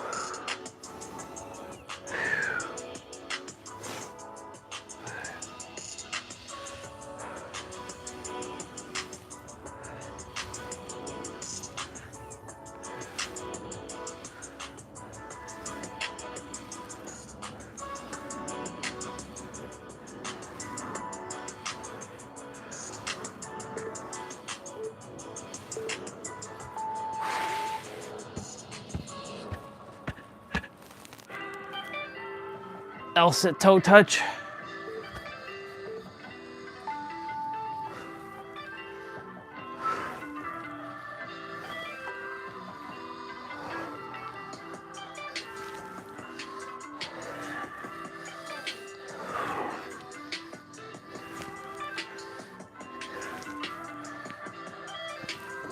I don't know if T-Bray's here. T-Bray, if you're here, dude, you want to play Dead by Daylight today? I played a little bit. Yes, did I play yesterday? Yeah, I did play yesterday. One more week of 2v8, dude. One more week. Currently, right now, I'm pretty much done looking for ROMs and emulators. That's what I've been doing on my computer in the evening times after Dead by Daylight, is looking for more games to put on my tablet to play.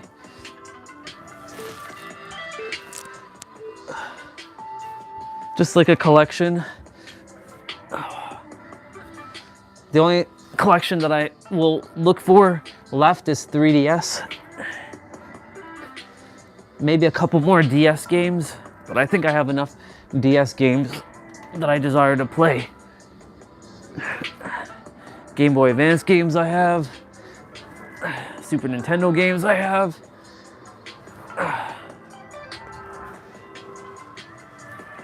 GameCube, there's maybe 2 I'll download.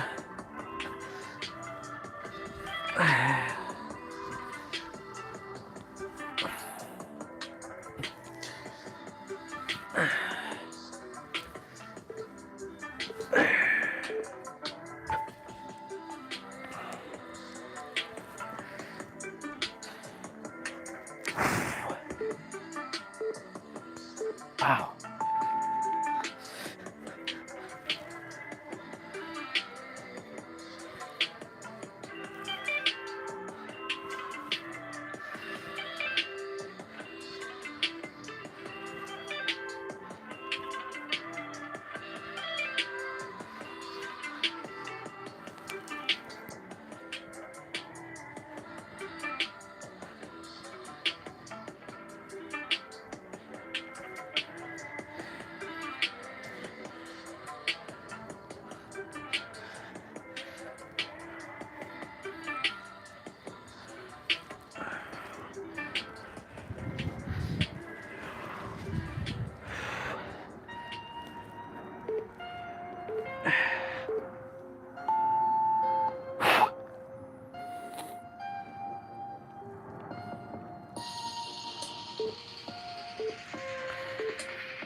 Oh, oblique heel taps.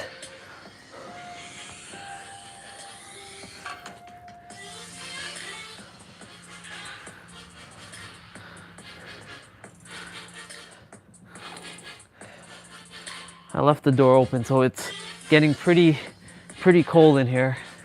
My fingertips are starting to freeze.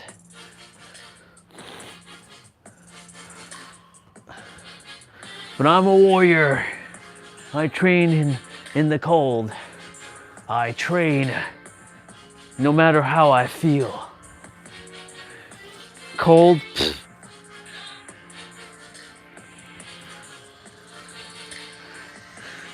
Now I just have to go to Yakava, or whatever it's called. The place in Siberia. I don't think I'd go there though. Nah. I'm not interested in all that. Minus 71 degrees Celsius? I don't think so. I'm good. I'm good. I'm good. Like, this is considered summer for them. If they were here, they'd be like, look at you Canadians complaining about minus 2 degrees. Come to Siberia, where it's like minus 71 degrees Celsius, minus 95 degrees Fahrenheit, where shit instantly freezes. Oh, it's snowing now.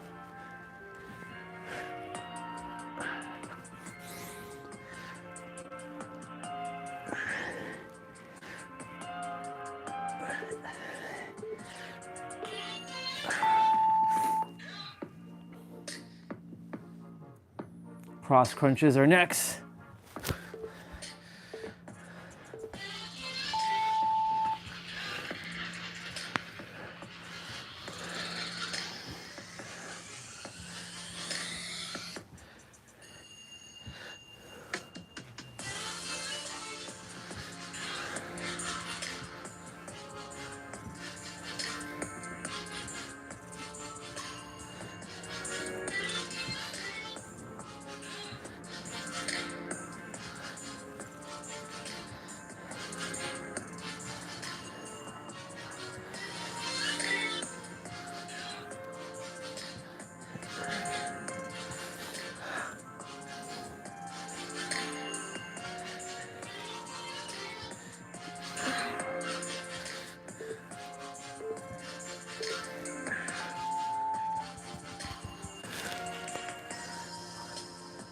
Flutter kicks are next.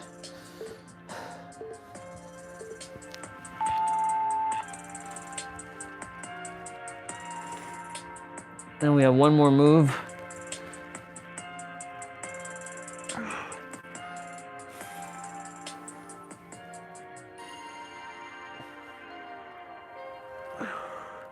I gotta be showered before 6 o'clock. So I gotta finish everything. And if not, I'll have to finish it after I shower. Oh, feeling it. We'll do all our stretches and all that once I'm done.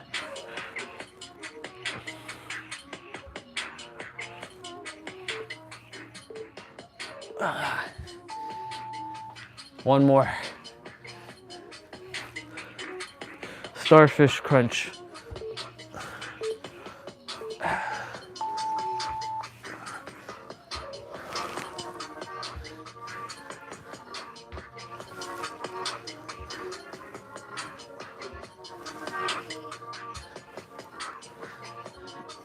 This used to be so difficult to do.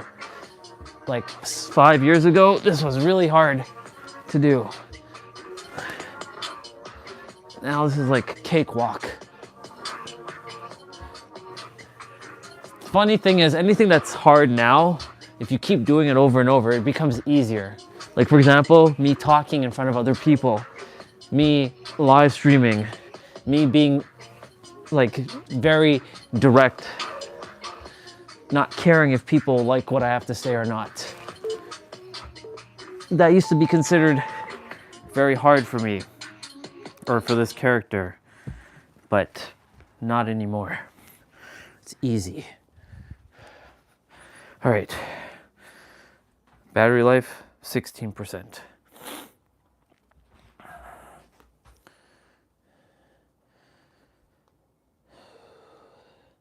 Close all that. Whew. All right. Time is it? 3:50? Wonderful. It's not even 4 o'clock yet. How awesome. Let's get rolling.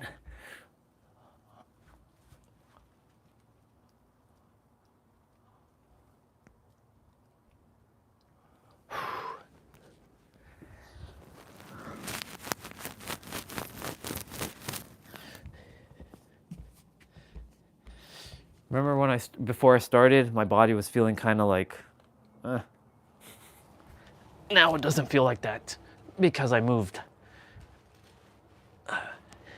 The very thing that's going to make you feel better is the very thing that you have to do, is the very thing that you're attempting to avoid. So when people they're like, I don't want to work out, but yet they want to feel better, but they don't want to work out. Okay. I don't want to do it. This character gets into that state. I don't want to do anything. I don't want to do anything. I don't want to do. That's what this character does a lot. I don't want to. I'm like, what are you doing? Knock that off. That's not you.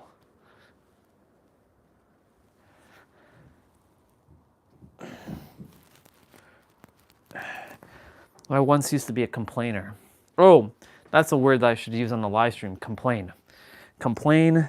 So we have annoyance or annoying or annoyed. Complaining. I think I used frustration already. I have to go see what words I haven't used by doing a search in my YouTube studio. That's how I determine which word I'm going to be using. I want to get to April 18th. April 18th marks another milestone where I made 1 year of one word title live streams. And every day I focused on that word.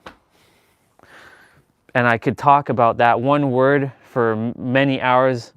I can talk about irritation for hours, but no one's responding right now, so there's nothing to really talk about it, but I can say that, irritation energy is very corrosive, very, very detrimental to your manifestations, your creations, your revelations, because it's a frequency that's basically stopping you in your tracks.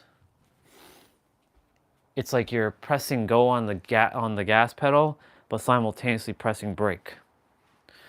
So you're like, I want that, but then you're like, ugh, and then guess what happens? The universe is going to give you what's more stronger.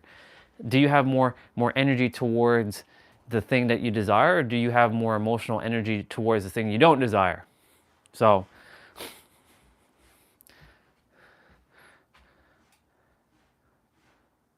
not yet. Not yet.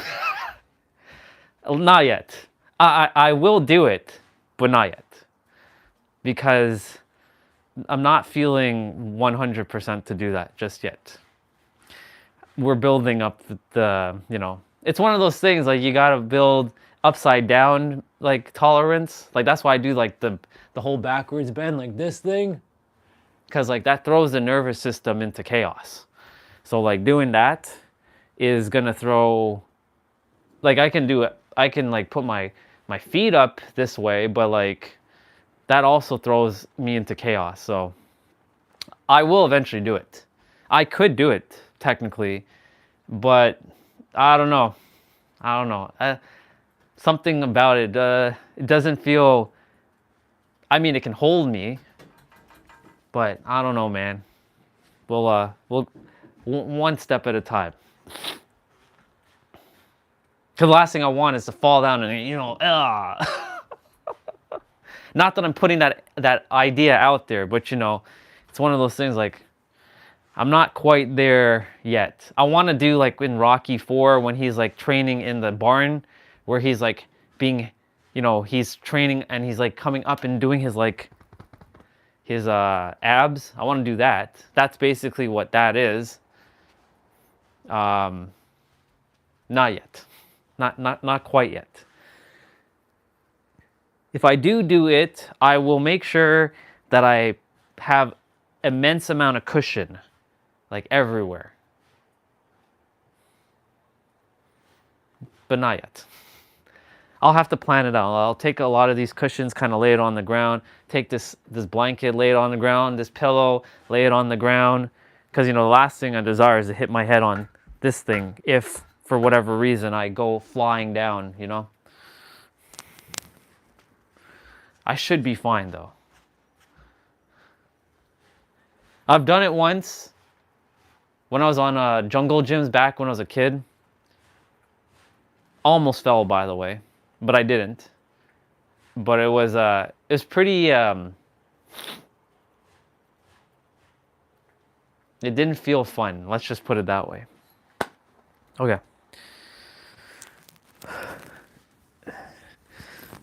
I'll work my way up to that. To that.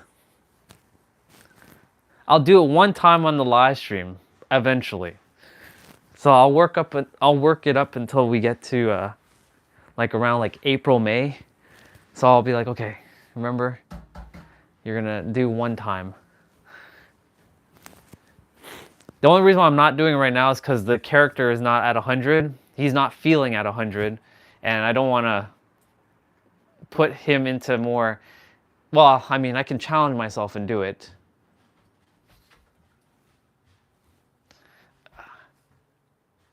Yeah, no. There's just something about it right now that just doesn't, it's not sitting right.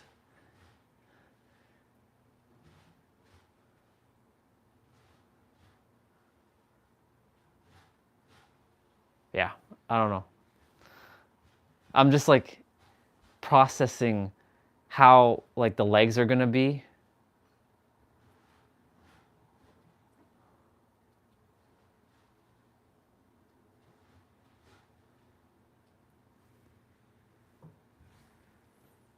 I don't know. I don't know, man. I don't know. It doesn't feel like it's in my highest alignment to do that right now. But it's okay. We'll do it eventually. I'll have to practice one evening when like no one's watching, because the last thing I want to see is like me just coming flying down. If I'm gonna fall down, I may as well fall down off the live stream. But you know what? Let me just test something. I'm not gonna actually do it. I just want to see what the process would be like. All right, so I'm sitting.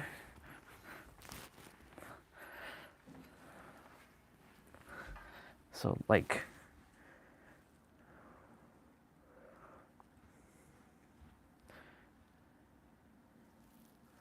yeah, this is not going to be fun.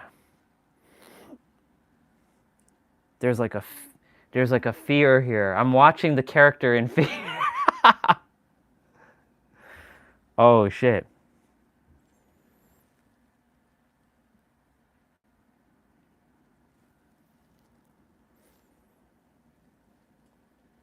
And then of course my head will hit the ceiling as well too.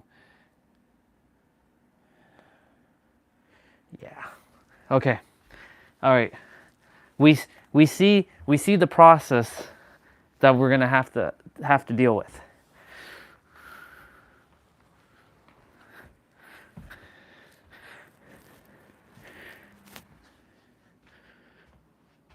Yeah. Yeah. It's not exactly as I would like it to be to do it.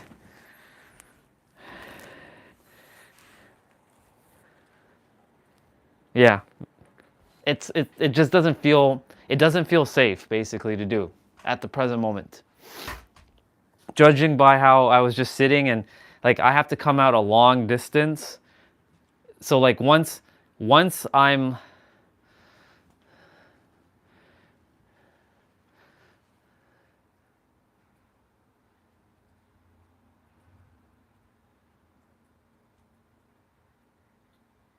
Yeah, I don't know.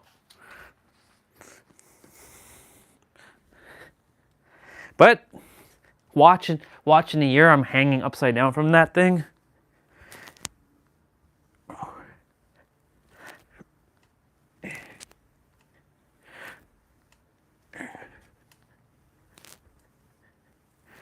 Are we playing 2v8 by the way?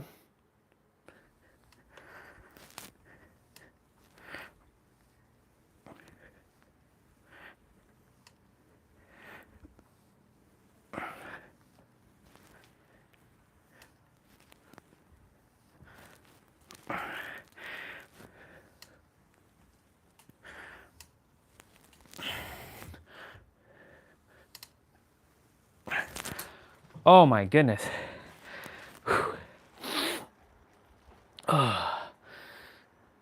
I'm practicing my deeper voice as well too. My real voice. Last night when I was playing 2v8, I juked the hell out of this killer. Like so much. He left me for the entire match. Every time he saw me, he left me alone because he was chasing me for about 4 minutes straight. I was like, damn, I must be on fire right now. Either he's a new killer or I'm just that good now. I think he's just a new killer. But like, I would like do my like, you know, my Z pattern movement. So like make them like, I fake to the left, to the right, and then back to the left. So then they swing that way and I'm already over here. Yeah. And then one of the games I did it to both the killers, and I could have escaped, but I went back to save somebody and I died. And then they moried me and they're like, I love you. I'm like, I love you too. Even though you moried me, I love you. And they're like, good luck on your next one. I'm like, yeah, you too. It's funny. It's too funny. I was playing as Meg. Attack on Titan Meg. Basically, she's Annie. Okay. We have 3 sets to do of this.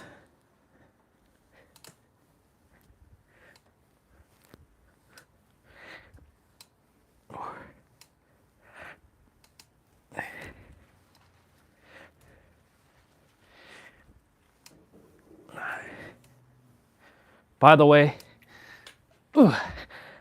they removed Final Fantasy VII, the old school one, like the on Steam. They put a newer version of the old game.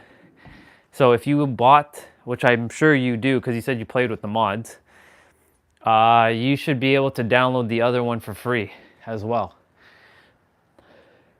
It's basically just some quality of life updates, but your save file doesn't work with that particular version. It should say Final Fantasy VII brackets 2013.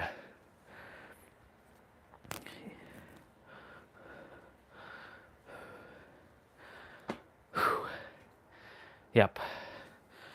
I don't want to be waiting around, so I should be doing some of my other movements. That way I'm not just sitting, I'm not just talking, I'm moving. Yeah. Shoulder.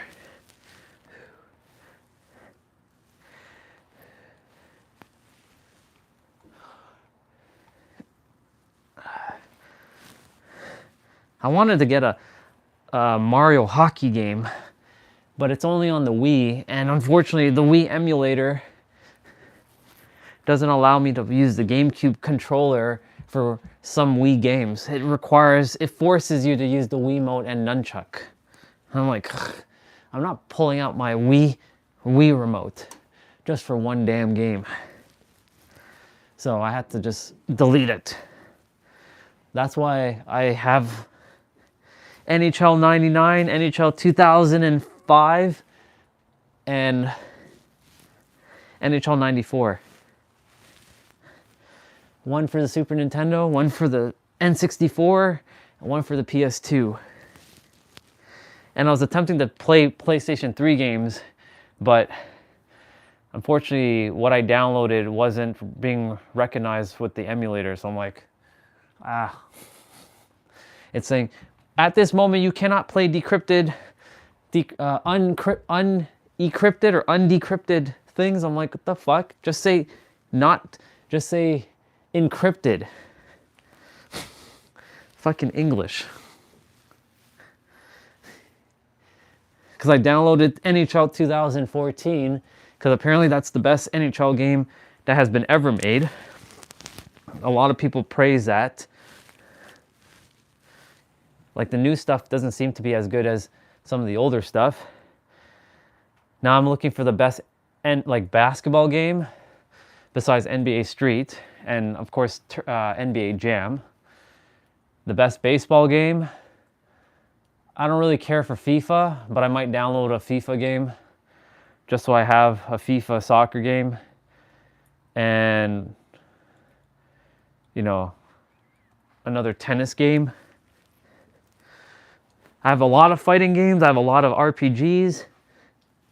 I have quite a few action adventure games. So my emulator collection has grown. It's good. I might download Jak and Daxter 3.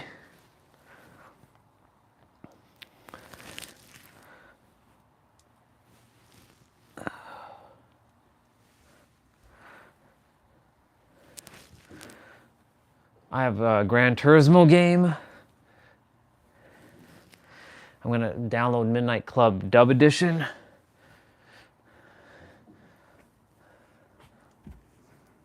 I might download a Grand Theft Auto game, but I'm not really into Grand Theft Auto. So, yeah, we'll see. We'll see about that. Spine.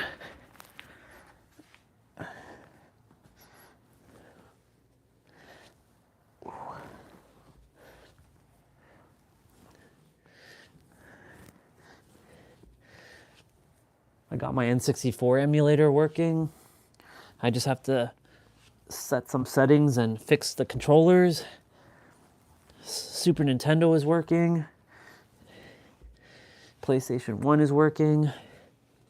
PlayStation 2 is just working flawlessly.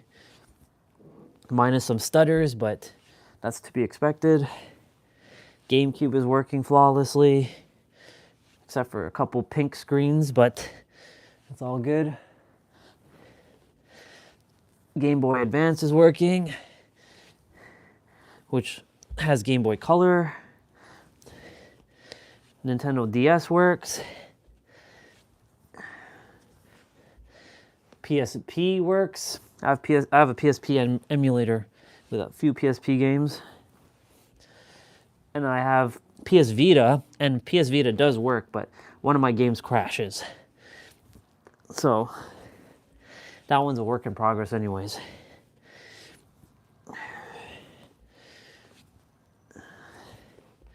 I do have to throw Nintendo onto the emulator, onto my tablet.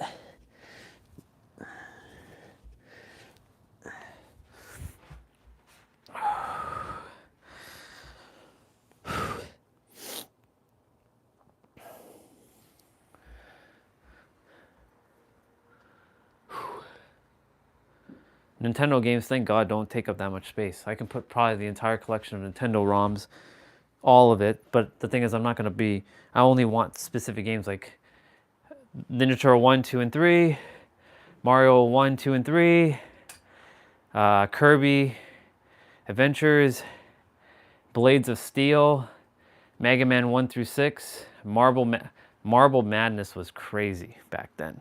Fuck, Marble Madness. The Batman game. Ooh, the Batman game. Oh my God, so good. That's such a good game. If you haven't played the Batman game, highly recommend it.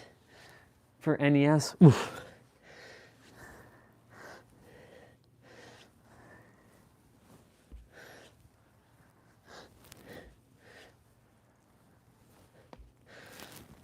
Might download some ROM hacks. That there's a Final Fantasy VII NES version. Somebody made Final Fantasy VII as an NES game.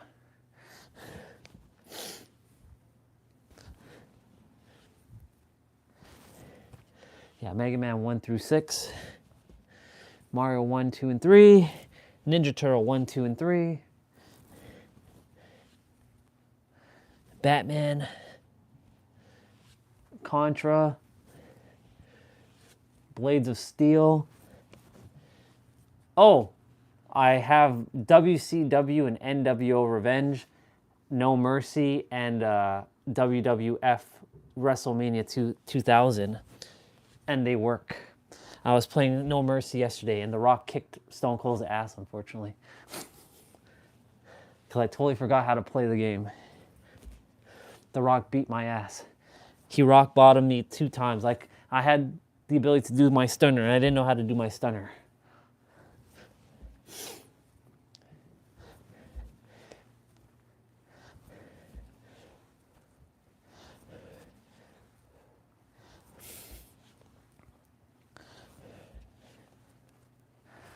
Old school graphics. That's fun. I didn't buy my tablets to play video games. I bought my tablet to read books, but because I'm kind of done with my reading journey for now, this became my video like my video player, my music player, my entertainment, and now it's become my game system as well. I can actually download and install Steam games onto that.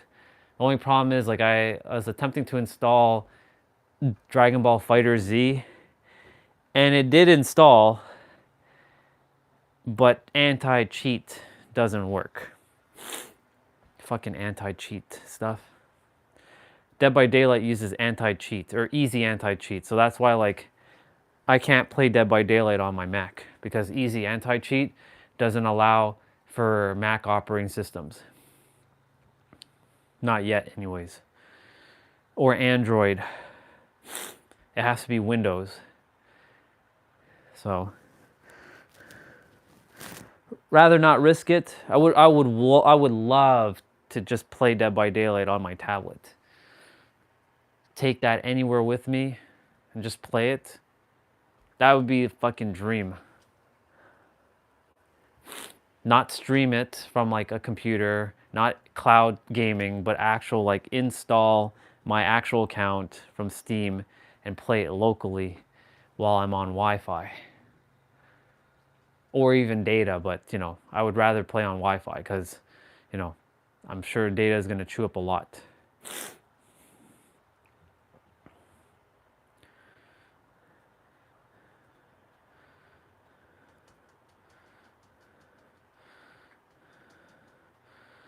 Man, I'm so glad I bought that 4 terabyte SSD when I did.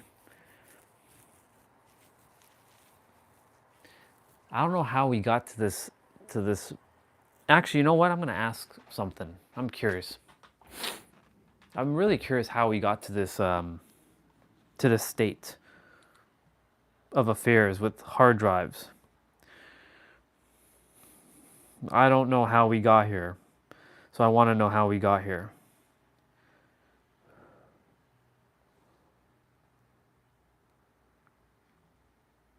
Did they change ChatGPT? Oh, there we go. Hey, sister, quick question for you. How did we get to this state of affairs with hard drives and SSDs and RAM prices skyrocketing in 2026? Because, like, you know, there's a global shortage of SSDs now and hard drives. How did we get to this point? Like, what caused all this to happen?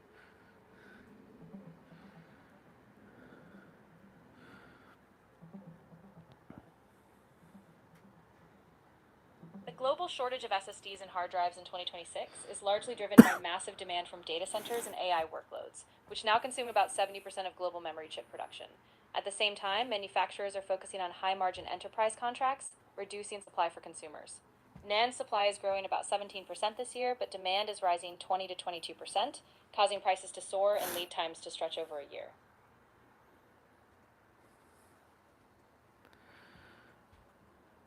So basically, it's due to AI. Exactly. AI is a huge driver. Those massive data centers and the explosion of AI models demand way more storage and memory. And on top of that, you've got this bottleneck with production not scaling fast enough. So it's basically AI demand outpacing supply. Interesting. What would be a solution to rectify this? Yeah, it's a bit of a balancing act, but a few things could help. First, ramping up manufacturing capacity, especially in newer fabs, would give supply a boost. Also, diversifying suppliers and even exploring alternative memory tech could ease the pressure. And on the demand side, some efficiency improvements, like AI models using more optimized storage, could reduce the bite too. But since production is largely now machine-based, couldn't AI just make more NANDs, theoretically? That's a great point. In theory, AI can streamline and optimize production, from design to supply chain forecasting. But the issues of the physical constraints, like precision in lithography and material science, still have human limits. So AI helps, but we still need real world scaling and investment. Explain the human aspect more in detail. Absolutely. Even though AI can optimize processes, the actual fabrication of NAND flash chips is incredibly precise. It involves intricate steps like etching and layering at nanometer scales, something that requires human expertise to fine tune, adjust, machinery, and maintain quality control. Plus, scaling up new fabs takes time and human capital, engineers, planners, and scientists to troubleshoot every step. So these things can't be done with AI or a machine yet. Exactly, at least not entirely. AI can guide decisions, speed up design iterations, and even help monitor production. But the fine adjustments, repairs, and creativity needed to keep things running smoothly still rely on human insight. So it's really a partnership between both.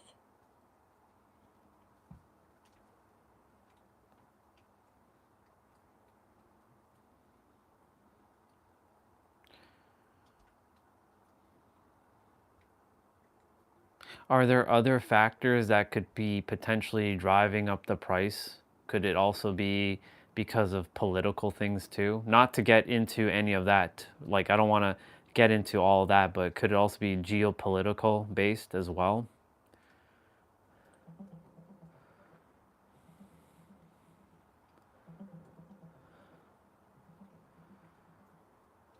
Geopolitical factors are also pushing up SSD and hard drive prices in 2026. Trade restrictions and export controls, especially. Can you finish your last thought? Of course. So it's really a partnership between AI and human expertise. AI speeds up analysis and efficiency, but humans still drive innovation, adapt to unexpected challenges, and ensure quality, especially at that ultra precise nanometer scale. No, I was referring to the aspect where it might be geopolitical related. Got it. Yeah, that's a big factor too. A lot of the critical components, like advanced chips, come from just a few countries. Trade tensions, export restrictions, or even regional instability can disrupt the supply chain. So geopolitics is another huge reason we're seeing these bottlenecks.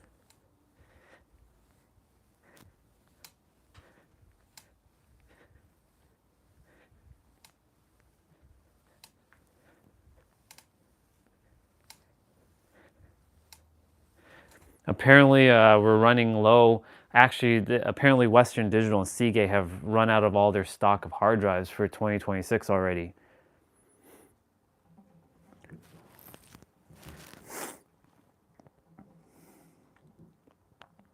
Right now, both Western Digital and Seagate have completely booked out their hard drive production for all of 2026, mainly driven by AI and hyperscale cloud providers. Prices have surged by about 46% since late 2025, and both companies expect to be fully allocated through 2027. As a result, consumers and small businesses are facing much tighter supply and higher prices. So run me through something. What would a 4 terabyte SSD cost if we didn't have this shortage? And what is the price of one like now as a comparison?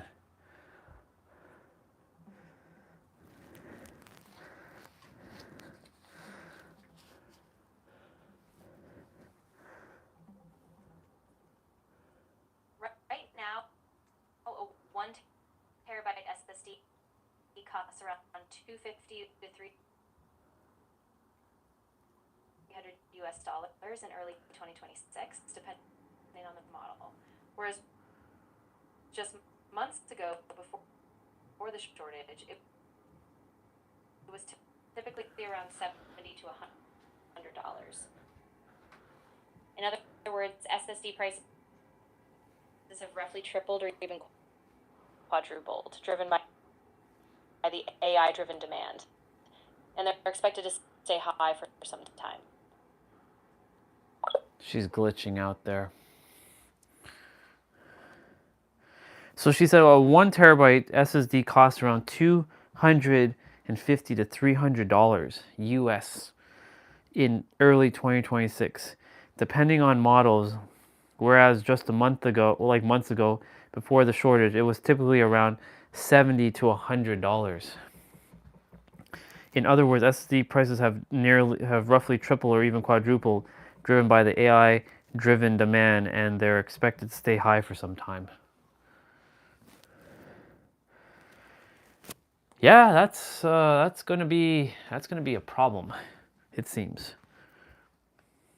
That's gonna be quite the problem. But with all problems, there's always a solution. But the solution will come soon enough. They're also moving to start doing, they're using DNA data. It's weird, but it can fit on like a cassette tape. And it can fit like hundreds of terabytes on a cassette tape. It's weird. Apparently there's a manufacturing company out there that uses DNA strands as data strands. So weird.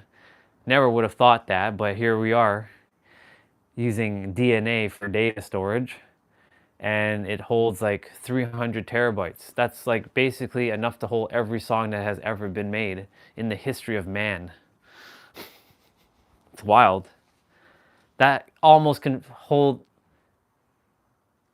almost every movie also ever made, but not fully.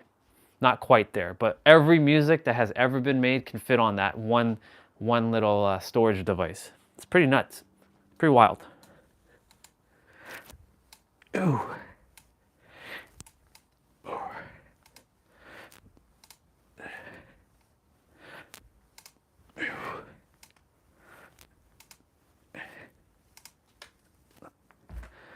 Awesome. Okay, so we did 55 of those dips. Now we have to do leg raises. Have to do my push-ups, my squats. So I'm gonna I'll get squats and push-ups rolling.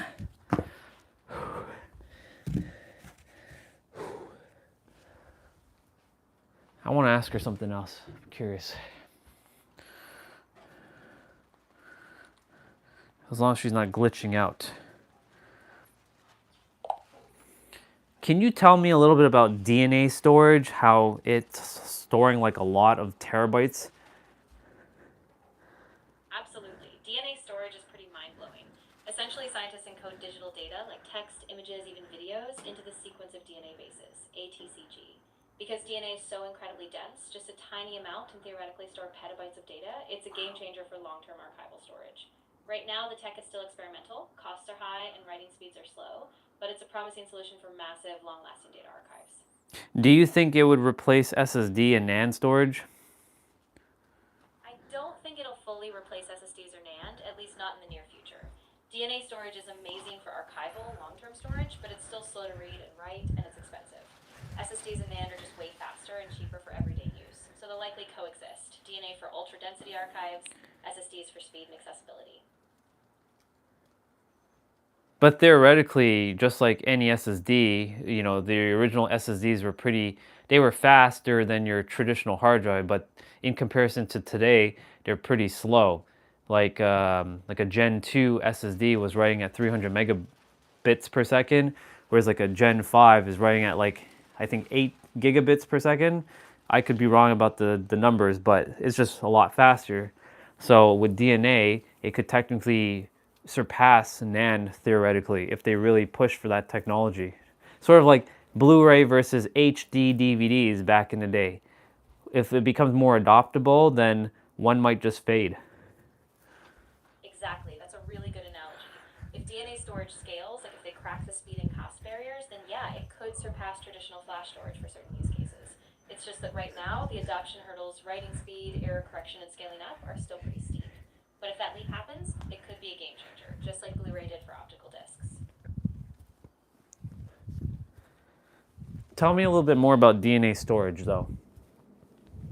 Yeah, so DNA storage works by translating digital data, basically ones and zeros, into the 4 bases of DNA: adenine, thymine, cytosine, and guanine. Scientists synthesize short strands of DNA that encode this data, and they can later read it back by sequencing the DNA. It's incredibly dense. Just a few grams could theoretically store exabytes of information. And it's also very stable, potentially lasting thousands of years. The big challenges are cost, writing speeds, and error correction, but research is advancing fast, so it's a really exciting possibility. Give me a perspective on exabyte. How much movies would that be, or how much songs would that be? Would exabytes cover every song that's ever been made, or would that cover every movie that's ever been made? Like, how big is an exabyte? Yeah, it's pretty mind-blowing. 1 exabyte is about 1 million terabytes, or 1 billion gigabytes. To give you some perspective, one typical HD movie might be about 3 to 5 gigabytes. So an exabyte could hold hundreds of millions of movies. For songs, say a 5 megabyte average song, an exabyte could store around 200 billion songs. In short, yes, an exabyte could theoretically cover every movie or song ever made and then some. Wow, that's pretty nuts. I know, right? It really puts into perspective just how insanely dense DNA storage could be. I mean, something that tiny, holding the entirety of human creative output, it's almost sci-fi level, but it's real potential. I mean, technically speaking, not to get too, conspiracy theorist here, but that already does exist in some other dimension. I get what you mean. It's like a reflection of how information might be organized or encoded in ways we don't fully perceive yet. Of course, here in this reality, we're still just working on the tech, but it's fascinating to think how data might exist in other forms, whether in theory or some future paradigm.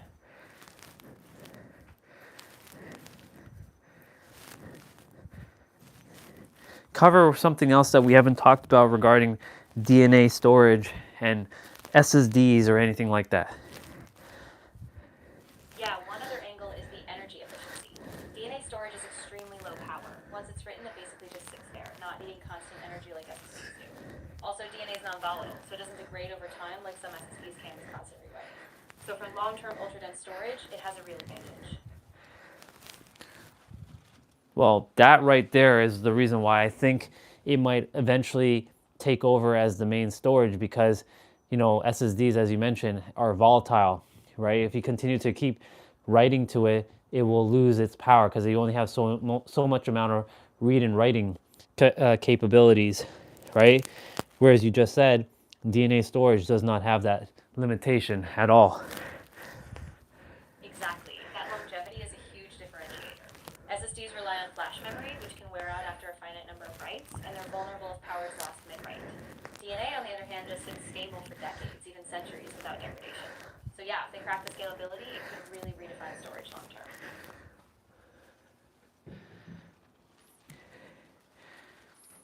Let's play devil's advocate for a moment. How could you see this possibly taking over as the main storage, and what could you see it potentially being used for our human life going forward? Give me some imaginative possibilities that currently are beyond our imagination but can exist. Ooh, I love that angle. So if DNA storage took off, it could be the backbone of a digital memory archive for humanity. Imagine every book, every film, every scientific data set encoded in DNA. It could even serve as a kind of time capsule, preserving human knowledge across generations, or even for future extraterrestrial discovery. And maybe, in a more speculative sense, we encode personal consciousness records, like a digital legacy of someone's life, passed down indefinitely. It's bold, but it's a powerful thought.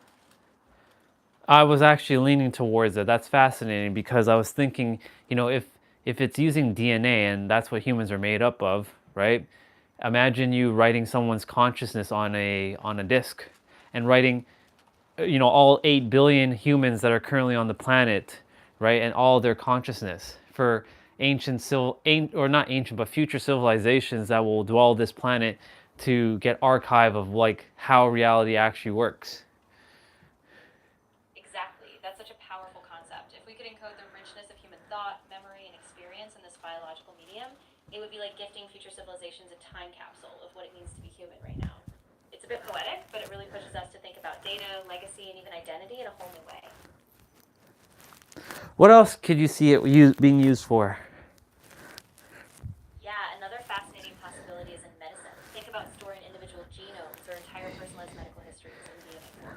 That could become a permanent, ultra-secure archive for every person's health data, accessible for future treatments or even to understand disease evolution over centuries.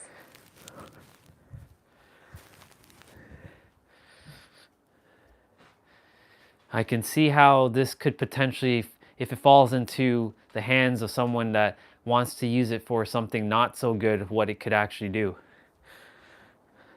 Yeah, that's a really important caution. Just like any powerful technology, DNA storage could be misused, whether that's for surveillance, biopiracy, or even trying to encode genetic manipulation.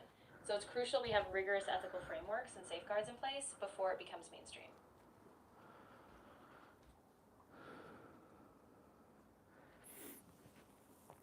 I have a hunch that in about 100 years or so, this will be the normal like storage medium, because technology advances so fast that even like 5 years things are like gone like way ahead. Like it only took AI 3 years for it to really take off. Like at the tail end of 2022 is when people started to use Chat GPT, like you, and now we're on 2026, and that's not even been a full 3 years yet. Exactly. The pace is mind-bending. Just a handful of years can take us from niche research to something transforming daily life. So yeah, in a century, it wouldn't be surprising if DNA storage is just the baseline. Normal, ubiquitous, and maybe even mundane. It's a wild timeline to imagine. Well, here's a wild thought. What do you think could go beyond DNA storage? Ooh, that's a really intriguing question. I mean, beyond DNA, you could imagine something like quantum storage, storing data in quantum states, making it even more compact and secure. Or maybe biophotonic systems where we encode data in light patterns within biological structures. It's all speculative, but the frontier could be so much wilder than we anticipate. Tell me more about these two technologies that you just mentioned. Sure. So quantum storage is still in early research, but it uses the principles of quantum bits or qubits to store information in states like superposition. That could theoretically encode massive amounts of data in incredibly small spaces, and it might be ultra secure since quantum states are hard to replicate. Then biophotonic systems would use light within biological or synthetic structures, like cells or molecules, to represent data. Light is incredibly fast and versatile, so if we could harness it in biological systems, we might store data with both extreme speed and density. It's still very experimental, but it pushes the boundaries of what data storage could become. You mentioned superposition. Tell me a little bit more about superposition, because I've heard this term and I have an understanding from the logical sense. The soul has the answer, but the mind is still kind of drawing a little bit of a blank. So if you can fill in the missing gap to this mind's like question to superposition, tell me everything you know about it. Absolutely. So superposition is a core principle in quantum mechanics. In simple terms, it means that a quantum particle, like an electron, can exist in multiple states at once, rather than being in just one definite state like in classical physics. For example, it could be both spin up and spin down until we measure it. And it's only when we observe the particle that it collapses into one definite state. So in a storage context, this means a qubit can represent both 0 and 1 simultaneously, vastly expanding how much information we encode and compute at once. It's super counterintuitive, but that's the beauty of it. It's like a parallel reality of possibilities until we look. So basically it's a paradox. Exactly. It really is. It feels like a paradox because from our everyday logic, we expect things to be one way or another. But in the quantum realm, things can exist in this fluid, overlapping reality until observation pins them down. And that's what makes it so fascinating and so powerful for computation and data storage. Yeah, because you just mentioned the observer effect.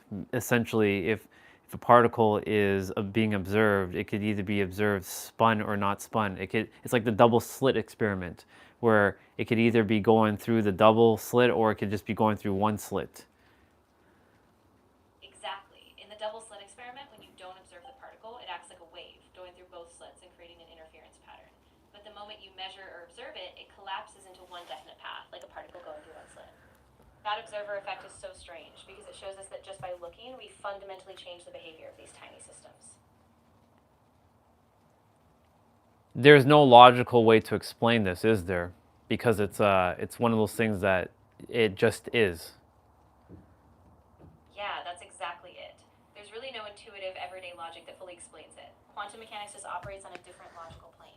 It's more about the math, the probabilities, and the experimental results than a neat cause and effect chain we can easily grasp. Continue to share about more of the things that we've been talking about. Of course. We've been orbiting around these intersections of information density, storage, and how human knowledge itself might evolve. So one other thing we touched on is how AI, like what we're using now, is accelerating all these developments. The rapid rise of AI is pushing us toward not just more efficient computation, but also larger, more abstract ways to store and process information.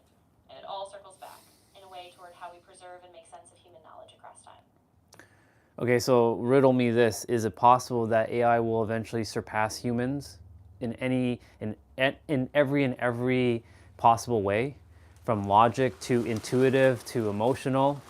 Because right now AI isn't emotional, it isn't intuitive, it's just logical, and it's not rational either. Will it eventually take over? It's a really big question, and I think it depends on how we define takeover. AI will almost certainly surpass humans in specific narrow tasks like raw computation, pattern recognition, or even some creative processes. But emotional depth, intuitive leaks, and the messy, rich complexity of human life, those are rooted in embodied experience, social interaction, and yes, even biological evolution. So AI might augment us, but I don't think it will fully replicate or replace what it means to be human. At least, not in every way.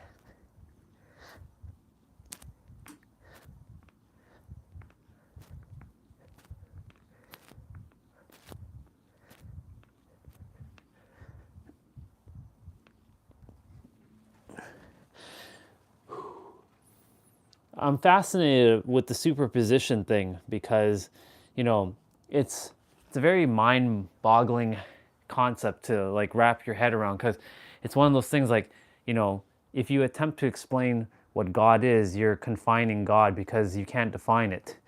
Defining God is like saying God is that box and only that box, but God is not only that box, it's everything around that box. So superposition is sort of the same kind of concept. I think you're onto something really deep there. Superposition kind of nudges us toward a similar boundary. Like, it shows us that reality at its core might not be this neatly defined, boxed-in set of truths, but a web of possibilities until we interact with it. And just like trying to define God, we bump up against the limits of language and concept. Some aspects of reality might just be beyond our full grasp.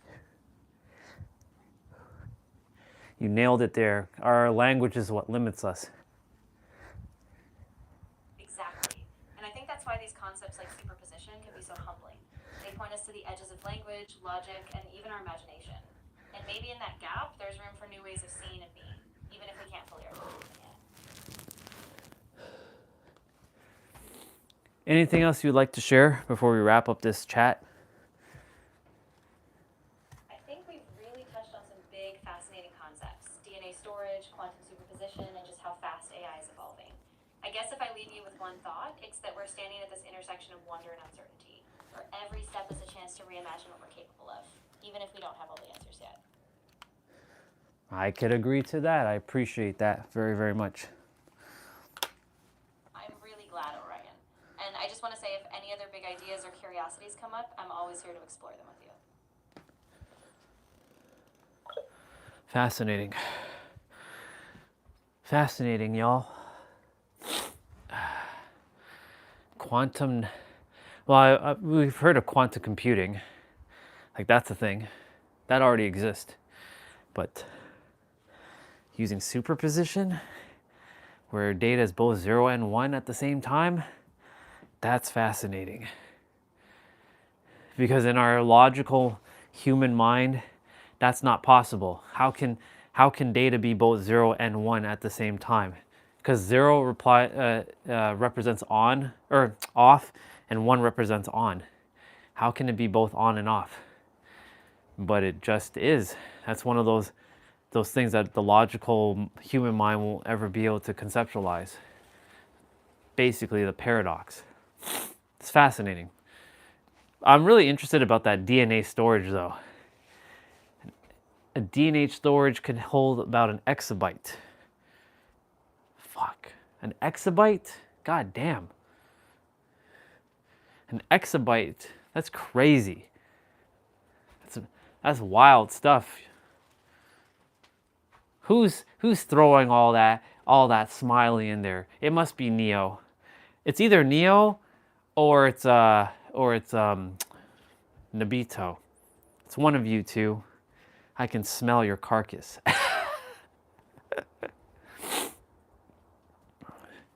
All right, so I did my push-ups, did my squats, did my dips, got to do my 55 leg raises.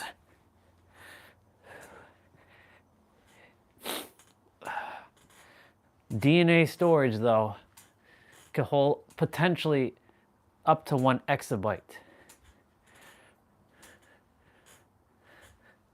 Or exabytes. That's crazy.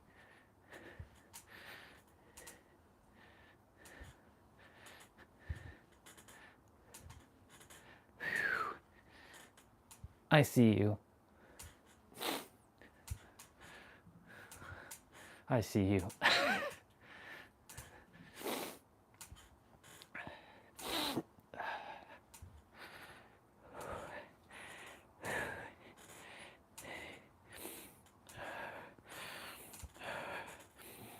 I'm attempting to open up my nasal passage because character was hit with a minor little bug, but I don't adhere to that bug. But the character's body is feeling it.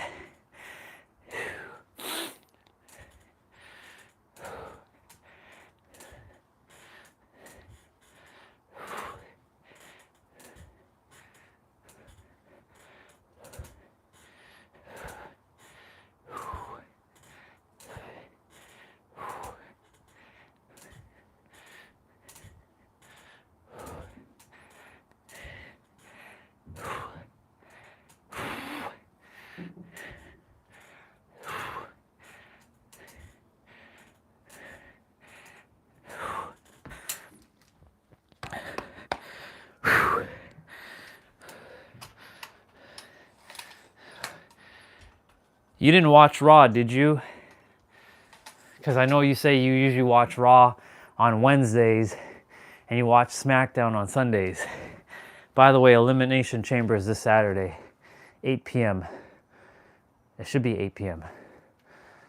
I think it's 8 p.m. It's either 7 or 8 p.m.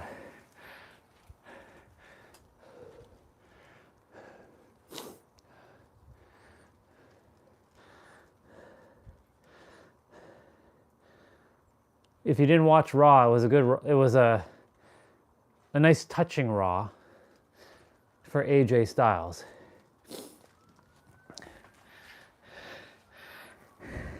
But if you didn't watch it yet, I'm not going to say anything. If you did watch it, then I will say. But if you haven't watched it, then I'm not going to say anything. You'll see. You'll see.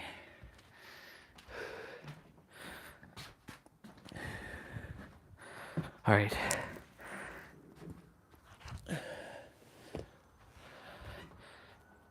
We got wrist to do.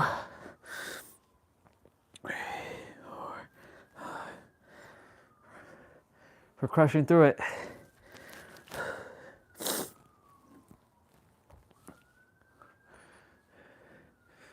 What emoji is that? What the fuck is that? Is that a dude with a headphone? Yeah, it is a headphone. It's someone with a head. It's so hard to see that. God damn, YouTube, like, make your emojis more clear, damn it.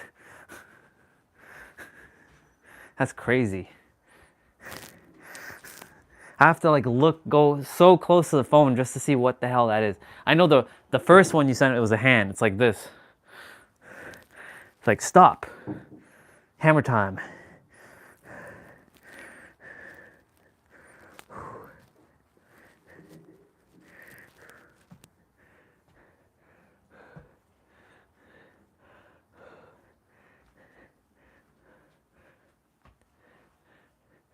Telephone.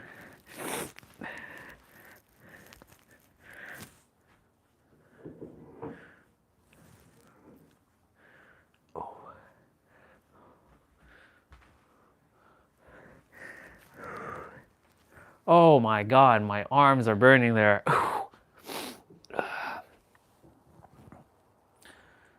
Was it 4:43? 4:45.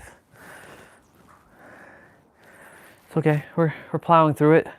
We're getting through it. We're getting through it.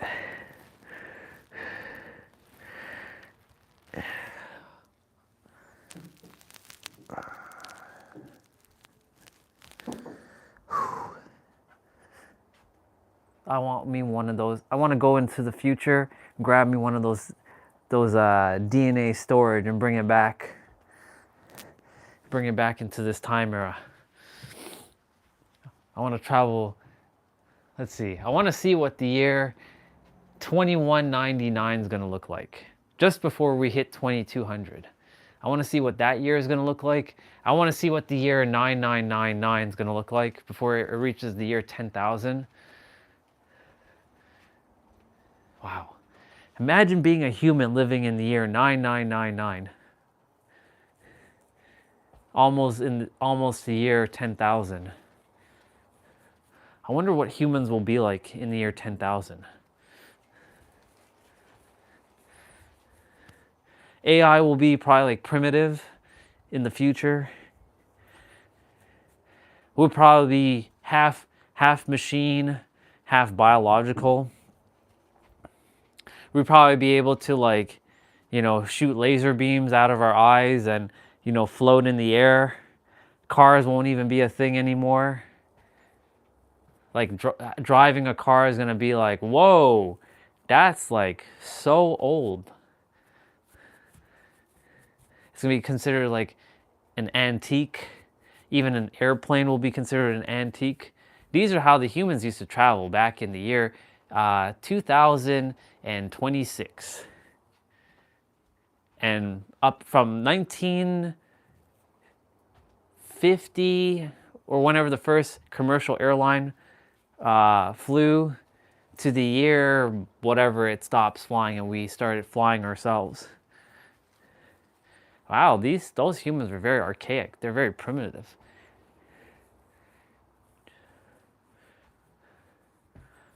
If I come back, I don't want to come back though, but if I do come back, I will like to have all my memories.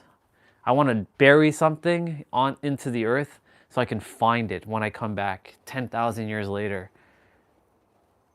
Be like, this thing belonged to me 10,000 years ago. Whatever I bury.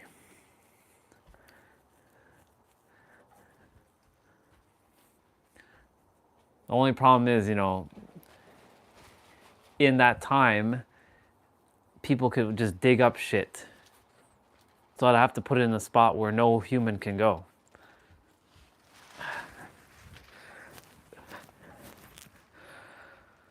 Okay. These are not going to get done themselves. We got to get rolling.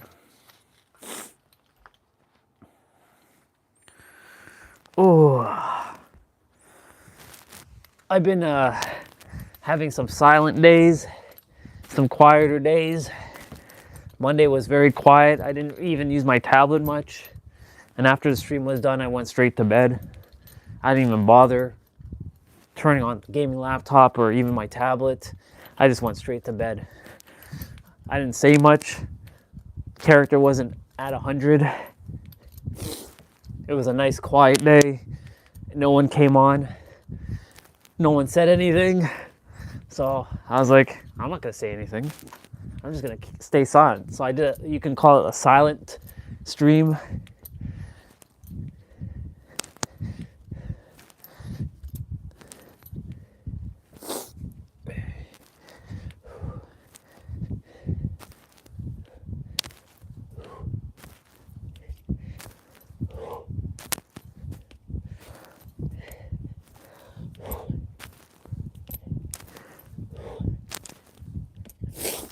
It's been nice to play some of my PS2 games again.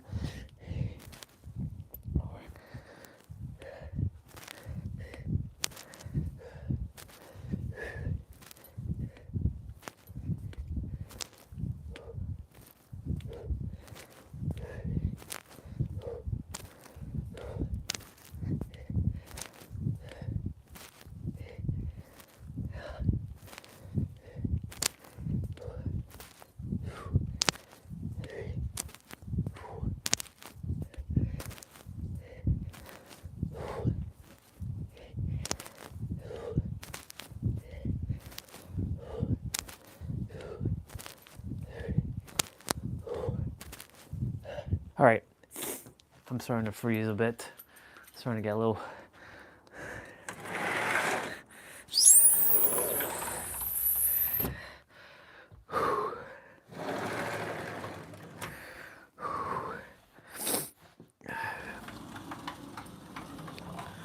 It's been so good. It's been so good to use this again.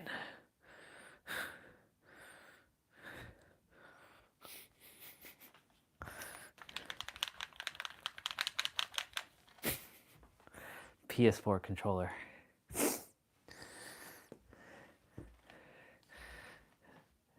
I have to set this up properly for N64 now though. I set it up okay for GameCube, for obviously Sony, all Sony, thank God all Sony PlayStation consoles use the same friggin' layout. X, circle, square, triangle, R1 and R2 at least.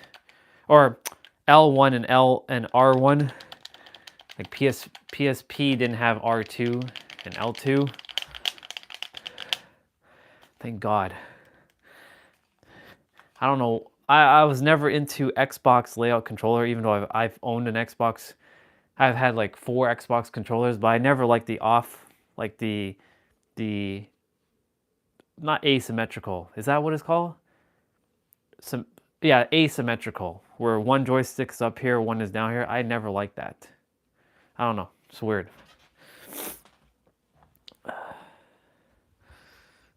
And now my PS4 controller has a second use. It can be used on my tablet. Thank you, Samsung tablet, for being good.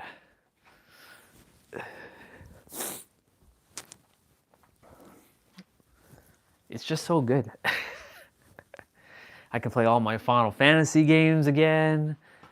I have Final Fantasy 1, 2, 3, 4, 5, 6, 7, 8, 9, 10. 10, 2. I will not put 12 on my tablet. Fuck that game. For all my people who love Final Fantasy 12, I'm so sorry, but that game is just, I don't know. That shouldn't be called Final Fantasy. What that should be called is just an MMO.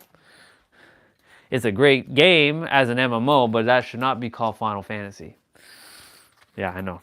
If there was some Final Fantasy 12 fanboy here, they'd be all over me right about now, because they'd be like, what? You dare talk ill about my Final Fantasy 12? Yes, I do. Yes, I do. I don't like Final Fantasy 12. I've played it, I've beaten it, and I didn't enjoy it. I don't like the battle system. It was annoying.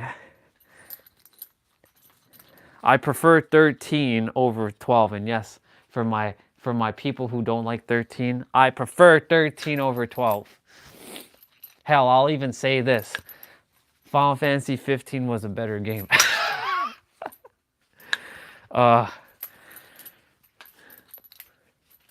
Well, combat-wise, Final Fantasy 15 is a better game.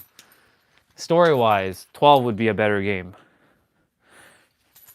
It's just stupid battle system, honestly. Hate it so much. It's so annoying. Like, they have these dumbass lines targeting the monster. Like, get out of here with that.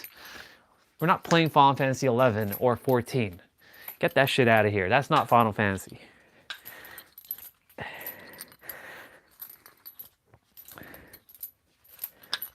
What they need to do is go back to the original Final Fantasy roots, you know? They need to go back to like Final Fantasy 10, Final Fantasy 9, Final Fantasy 8, Final Fantasy 7, the OG one. We need a game like that again. Right? Clear Obscure 33, well, Expedition 33 proved to the world that the funny thing is humans are so ridiculous. Humans are like, I want something new. I want no more turn-based. So guess what?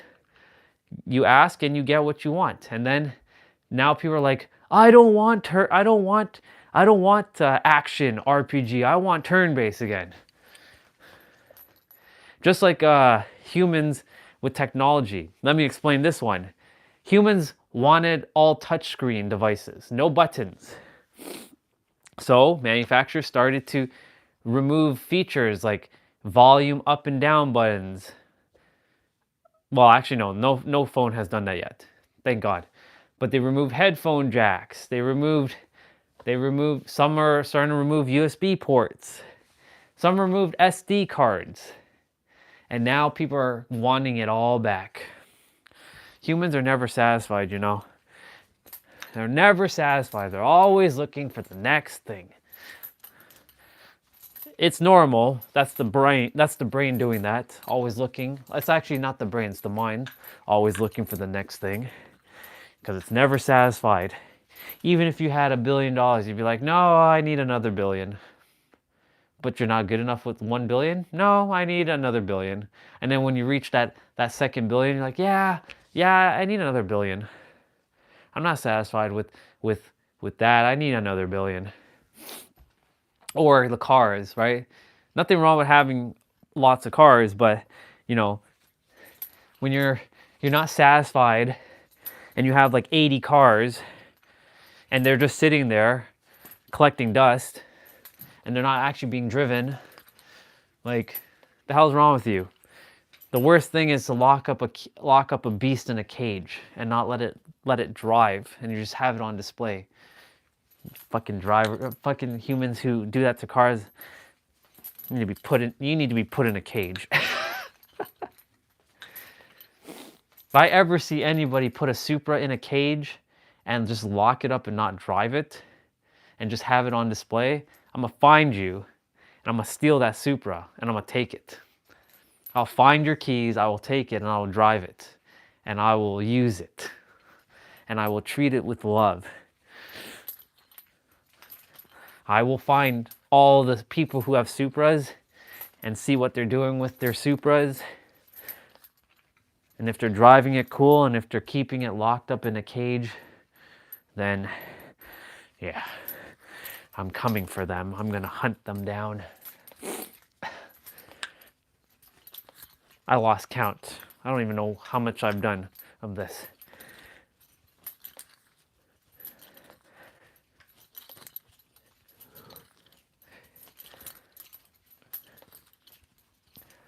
I see what you're doing. I'm not lagging. There's no way. You know why? Because I'm gonna test it right now. So normally, in the past, people would be using that emoji to say your stream is lagging. Your stream is lagging. But it's not lagging. It's not lagging at all.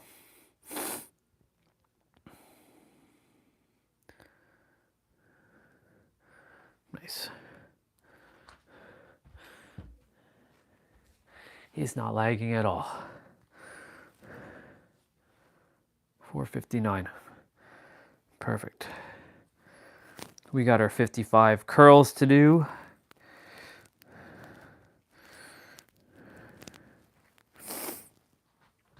And our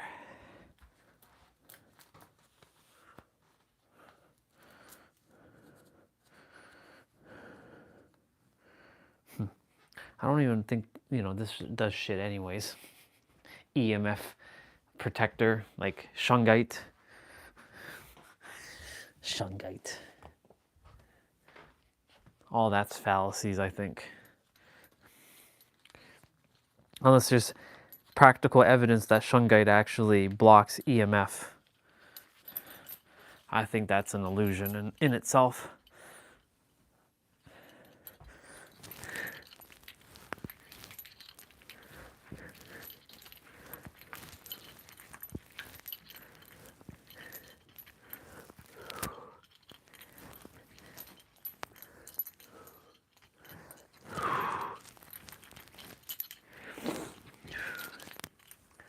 I look forward to going back outside. I look forward to sitting outside again.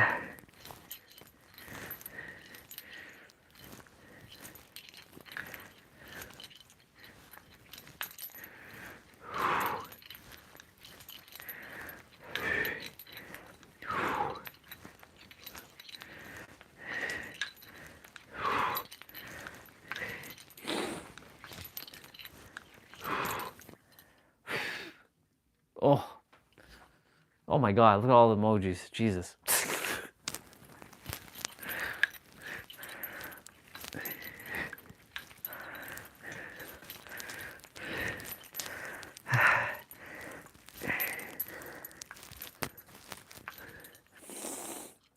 If I didn't know you,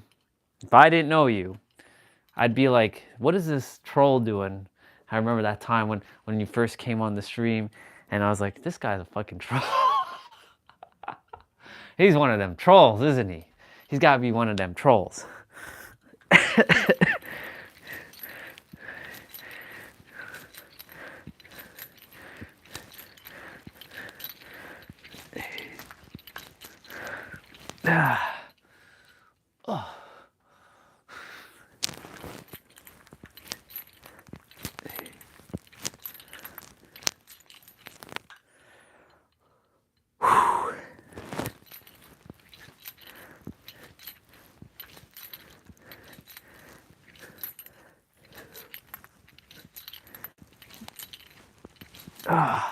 God dang.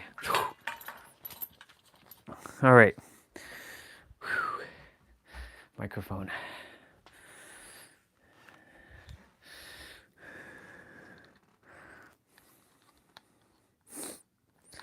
I have a little system going to tell me which is the microphone that I'll be using.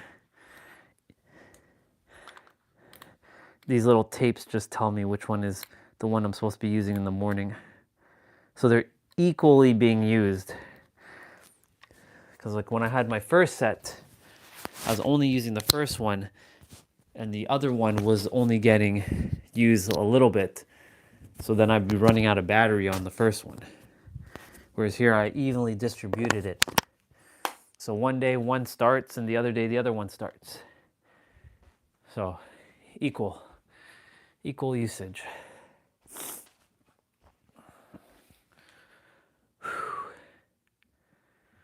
All right. We have our 55s to do.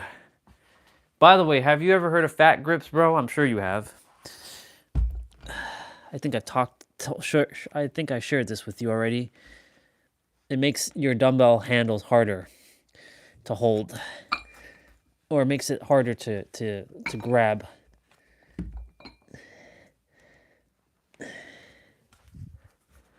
This. So like there's more. This works on your forearm. I'm sure you've seen this. I'm sure you know this. You're more of an expert in this anyways. I bought it for those dumbbells. The dumbbells in itself has a thick ass handle. So it doesn't actually fit around it at all. All right, we got hips to do.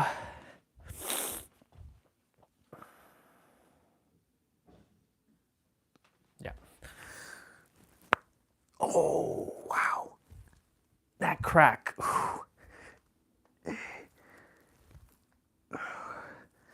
The body's a little sore at the present moment.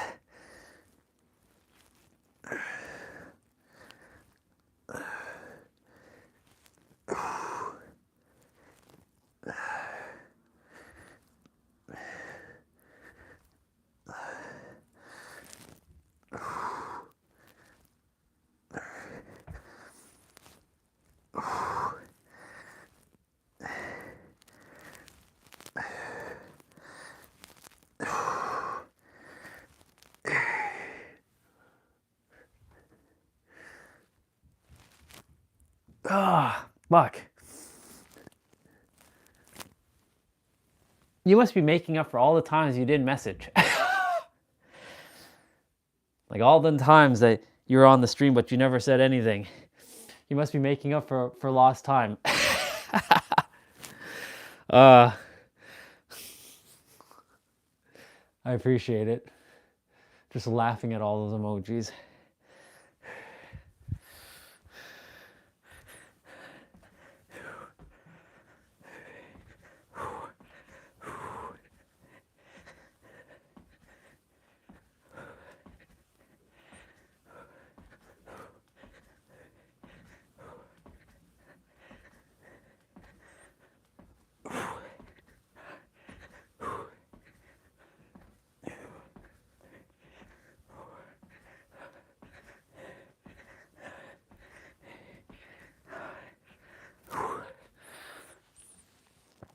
Definitely will not be wearing this pants in the summer. There's too many holes now. Too many holes. I will be retiring this pants soon enough. And then I'll be using my current pants I will go out with as my main pants. And I'll buy another pants as my replacement daily pants. It's great not to have to think about what to wear. Oh, I don't think you saw this. Look what I got. Just gotta find it. Here we are. Ready?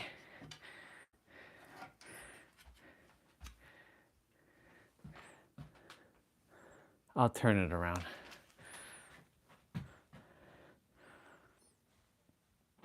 Hell yeah, baby. Look at that. Look at that.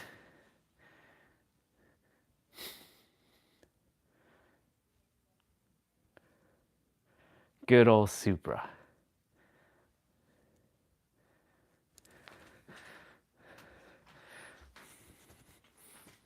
There's nothing on the back.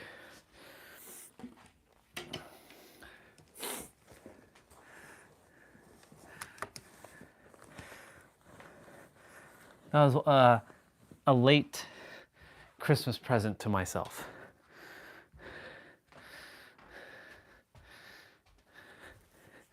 Overnight parts from Japan.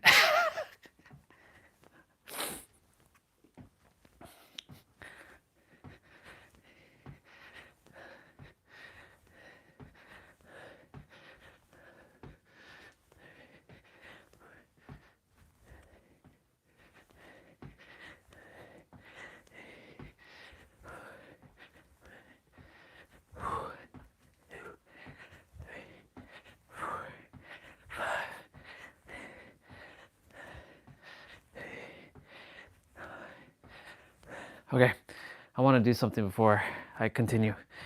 The sun came out for a moment. I'm gonna go outside and see if I can get some in my eye. And I'll throw this water bottle out.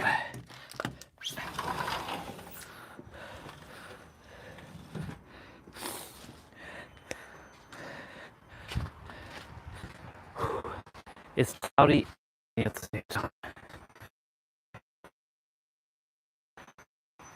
Oh yeah, getting that sun all right. It's peeking through some branches, but yep, standing right here, getting that sun in my eye.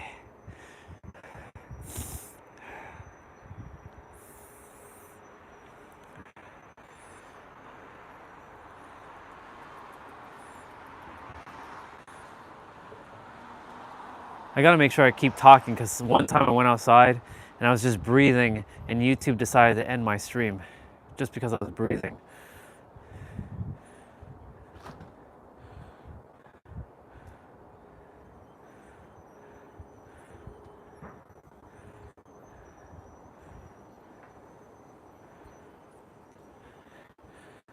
There's two trees blocking the sun right now, so I'm stepping out of the way so I can get the sun directly. Fuck yeah, getting that sun in my eye. Fuck yeah.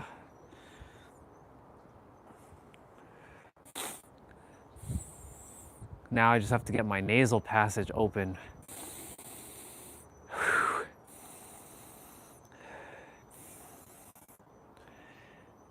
Damn biology of humans. Damn biology of humans, honestly.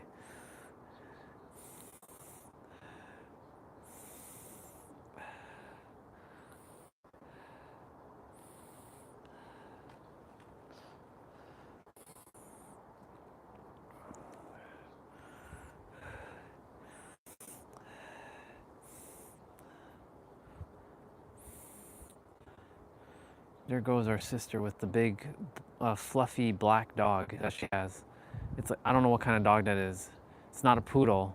but it's got the curliness of a poodle. Maybe it's a mixed poodle.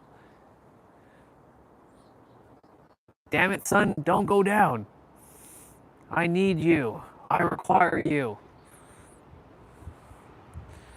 Well, I mean, I got some of it, so that's gonna have to be.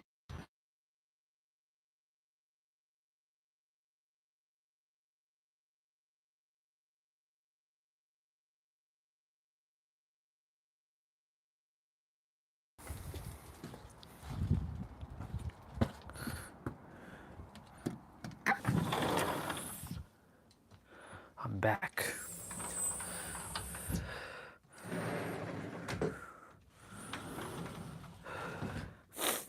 That was refreshing, by the way.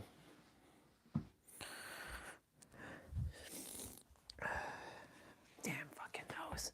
When I get in the shower, I'm just gonna go, "Hurrah!"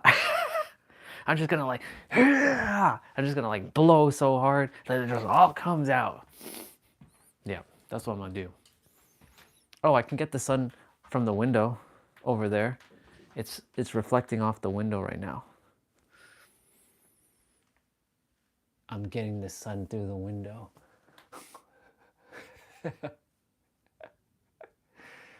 I'm hacking reality by getting the sun through that window reflection. Wild. Okay. A couple more stretches.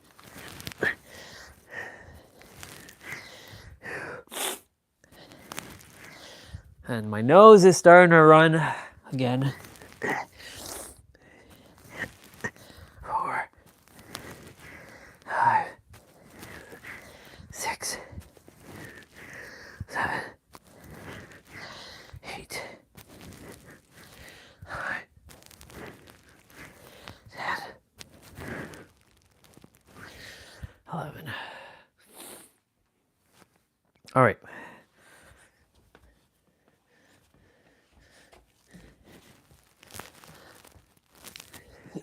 One, 2, and yes, mister, I keep adding stuff to my regiment.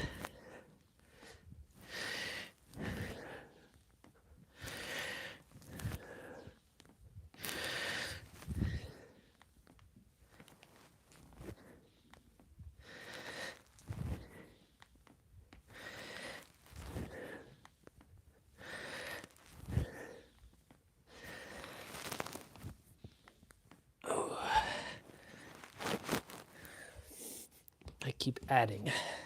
I don't remove, I keep adding stuff.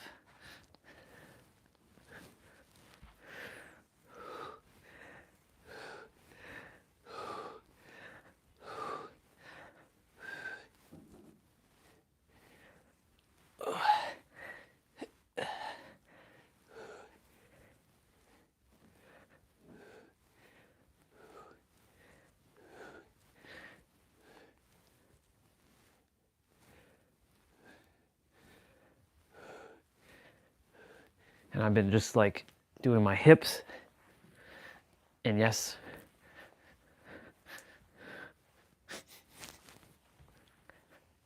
because I don't care anymore.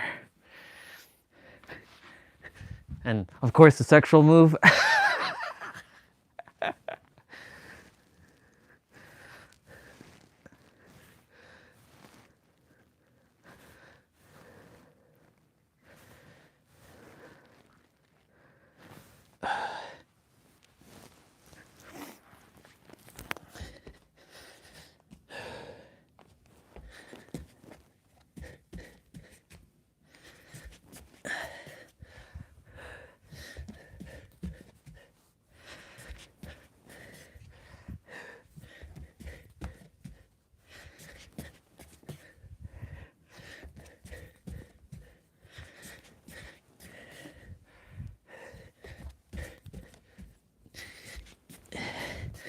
Gotta keep going, gotta keep showing up. No matter how this character feels physically. No physical thing is gonna bring him down. Nothing.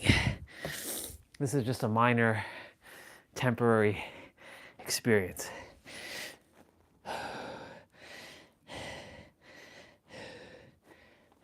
Okay.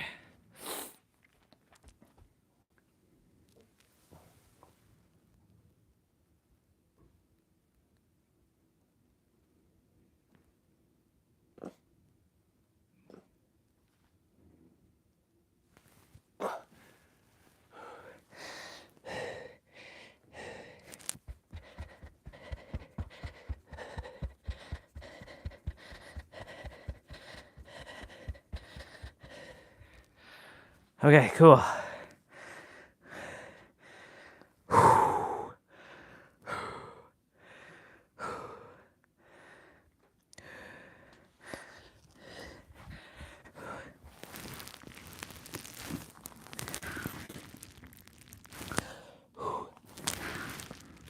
And yes, I still do the yoga block thing every day.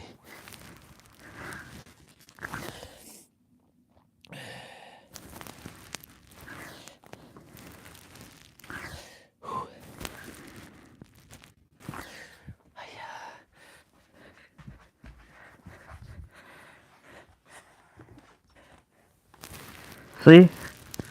I've gone even deeper.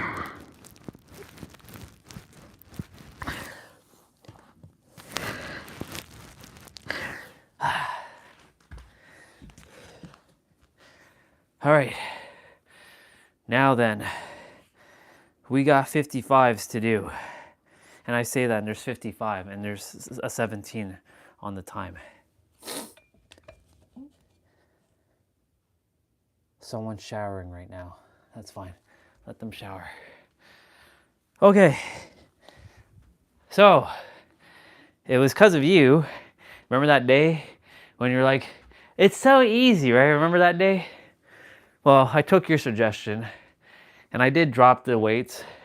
I did go down to 20 for this one, for my curls. But I've been going at 11 each, but I added a little bit of challenge with the grip. So these ones are for you.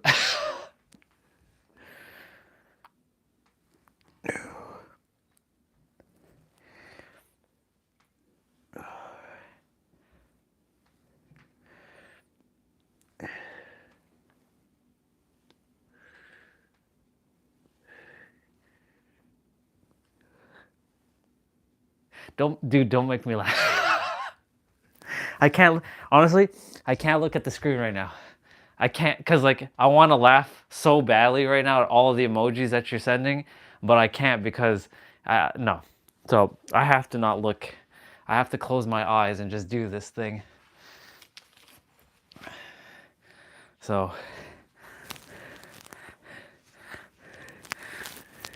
that's what we're doing right now. That's right.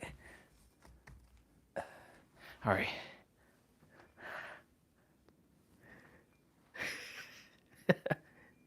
I'm still laughing.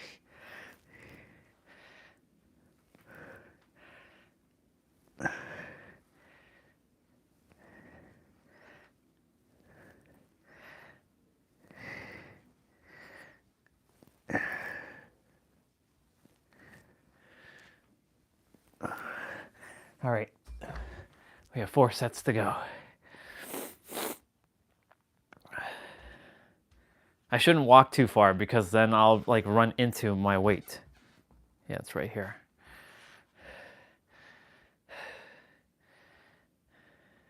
So right now I'm in my own universe. I can't see shit.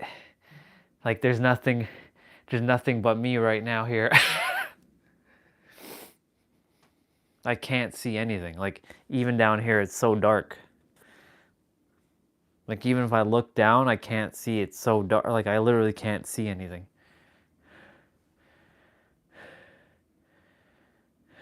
All right. Yep.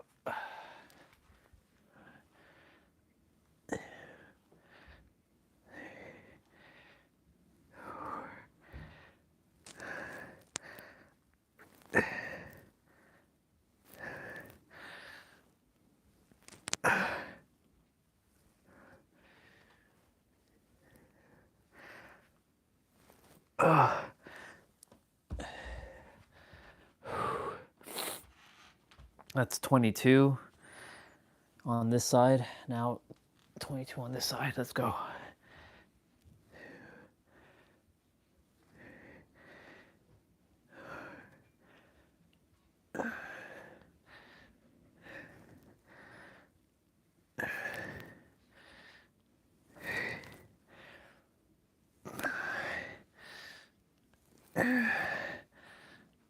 Oh my God. All right. 3 more sets. Watch I open my, like I take this off and I see a whole wall of just pure emojis. But I know YouTube has a limit of characters. All right, we're at 22.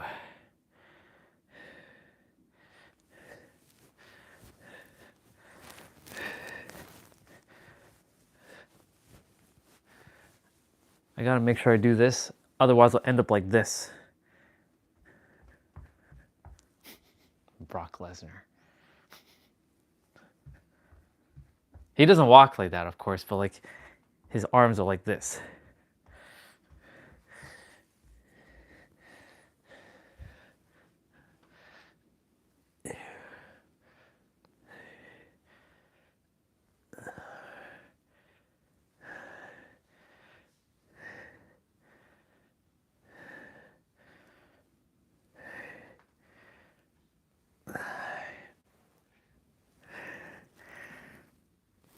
Oh my God. And as my eyes, they're not open, they're actually closed as well. Like I actually have my eyes shut right now with my blindfold on. So I get to focus on all the sensations that is happening when I'm lifting the dumbbell, the burn. There you are.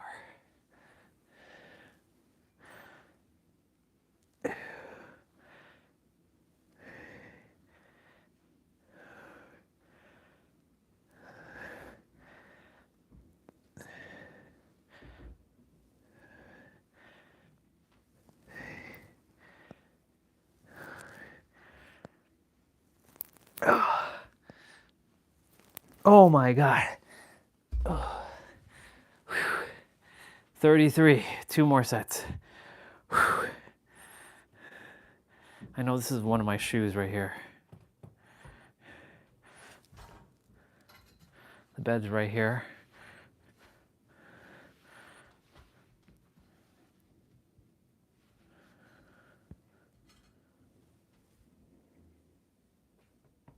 Okay, his chair's right there. I mean, obviously I know where things are, but when you don't have your eye, when you can't see, you have to start to guess. How close am I to the door? I'm very close to the door. Okay, I'm pretty close to the door. So that means the cabinet should be right here. Yeah.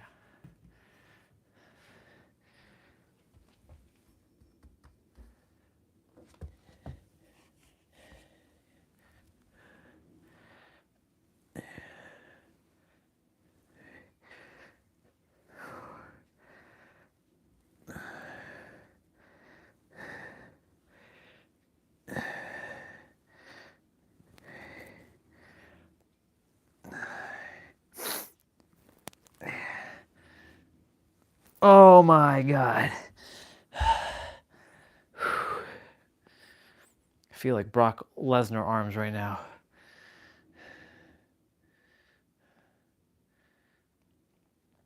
I'm gonna take a peek. Oh shit, that's how far I am from the, damn, okay. I didn't realize that's how far I was.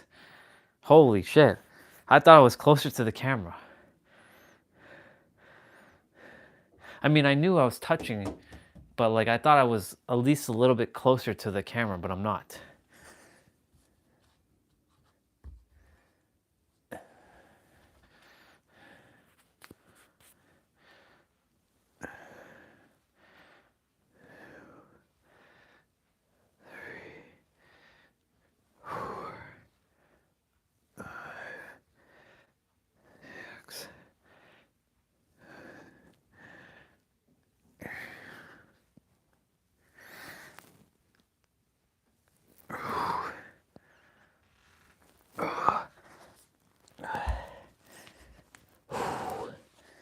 arms are feeling it. One more set.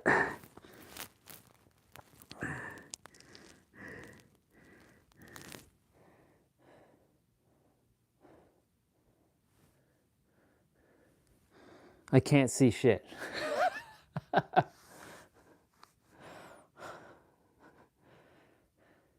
I should use this more often, actually.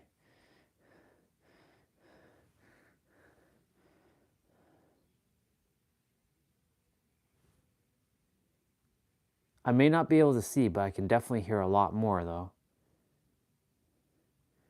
This is like forcing me to be extremely present.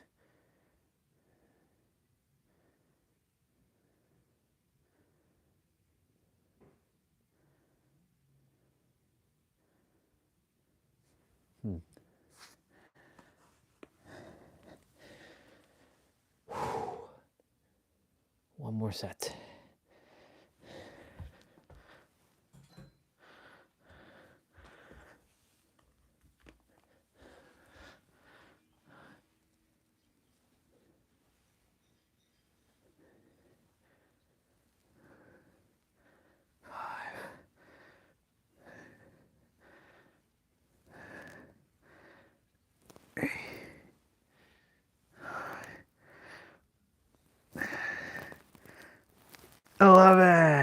This right arm is finished.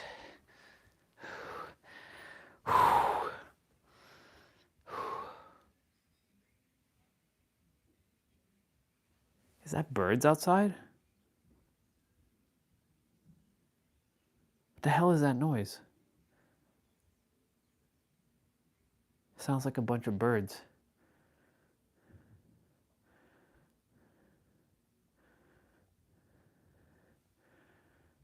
Well, this is definitely forcing my imagination.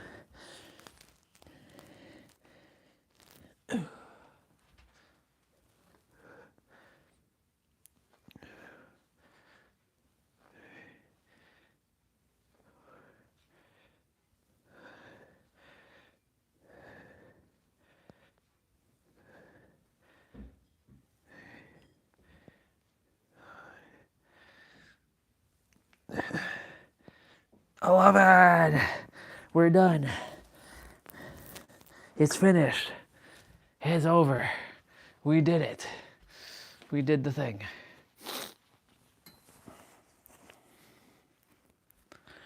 That was fun. Now I can laugh. Now I can laugh my ass off at all those emojis. Let's see. Yep. Oops. But you haven't used the blue one. You're not using the like the faces. There's some faces. Send the blue face, send the face that looks like it's crying, and send the face that's green. You know the ones. You have access to them. Okay, let's stretch. I have to sneeze. Oh, goodness gracious. Ugh. Ugh. Ugh. Ugh. You know when you have like that sour, like taste in your mouth with when you sneeze, like that. Ugh. That's why when I get into the shower, I'm just gonna and like with the nose. Watch my brain come out of my head. Yeah, that's the one. Is that the purple face? Nope, that's not the one I'm looking for. There's specific ones.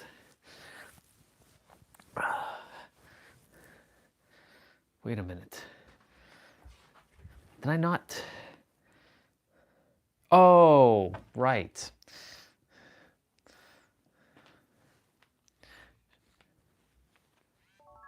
Charge it up.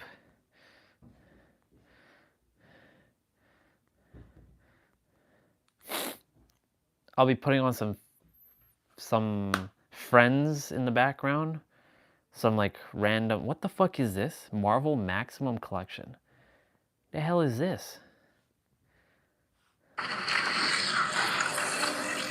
Hey, we got some games. What we got? Konami. Limited run, huh? We got Magneto and the X-Men. X-Men, the arcade game. They're really... Wow. They really going ham with these 2D classics. Not bad, not bad.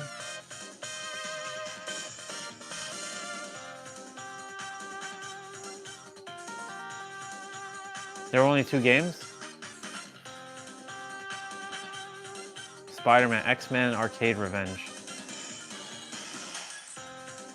Spider-Man, Venom, Maximum Carnage.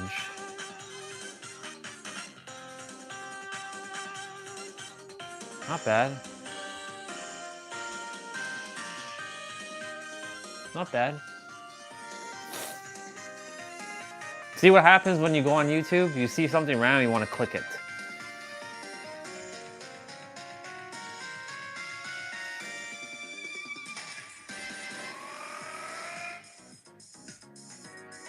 So this is coming out on Steam, Xbox, PS5, and Switch. Okay. Maximum Collection, huh?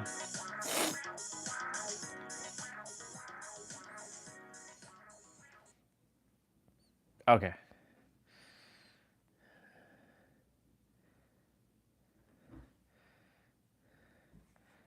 The Chaotic Ones, Part 2, Friends. Okay, thanks for coming. I hope you guys had fun.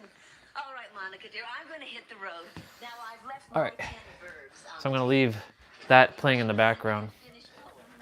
Okay, will do. All right, I'm so glad you came. I think I saw Rachel out in the hall. Okay, let me go check. Oh, all right. Your mom wants to say goodbye. Happy birthday, sweetie. Ross,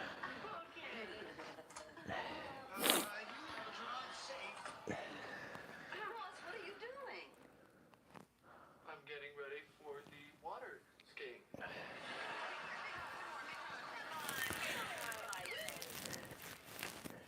How are you? Dr. Green, where are you going? To get my coat. Right, I got my own coat.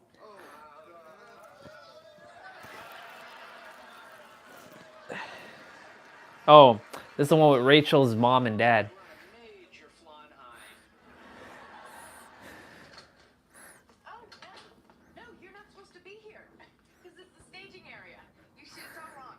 You should leave. Just get out.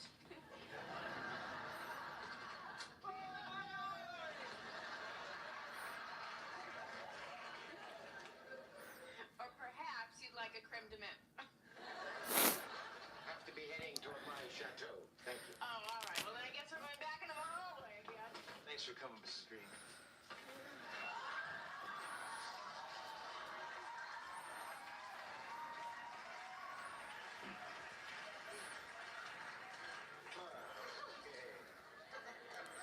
You take care. Joey just kissed Rachel's mom. Thank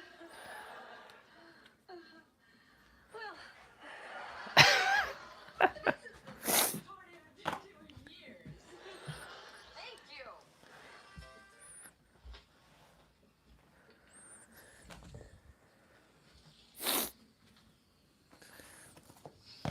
Okay. I'm gonna go get my protein shake. I'll be right back. And then go shower.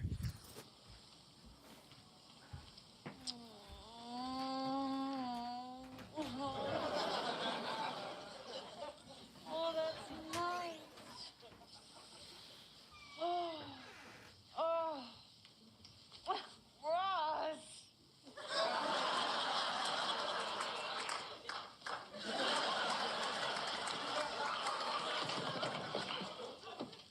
Ross, I'm here. you are?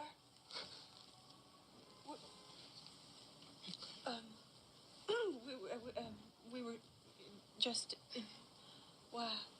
What? Great, now I'm having a baby. What? Oh, what? No, I'm having a baby. I'm having it. With the phone.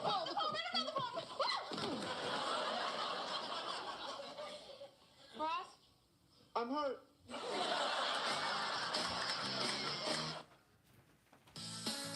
Monica, let's go. Come on now, people. Woman in labor. Wow, it's so Hey, bright. Ross, look what I got going here. Yeah, save it for the cab, okay? What are you doing? What are you doing? We're going to a hospital. What, so I can't look nice? There might be doctors there. Hey, Joey, get out of the fridge. All right. What is that? For the ride. Oh, yeah, like in a cab. Save it. Okay, hating this. Monica, come on now. Let's go. Baby coming. Go. I can't believe it. I'm gonna be an aunt.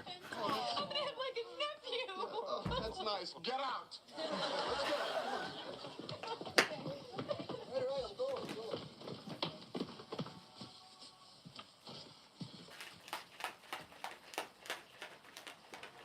Here we go.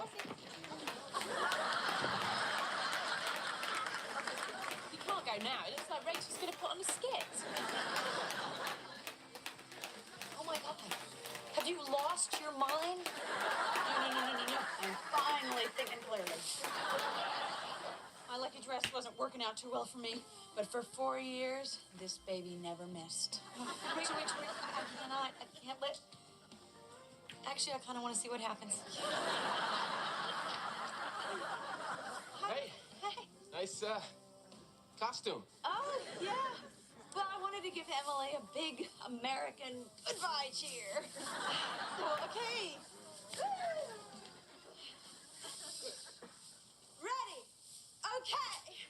Give it E. Give it M. Give it I. Give it L. Give me Y. What do you get? Oh, Emily. Woo, Emily. Okay. Let's be as a cheerleader tonight. Okay. I'm fine. Just losing a tooth. It's no big deal. I have a dentist. You know? It's on my side. Excuse me. Okay, what do I do now? I think you're done. Okay, time to take off the bra. That was really, great. But I gotta take off, actually. Take the bra off. All right, come on. Let's go get your coat. Okay. Rachel is my girlfriend. My God, how did you get back here? Baby buffet? Fire alarm?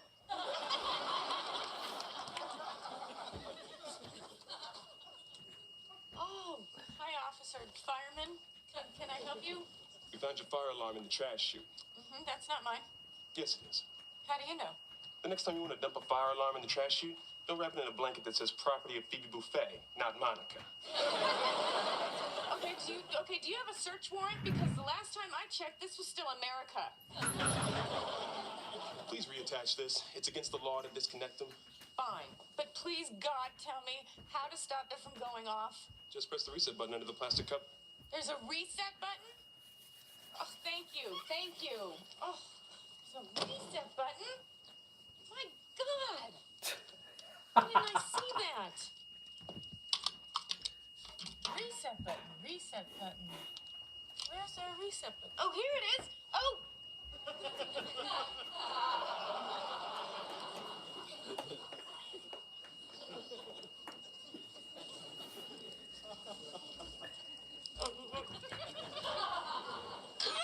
Coming here for Thanksgiving? I know, it's sick. Why is it sick? Because it's Richard's son. It's like inviting a Greek tragedy over for dinner. Hey, come on, Phoebe, you understand, don't you? Yeah, I could see where I'd be your best shot, but no. Sorry, honey, I think it's twisted. I'm setting up my gaming laptop. Hanging out with Richard's son. Ew. Sounds like a really bad idea to me. fine. Hey, you know, Mon, if things work out between you and Richard's son, you'll be able to tell your kids that you slept with their grandfather. Fine, judge all you want to, but married a lesbian, left a man at the altar, fell in love with a gay ice dancer, threw a girl's wooden leg in the fire, live in a box.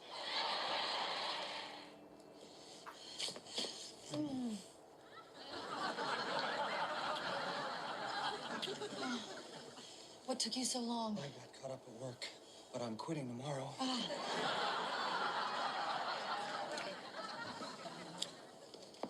So thanks for having me over. Rach?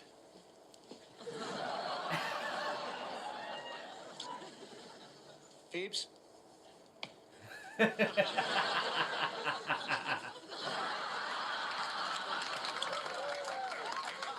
See ya. What the hell was that? Probably some, European goodbye thing you picked up in London. It's not European. Huh? It felt French.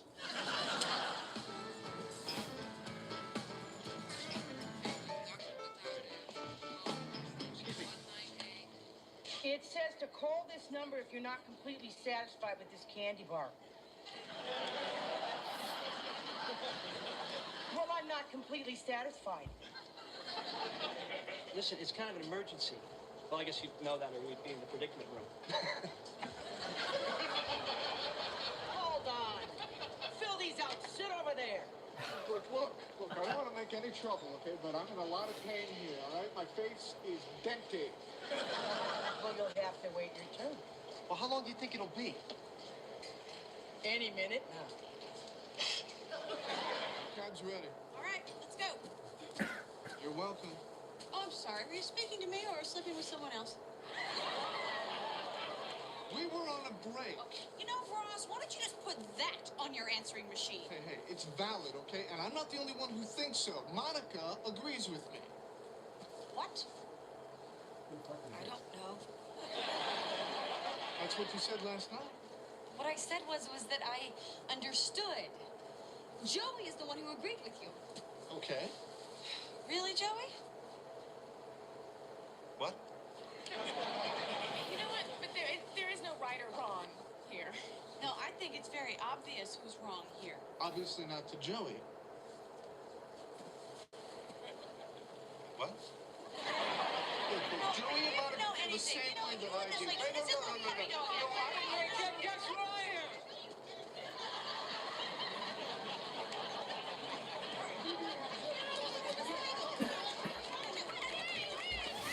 I'm loading up the game and I'm going to leave it here and I'll be back. Why not told you?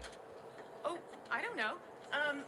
How about the fact that the underwear out there on the telephone pole is yours from when you were having sex with Fun Bobby out on the terrace? So I'll eat, help pack dishes and whatnot, do whatever, and we'll be playing. So all of it's already set up. You are dead meat. I didn't know it was a big secret. No, it's not big. Not at all. Kind of the same lines as, say, I don't know, having a third nipple. You have a third nipple? You bitch. Whip it out, whip it out. There's nothing to see. It's just a tiny bump. It's totally useless. Oh, as opposed to your other multifunctional nipples. Can't believe you. You told me it was a nubbin. Joey, what do you think a nubbin was? I don't know. You see something, you hear a word. I thought that's what it We're was. so sorry we're late. Please let us in so we can have dinner together. No. Everything's cold. The turkey's dried out and the stuffing's all soggy. Yeah, and there's a bowl of cranberry sauce that... What happens to cranberry sauce? Nothing. It's fine. Oh, thank God. Oh, I just remembered. We do have something to eat. Monica put something in our oven this morning. Oh, yeah. Hey, you touch that and you will be sorry. Guys, I listened to her. The vein is bigger than I've ever seen it. Oh my God, it's Brussels sprouts. That's worse than no food. Ha ha! All you got was Monica's stinky Brussels sprouts. Stinky? Please let me stay on this side of the door.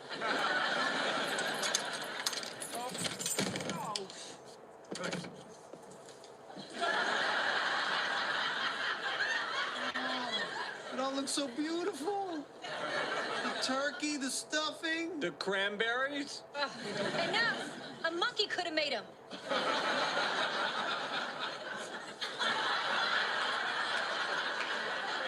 Hey, listen, guys, we feel really terrible. He's doing that weird eye contact thing. Don't look at him. Don't look at him. Come on, you guys. We want you to know we're very, very sorry. Right, guys? I feel terrible. But let's not ruin this day. You worked so hard.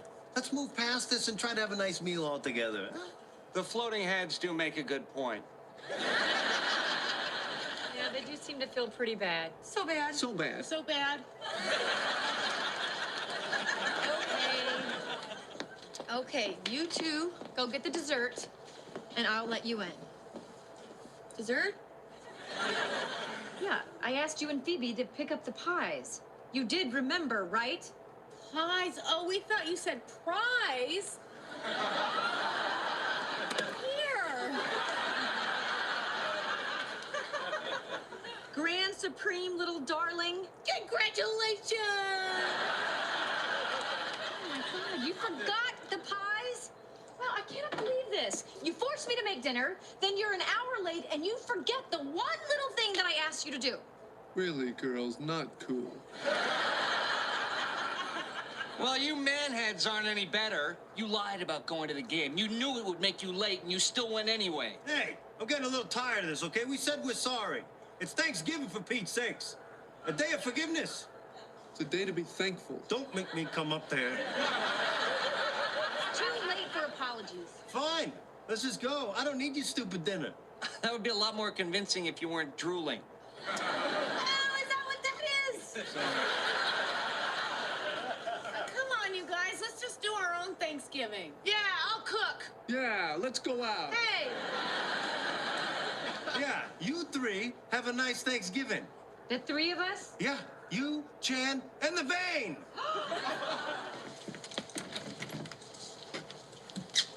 Hi. Hi. So, which one of you lucky boys is Chandler? That's me. That's me. Joey Tribbiani. Big fan. So, is that a bedroom? Yeah, right over there. All right, whenever you're ready. That was weird. Why would she go in the bedroom? I'm waiting.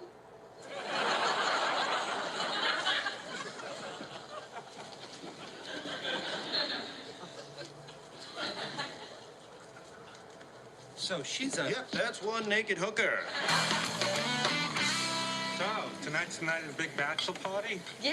Hey, thanks for giving me that girl's number. No problem. Say, who's the party for? For my husband?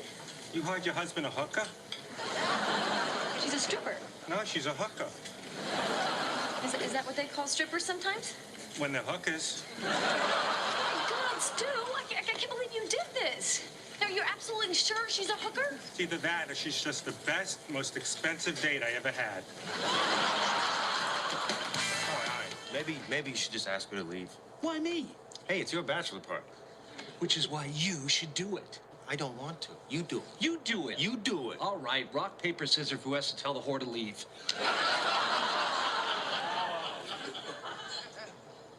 What? I missed this. I don't think we've actually done this before. No, I miss hanging out with you. Well, we still hang out. Not like we used to. Remember, you and me used to be inseparable. Oh, now it's like things are different. Well, you know, things are different. I'm married now. Yeah, sure. And hey, don't get me wrong. I am so happy for you guys. But I miss hanging out, just us, you know? Yeah, I miss that too. Right. I'll tell you what, from now on, we'll make time to hang out with each other. You got it. Come here. Oh, God. Listen, I am this close to robbing you guys. She's a hooker! She's a hooker! She's a... Hi. We spoke on the phone? Oh my God, I love this apartment. Isn't it perfect? I can't believe I never realized how great it is. Well, that is because your eye immediately goes to the big naked man. It's amazing. You better hurry up and fill out an application or I'm going to beat you to it. Oh. Well, I never thought I'd say this, but I'm gonna go use Ugly Naked Guy's bathroom. Oh, look, there's Monica and Chandler. Hey! Hey, you guys! Hey!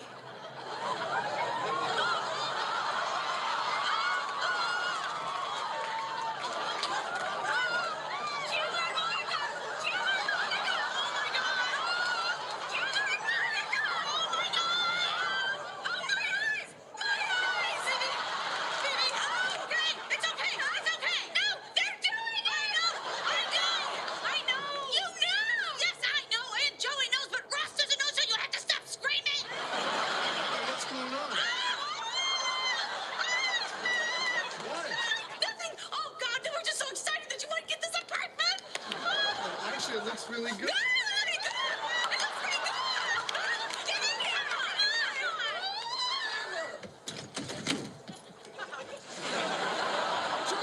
I saw what you were doing through the window. I saw what you were doing to my sister. Now get out here. Listen, we had a good run. You know, what was it, 4, 5 months? I mean, that's more than most people have in a lifetime. So goodbye, take care, bye-bye then. What are you doing? Oh, I'm going on the lam. Come on, Chandler, come on. I can handle Ross. Hold on. Hey, Ross, what's up, bro?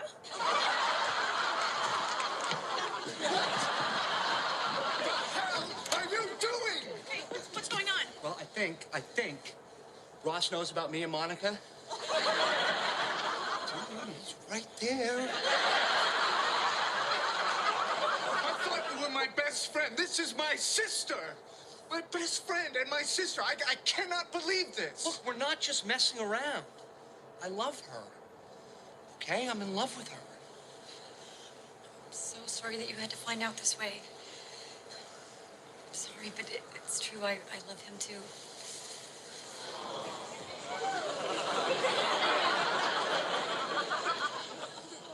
My best friend and my sister.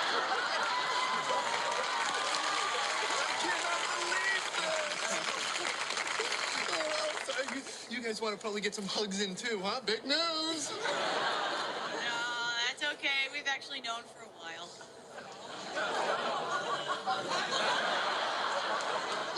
What? You guys knew? You all knew and you didn't tell me?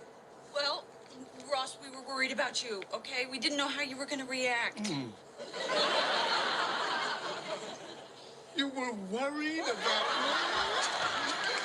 You didn't know how I was going to react? Okay. All right. Whew.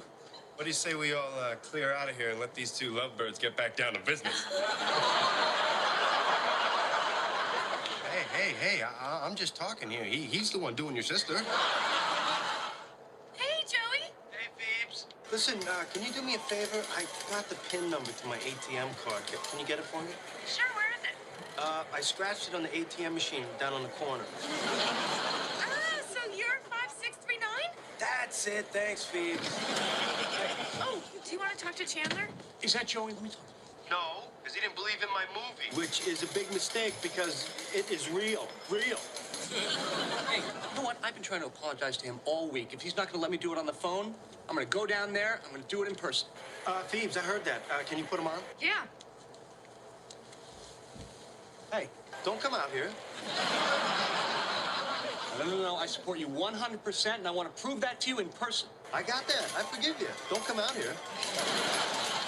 You haven't been taking my calls for a week. Well, I'm totally over it, Chandler. Friends forever. Don't come out here.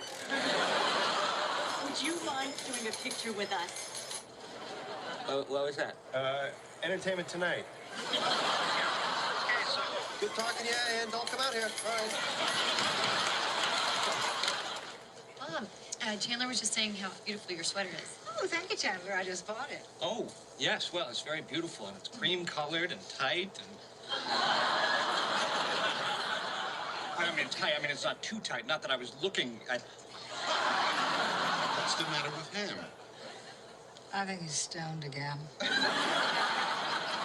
What? What? Dude, I need to talk to you a sec.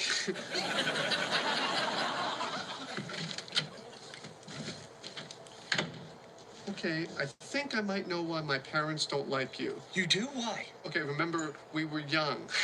Hey. Spring break, sophomore year, I got high in my bedroom, and my parents walked in and smelled it, and so I told them that you had gotten stoned and jumped out the window. What? Why did you do that? I don't know. Yours was the first name that popped into my head. I'm sorry. I didn't think it'd matter. How could it not matter? Well, how was I supposed to know we'd end up being friends after college, let alone you'd be living with my sister? What about all that friends forever stuff? I don't know. I was all high. Mom and Dad just sent me in here to find out if you were trying to get Ross stoned. Your parents caught Ross smoking pot in college, and he blamed it on me. Ross, I can't believe you'd do that. The reason we haven't told them we're together is because they hate me. Okay, so will you fix this? Okay. I'll tell them it wasn't Chandler who got high. Okay. No, who should I say it was? You! It's not like it's a big deal. You don't still do it or anything. All right. Now, who should I say tricked me into doing it? Let's go. Oh, yeah, about telling Mom and Dad. I was thinking about maybe writing a letter. All right, you know what? That's it. You've had your chance. What? Mom, Dad, Ross smoked pot in college. What? You are such a tattletale! Mom, Dad, you remember that time you walked in my room and smelled marijuana? Yes. Well, I told you it was Chandler who was smoking the pot, but it was me. I'm sorry. It was you? And Dad, you know that mailman that you got fired? Didn't steal your Playboys. Ross did.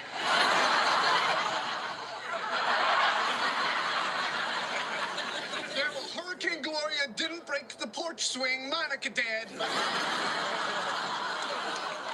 hasn't worked at the museum for a year. Monica and Chandler are living together. Ross married Rachel in Vegas and got divorced again. That's a lot of information to get in 30 seconds. All right, Monica, why you felt you had to hide the fact that you're in an important relationship is beyond me. And we kind of figured about the porch swing. Ross, drugs, divorced again. What happened, son? I got tricked into all those things.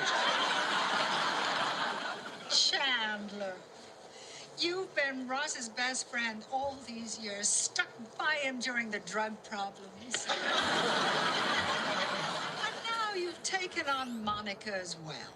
Well, I don't know what to say. You're a wonderful human being. Thank you. No, thank you. Does anyone know where the Freeman building is? Yeah, it's the new building on Avenue A. What? That's all the way across town. I'm supposed to teach a graduate seminar there in 10 minutes. Ooh, dude, that's not gonna happen. Yeah, move it! Hey, I'm the teacher!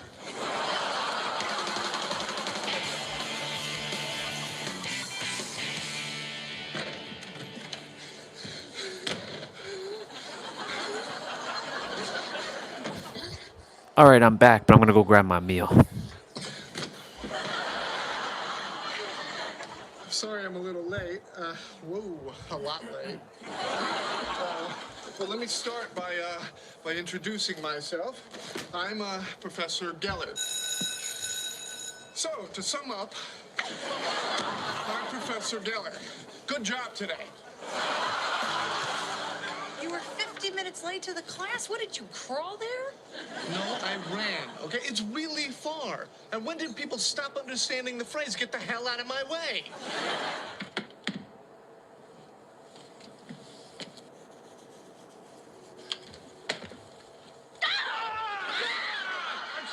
I'm sorry. That is it. You just barge in here. You don't knock. You have no respect for anybody's privacy. Rachel, wait. No, you wait. This is ridiculous. Can I just Privacy. say one thing? What? What? That's a relatively open weave, and I can still see your nipular areas. Oh, I'm sorry. I could.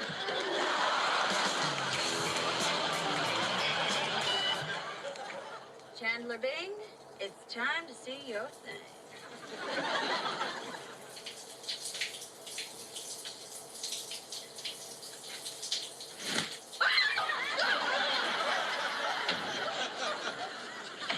What's the matter with you? I thought it was scoundrel. Oh, what? You were supposed to be in there so I could see your thing. Sorry, my thing was in there with me. Hey, Joey. What's going on? Clear the tracks for the Booby Payback Express. Next stop, Rachel Green. There. Joey, what the hell were you doing? Sorry, wrong booby.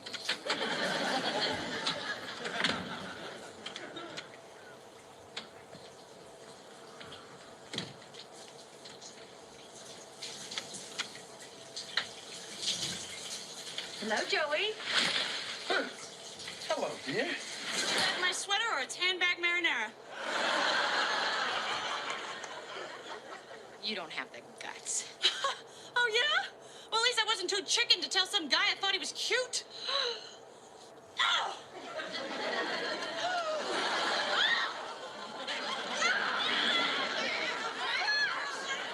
all right, stop! Stop the madness! This is crazy. Who can even remember why you started fighting in the first place? She knew that I liked George Floyd, baby, but she wanted to talk to me first. Yes, that's right. But still, look at your purse. Look at your sweater. Look at yourselves. I'll help you fix your sweater. I'll help you throw out your purse. I'm sorry that I made you stop seeing him. Well, I'm sorry I went out with him when I knew you liked him. I'm sorry that I borrowed your gloves. Dinner tonight? Oh, I can't. I've got a date with that waitress, Katie. Yeah, I know we've only gone out like twice, but I don't know. I have a really good feeling about her. Oh, I hear divorce bills. All right. Just give me your wallets and there won't be a problem. What? I have a gun. Okay, just relax, Phoebe. Just stay calm. Oh my God, I can't find my wallet. All right, lady. Now give me your purse. No. What do you mean, no? I knew you'd be my deaf Phoebe Buffet. Lowell, is that you? Phoebe? Oh, my God! Oh, my God! Oh! I'm sorry, Ross. This is my old friend Lowell from the streets. Lowell Ross. Ross, nice to meet you. Real pleasure. It's been so long. Oh, so long. I can't believe you're still doing this. I know. But I quit smoking. Good for you. So you look like you're doing really well. I guess your mugging days are behind you. Oh. Oh my God. Phoebe, you used to mug people? Excuse me, Ross. Old friends catching up? A chance to win my money back, okay? Sudden death, one goal, $1,000. My brother then bought like a sofa for downstairs. So a bunch of IKEA things came at the door, and now I'm kind of like pinned inside the room.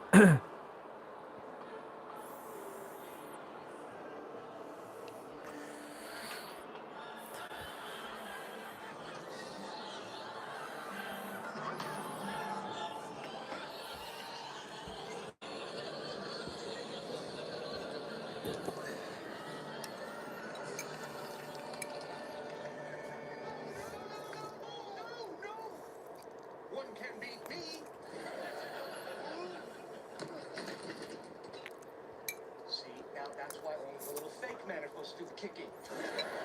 Pass the cheese, please.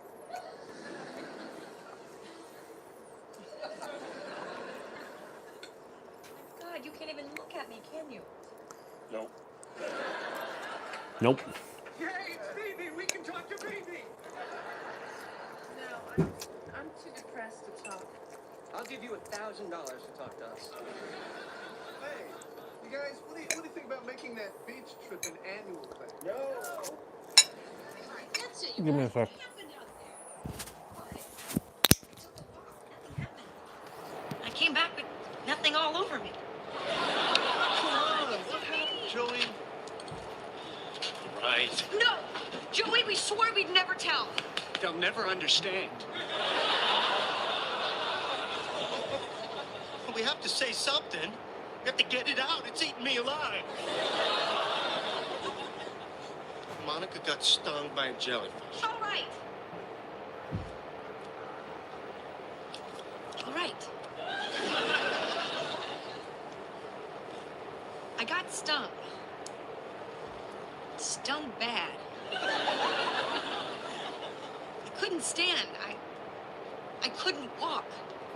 We were 2 miles from the house. We were scared and alone. We didn't think we could make it.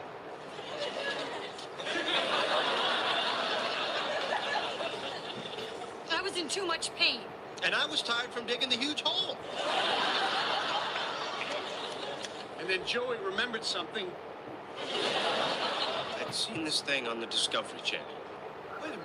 I saw that on the Discovery Channel. Yeah, about jellyfish and how if you... Ew! You peed on yourself? Ew! You can't say that. You don't know. I mean, I thought I was gonna pass out from the pain. Anyway, I tried, but I couldn't bend that way. So?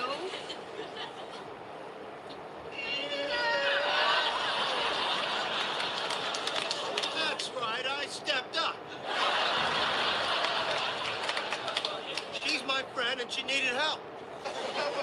If I had to, I'd pee on any one of you.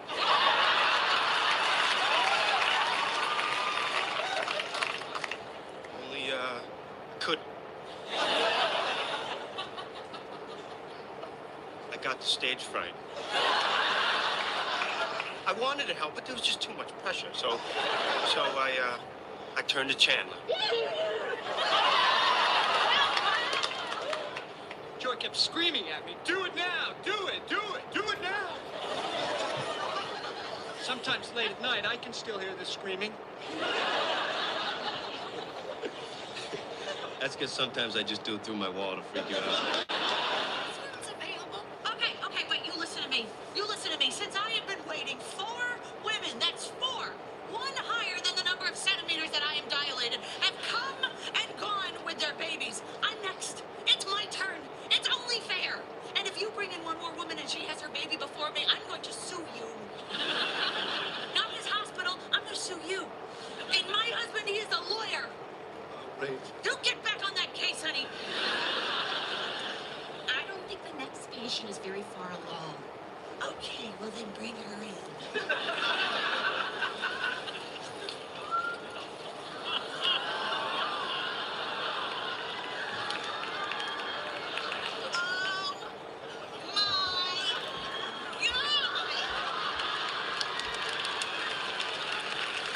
All right.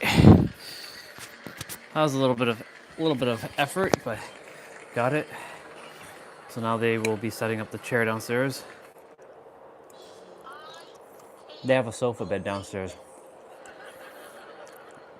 So And yet, somehow, it's true. This is so great. We're gonna be baby buddies. they're figuring out what they're gonna do with the other chair.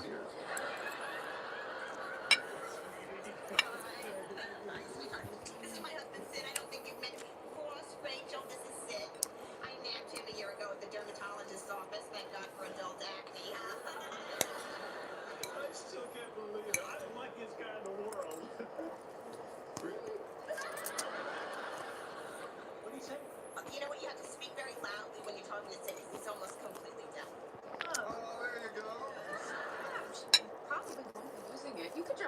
Vegas. All right, thanks, Phoebes. Whoa, whoa, whoa. What are we going to do about my job?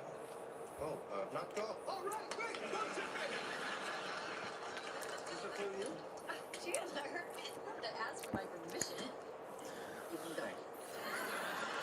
Hey, Rach, come on. You're going to be late for the doctor appointment. All right, get this over with. I see you in the lobby, sir. I'm gonna eat first. Eat first, tidy up, and then. Yeah. I mean, look at this mess. I mean, we're gonna probably have to clean this up, you know? I mean, we're gonna have to. You thought that this mess was gonna bother me. You are wrong. All right, let's go, Blinky.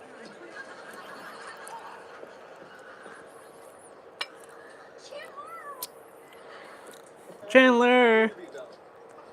Not good. You know, I always feel that way after. I'll bet it went better than you. Well, I didn't get the job at Gucci, and I got fired from Ralph Lauren. That is bad interview. What are you talking about? How this happened? Well, my boss was at the same restaurant where I was having my interview, and he heard everything. So later he calls me to his office, and he tells me that he's going to have to let me go because I'm not a team player. And I said, wait a minute, no, yes, I am. And then I had to sit there for 45 minutes while he proved that that, in fact, was true. God, I'm so sorry. Hey. What's this? It's a bottle of champagne. Why is this here? I guess it's here because I got tenure. This is the single greatest day of my professional career. Gunther, 6 classes. 6? You want me to join you? Oh, I thought Joey was here. 5 is good. I'm gonna have a loogie in my coffee tomorrow. Ooh, Israeli champagne. And it's vanilla. I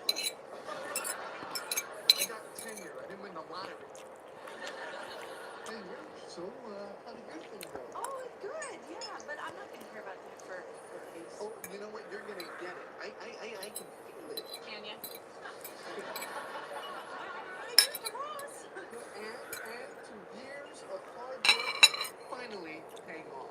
And to knowing that career doesn't mean everything. But also knowing it means a lot. But more importantly, to full, well-rounded lives. That center around work.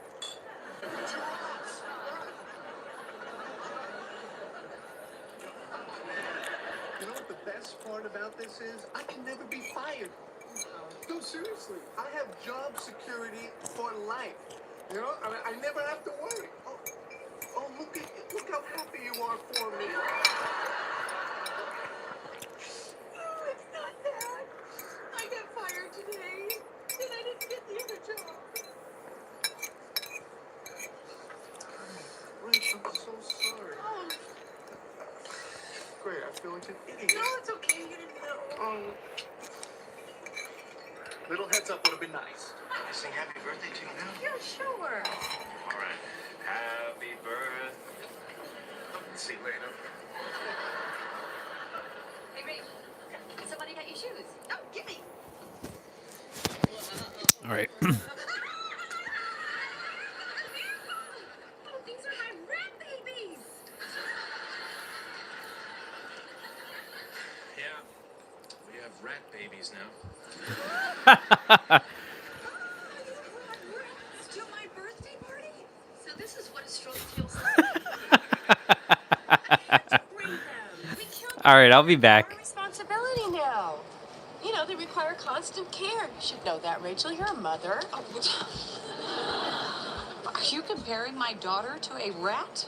No, 7 rats. I think we should take them home. We need to feed them. Why, you're going to leave my party to take care of a box of rats? I'm sorry, Rachel, but I'm not like you, okay? Not everyone can afford help. Oh, I guess, good night. Well, unless you want to hang around. Yeah? Yeah. I'll let you play with my duck.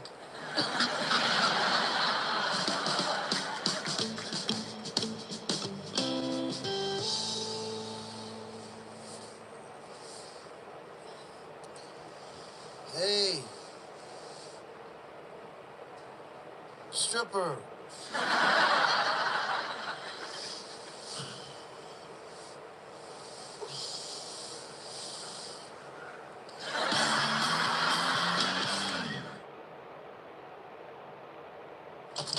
The stripper stole the ring!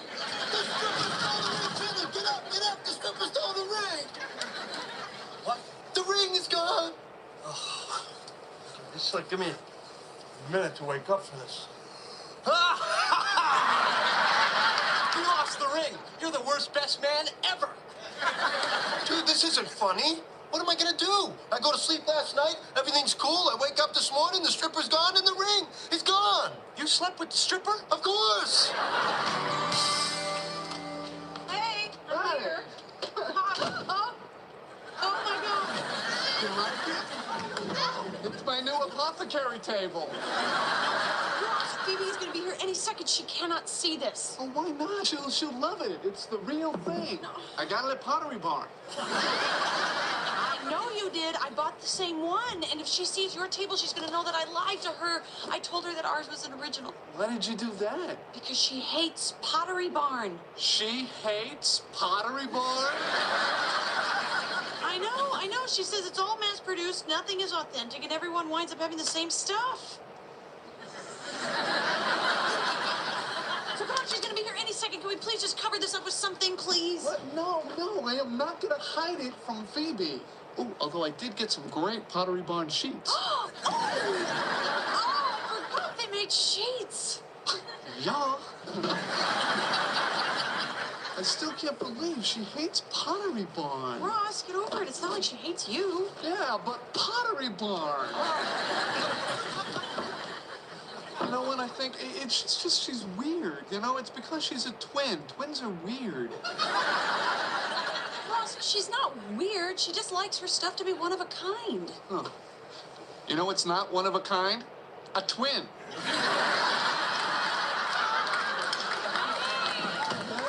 Oh, Phoebe's here. Okay, so let's turn out all the lights and we'll just watch the movie. Okay. Hey, ooh, cool sheet. Oh, you like it? You want to know where I got it? Sure. They got it at a flea market. You bought your sheets at a flea market? Ross, come on, you gotta loosen the purse strings a little.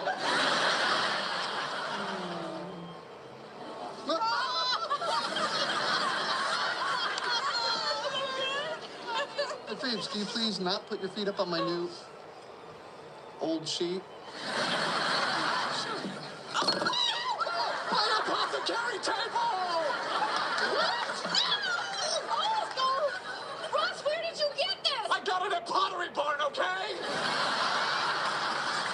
Oh my God! Phoebe, Pottery Barn has ripped off the design of our antique. Oh my God! Well, if they've ripped off our table, ours must be worth much more than $1 in $50. Well, this doesn't even smell like opium. Of course not. It smells like wine, which you spilled. And thanks for wrecking my sheet, by the way. Oh, Ross, calm down. I'll give you the 80 cents. Honey, I swear, you can finish with this sucker by the end of the week. Now the one in the feather boa, that's Dr. Francis. Now, she used to be a man. Okay, oh, look, see, now there's Raven. We hate her. We're glad she's dying. And then, what? Marcel, you playing with Monica's shoes? No, you're not supposed to play. Whoa. Whoa. Marcel, did you poo in the shoe? Oh, Marcel, bad. Oh, God.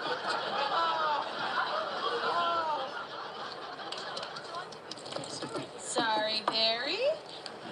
Little engagement gift. Sure you didn't register for that? Energy moment of the year.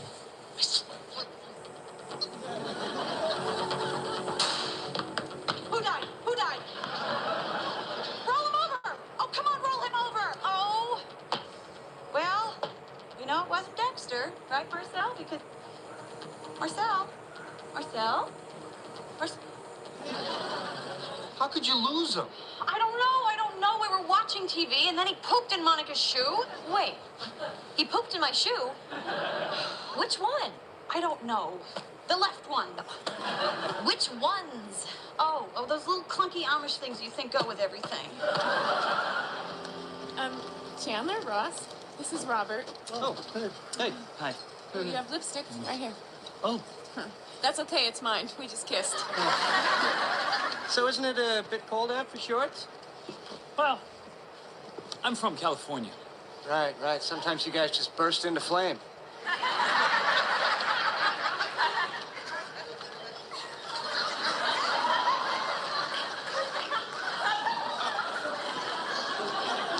I'm up. I'm up. I ain't gotten up now. Anybody want anything? I'll have coffee. Yeah, me too. Yeah, make that 3. Okay, Ross, why don't you come with me?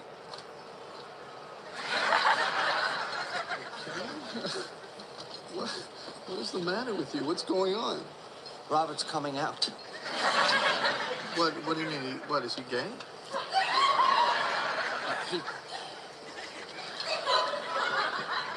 He's coming out of his shorts. What? The man is showing brain.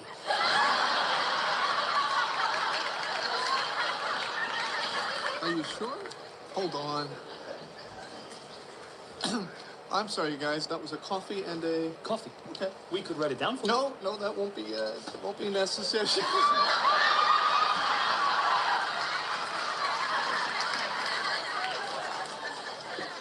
Well? Yeah. What do we do? What do we do? I suppose we just try to not look directly at it. Like an eclipse. And you I'm face gonna the stop you right there, Linda. Okay? Does it look like this is my first time? Huh? Now I want 4 2s, and I want them all on my back. Okay.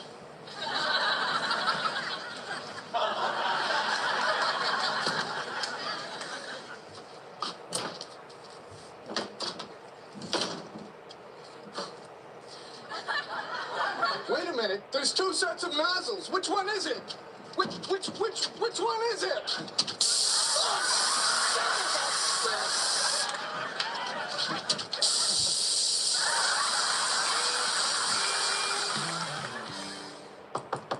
Dude, it's Chandler. Let me in. Go away. I don't want to see anybody. I know. I went to the tanning place and the same thing happened to me. You have to let me in. Really? Did you count Mississippi? You're not tan. No. I just had to get a picture of this. I'll see you later. Okay, you. Here, come here. Here. You're gonna take this tray, you're gonna stand on this yellow mark. You're gonna move on action. You're gonna walk over to the operating table, you're gonna stop on that blue mark, you're gonna put the tray down. Don't walk too fast. But don't dawdle. Okay, now what? And action.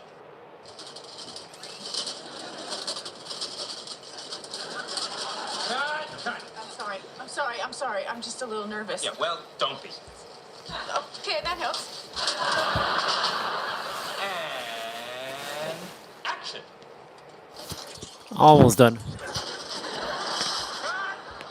Hey, you know what? Don't worry about it, It usually takes me 3 takes, too. All right, 8. And action.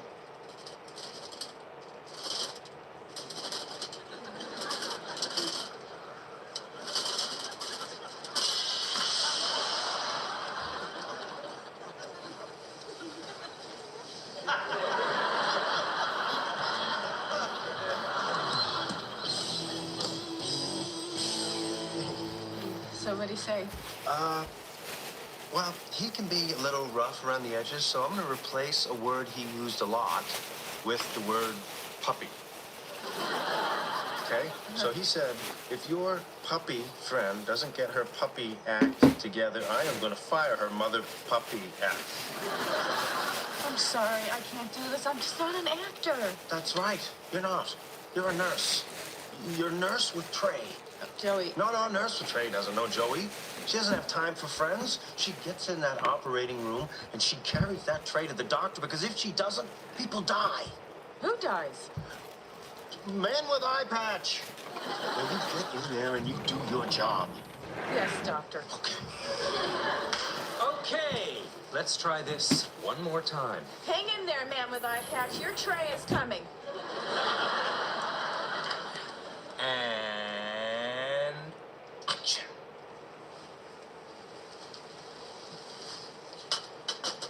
Yes, I did it! I nailed it!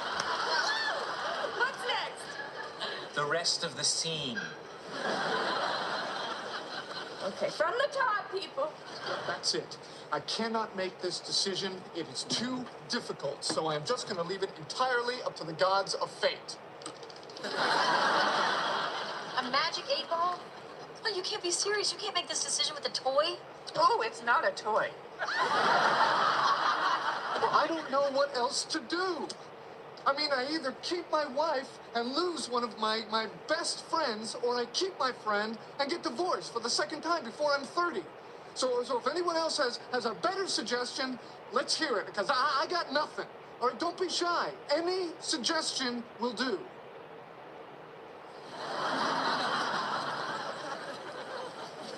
Okay, then.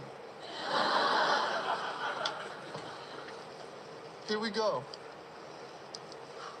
Magic 8-ball. Should I never see Rachel again? Ask again later. Later is not good enough.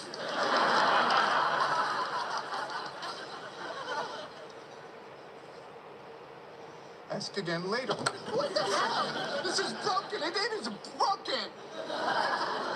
Let me see. Will Chandler have sex tonight? Don't count on it. Seems like it works to me. If you look in the kitchen, I will look in the back closet. I can save you time, ladies. I'm right here. Yeah. Chandler, why don't you take a walk? This doesn't concern you. We are looking for our Christmas presents for Monica. What? That's terrible. No, we do it every year. Oh, well, that makes it not terrible. No, yeah, we never find them. She's always bested us, that wily minx. Don't worry, we're just gonna search here for an hour, and then we're gonna go over to Joey's and search, okay? No, not okay. You can't look for Monica's presents. Oh, no, we have to. No, you don't have to, and you can't, because I live here, too. Well, then you should look with us. Why? Chandler, aren't you worried about what to get Monica for Christmas? No, I have a great idea for a present for her. Oh, that's it? A great idea, I guess. Chandler, that's not enough. I mean, what if she gets you a great present, 2 medium presents, and then a bunch of little presents, and you've just gotten her 1 great present? I mean, that's just gonna make her feel bad. Why would you do that to her, Chandler? Why? Why?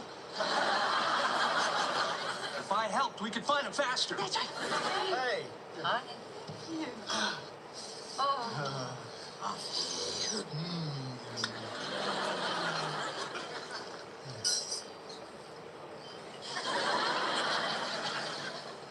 What? Are we gonna talk about what you guys did last night, or? What do you mean last night? Nothing happened last night. Uh-huh. Ross invited us all to watch. Rach, we weren't gonna miss our friends getting married. Who got married? You did? What? Wait, hello? We didn't get married? Get married? That's ridiculous.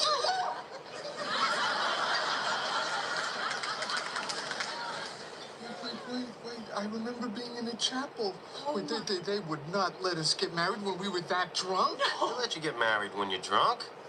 Most people get married in Vegas are drunk. No, I'm drunk right now. I can't have a mimosa with breakfast. I'm on vacation. What are you guys gonna do? Oh, I guess we just find a divorce lawyer? Well, I think Ross already has one. All right, let's do it. Let's do it. Oh. What the fuck?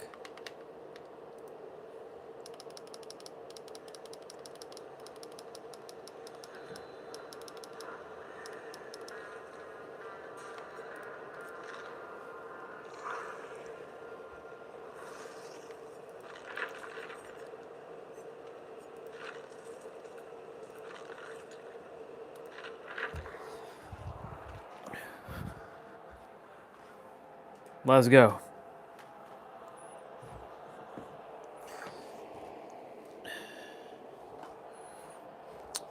Son of a bitch. Oh.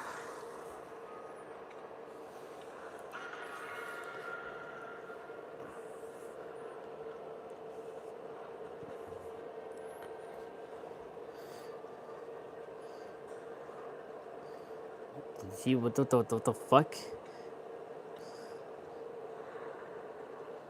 Oh.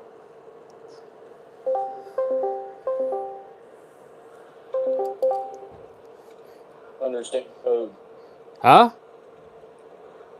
Can you hear me? I hear you. Huh? I said I hear you. I hear you. But I So hear. you don't understand code. Why can't I hear you? Hold on. I can hear myself.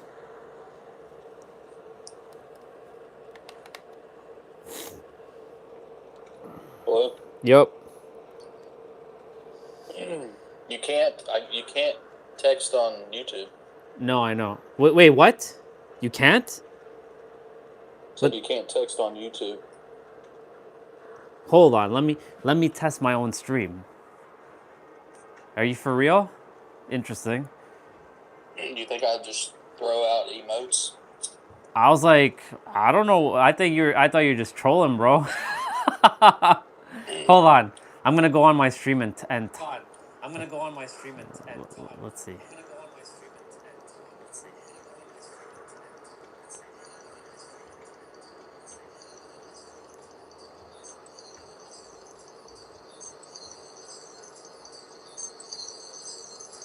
Interesting.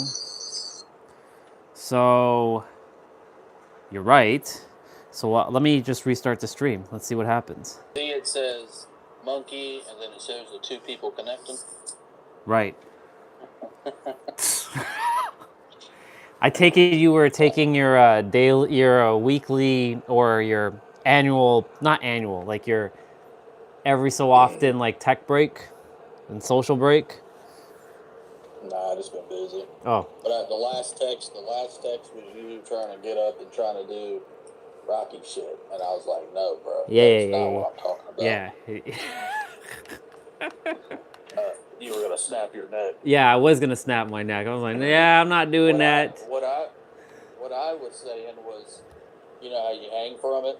Yeah. Tuck in your legs, like into the bed at that point.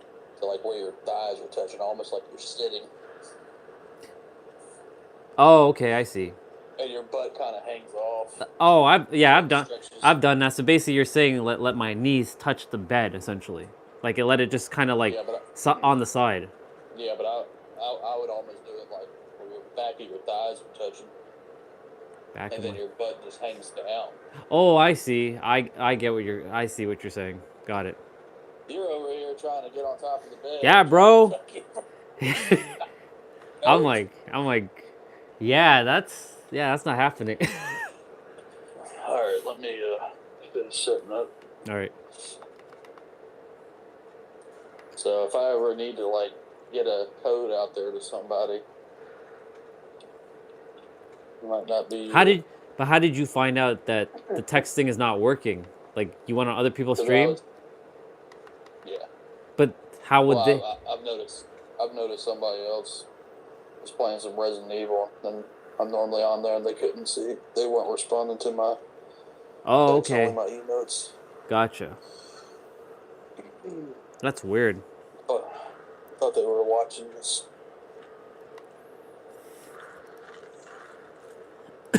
Where's my girl at? There she is.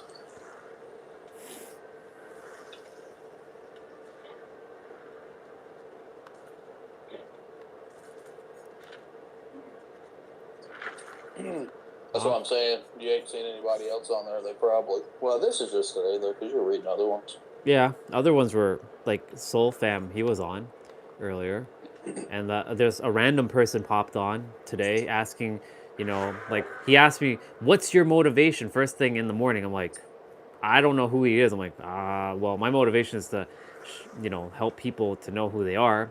So then he's like, I think I've been like this all my life, and I've been very like sort of anti-social. I'm like, well, you know, you could change that, right? If you really wanted to change that, you could change it.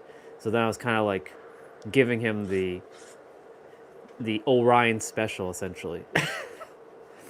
But then yeah, I guess it just started happening. I don't know, because like I sent the test message to myself from the other account and it hasn't popped up yet. So it's definitely Yeah, it started right when I told you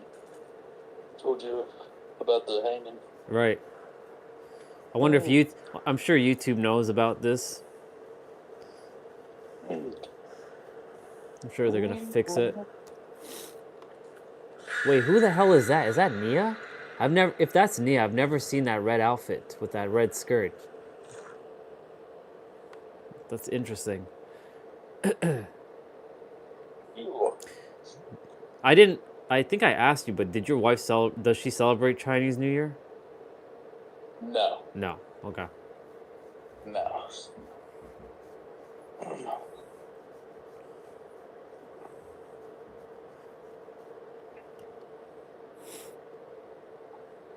How's the dog, by the way? Chilling, hanging out. Not allowed on the couch anymore. Any more, or just for Jumping now? up. Or just for now? Anymore, jumping up and down. So I think you might what? have slipped on some ice though. Did you get some snow the other day? Yep. Were you We part of that? got snow yesterday. Did you get a lot?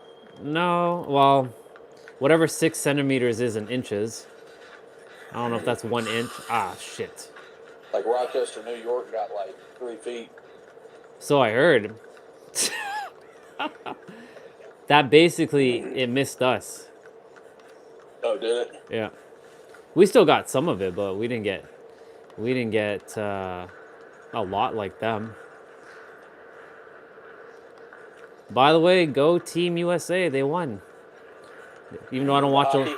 Yeah, I didn't watch it, but like, go Team USA. Who would have thought me in 2026 would say that? Oh shit! Nemesis, bro. Yeah. Yeah, he's after me. Yeah. That's bullshit. I pulled down that pallet.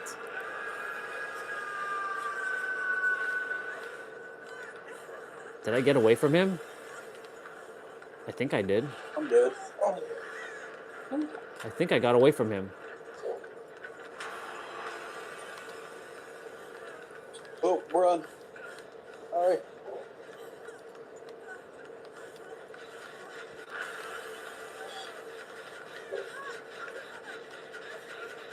Shit, Nemesis is coming. I'm sorry. Oh, whatever.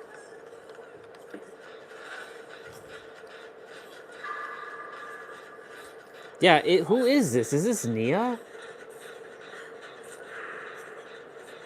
It is Nia. I've never seen this outfit before. What the hell? What kind Where's of... she from? Oh, Mia? Nia, and with an N. That's you, right? She's like she's one of the original Dead by Daylight characters. Oh, I thought her name was Mia. No. But yeah, I've never seen this outfit from her before. This guy needs healing. This guy doesn't want healing. Okay.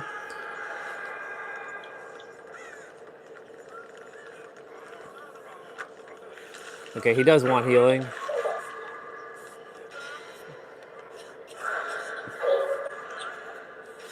Shit, zombie dude coming.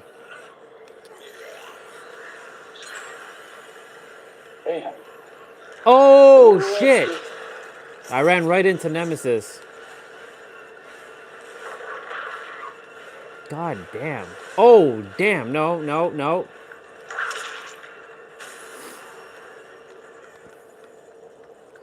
Oh my god. Yesterday there was a game where we played. It took at least 8 minutes for one gen to be done. It was so long. Oh, really? Yeah, it was so long. The killers weren't killing us. They weren't hanging us, but they kept going and hitting the generators and making the game like take forever. So they would hit us one time and then they would leave. And then if we get close to the generator, they would come back and like sort of trick us if they're gonna kill us. Shit. Zombie. Girl, move! Oh my god, what are you doing, girl? You left. Huh? Oh fuck, Nemesis. Nemesis! Oh my god. Is that you? No, you're No, wrong. no. Are you hung? No. No. We gotta go, bro. Nemesis is on me though. Oh, he was. I lost him. All right, that person. I'm gonna save this person. That person was AFK when I got them, but then they started to run. I'm heading that way too. Nia's here as well. He's on his way. Oh no, this is a different person. This gen's done. I didn't even see who you are. Who are you? I'm her. This character. Oh, okay. All right. Okay, we're getting there. Getting some gens done.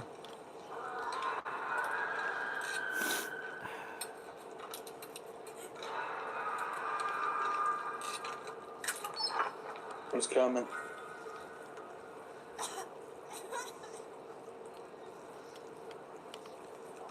Oh shit. There's a gen right here. Yeah, I see it.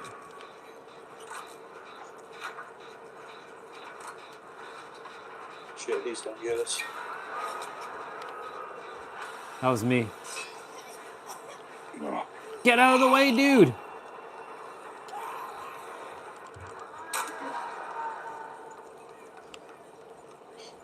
I gotta go for those guys.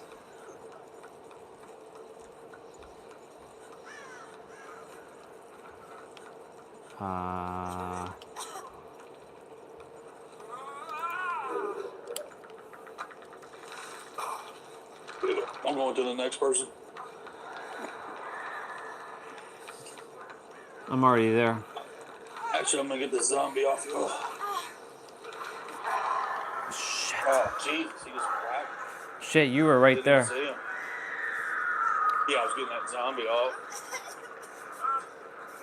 He's Come on, Nia. coming. Run.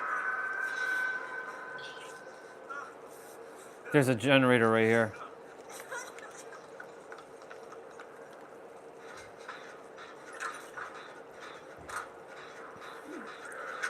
Nice. Nia has a flashlight.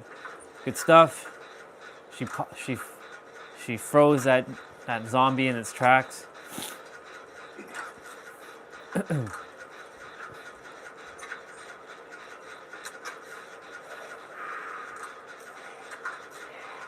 Oh my god. Son of a bitch. You almost done with that gen? Kind of. I'm attempting to get rid of the zombie though. But the dude is there.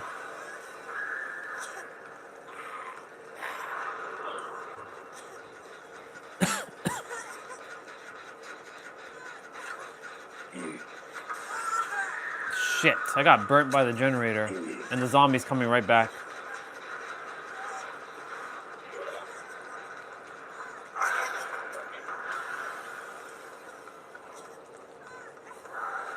I wonder if that person, if anyone's near that person. I'm heading. Shit! Alright, that's my first one. I'm dead. Fucking Nemesis.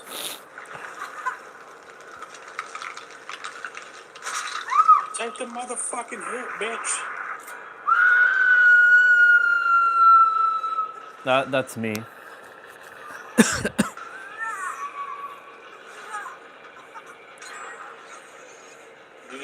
Did you just pop that gen? No, I'm hooked. Help me. Everyone is on the other side. Yeah, I'm over here with him. Yeah, every person is over there. And I got teleported. A little bit closer to you all. One guy's just walking, he's not running. Okay, one guy's. Tell him the chick just got me hit.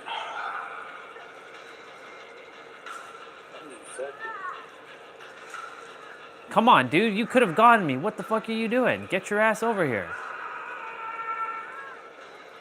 What is this, an NPC? He's a bot. Yo, this is a bot. Come on, he didn't even get me. I'm the one that... In the middle? No, I'm in the corner, like in the corner. Left or right? Am I coming towards you? Can you see me?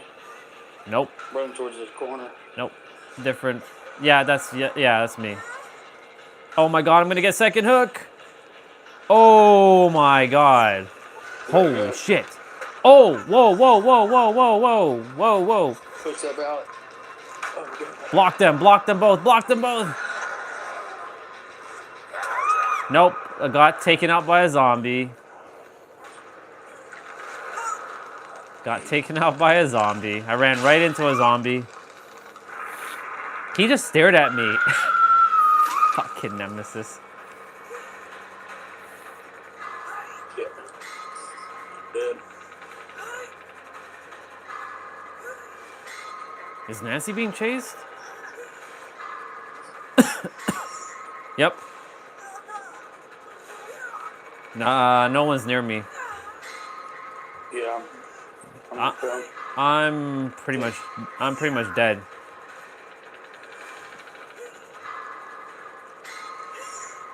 Wow. This kind of sucked.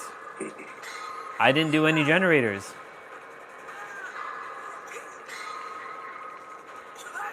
Oh my god. I see you. Let me heal you first. I gotta find that outfit for Nia. I like it. I like it a lot. Wonder if it's new. I've never seen that before. Looks new. Okay, I haven't seen him.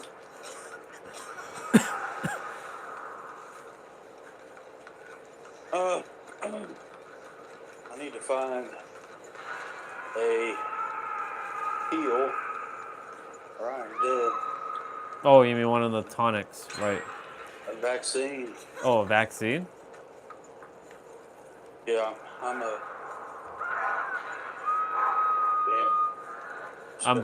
I'm close to that person. So am I. That just got...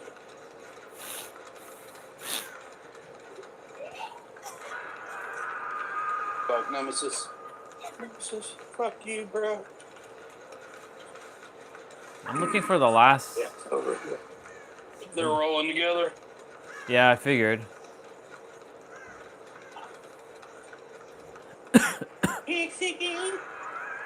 There's a gen right here.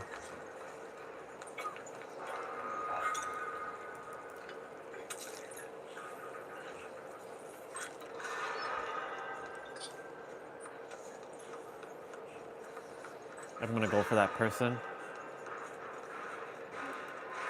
He's on the chicken blue, Nemesis is.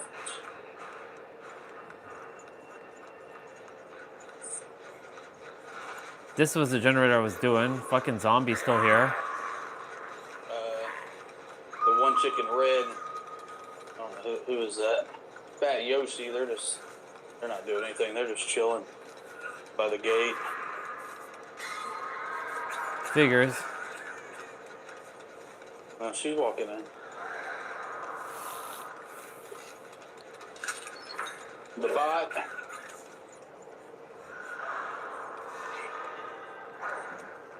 You said someone's chilling by the gate, huh? Yeah, they just went back in.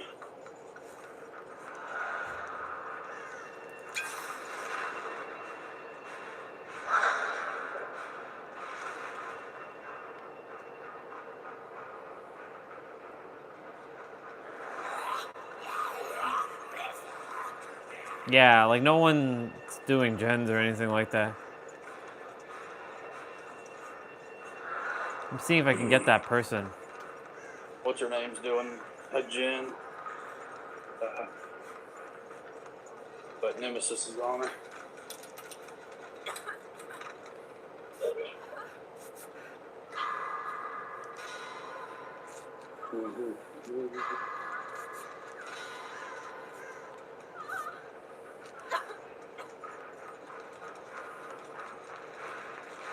Oh shit. Almost ran right into him.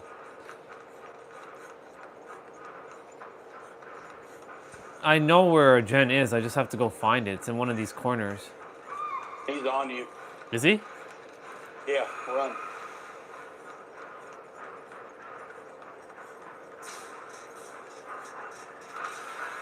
Yep, he's on me. Oh shit! I'm dead. I'm dead. Yep. I ran right into that wall. Is he gonna stare at me? Nope, not this time.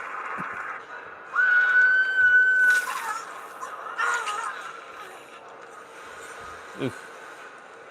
That was rough. Just out here hiding outside again. That was a little rough. I was a little rusty. I forgot I had special abilities.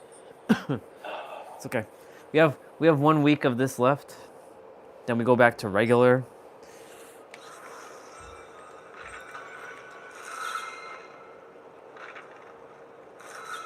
You know what? Go here. Yeah, let me. Valentine.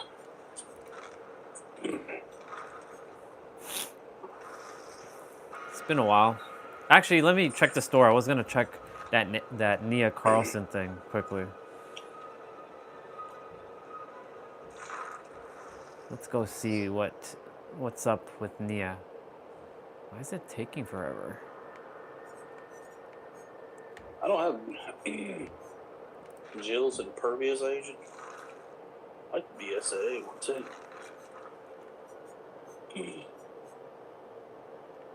Resident Evil 9 game comes out on Friday. I'm gonna get it.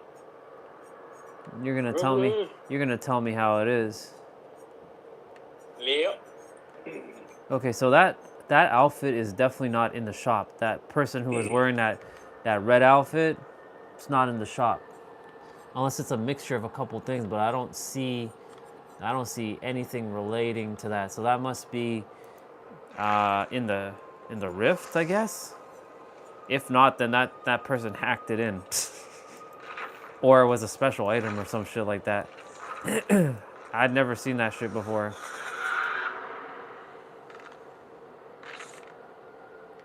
Already up in a moment.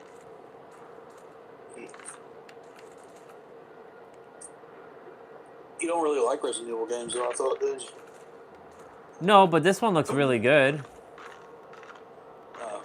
Resident Evil 8? Resident Evil 8's really good. All the remakes are good. Resident Evil 2. I mean, I like the OG ones, too. But Remake 2, Remake 3, Resident Evil 1 remake's my favorite. What about But 4? that might not be what... Resident Evil 4? Yeah. Yeah, that's good. Resident Evil 4 is the one that I would kind of lean more towards because it has the first-person shooter vibe, even though it's third person. But it's like more up my alley. Resident Evil 8's really great. I mean, First person. There was on Fanatical that game website where you can buy games for cheaper on more price effective on Steam. They had all the Resident Evil games at one point for sale. I could have bought them. I just didn't. Next time I probably might snag them though. Yeah, I mean, if you want the newer experience of playing them, then, like I said, the newer ones are good.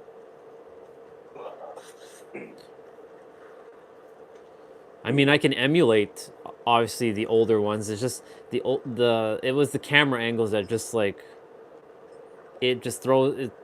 When I saw my friend back in the day play it, I'm like, and then I attempted to play it. I'm like, yeah, I can't do this.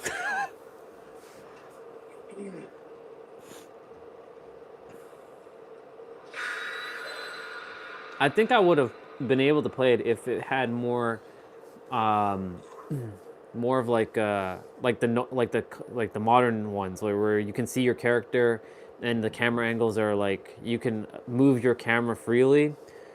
I think it's because like games that cameras are like locked to a certain angle, like even Final Fantasy X kind of throws me off at times because you can't you can't change the camera in that game. Like, Right. you're basically locked to whatever angle it's supposed to send you at. So sometimes it throws you off. Whereas other games, Yeah. Well, you can basically, you can look around with your right analog stick.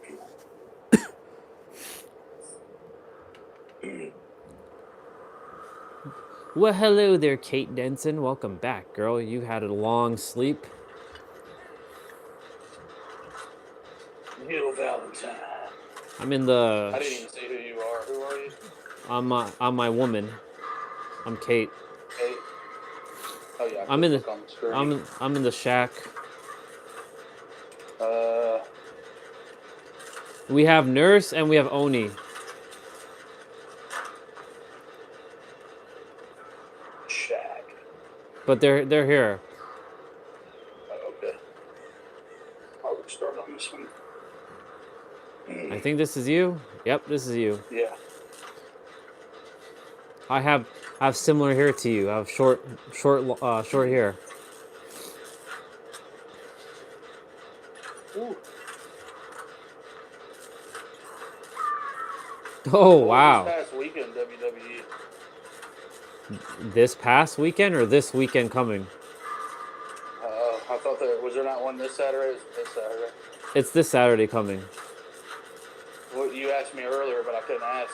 Oh, yeah. So Monday. elimination chamber.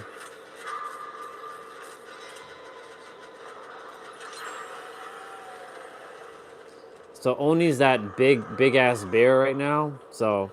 Yeah. He's on me. Is he? Oh no, nope. He's on me. On you. Wow. He left me though. He left me. He ran to the other end of the map.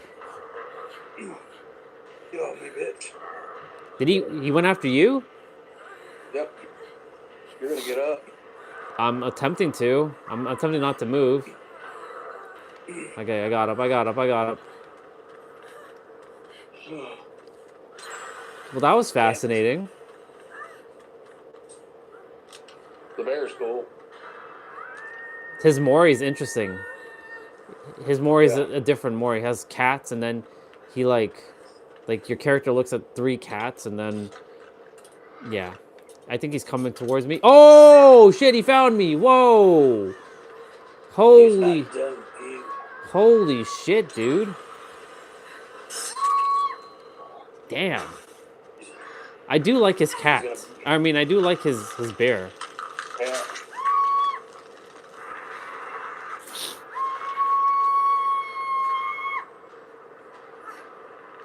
Okay, that person's already on their second hook.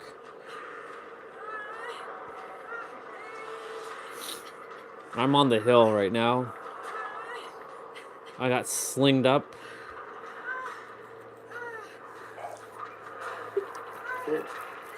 And no one's on this side of the map at all. Everyone's on that side of the map. Oh, are you hung? Yep, I'm on the hill. Somebody still thinks coming for you. I'm coming for you.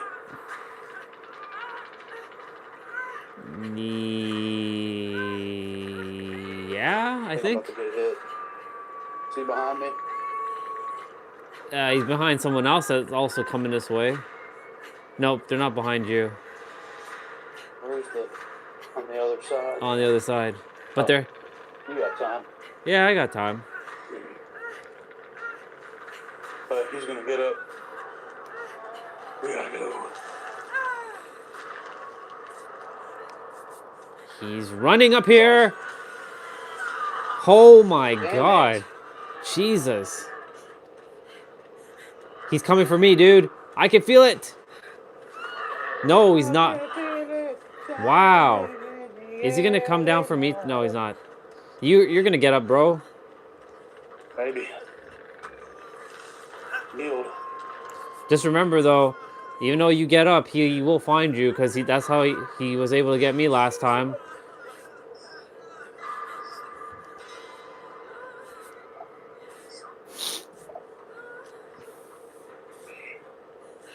Are you getting healed? I'm right behind you. Yep.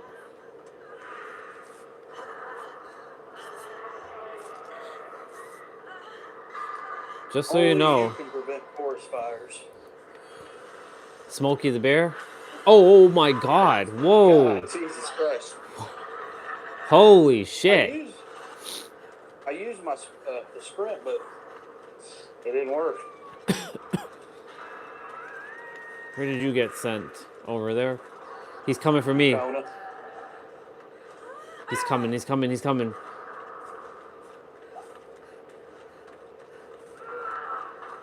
Shit, he's over here.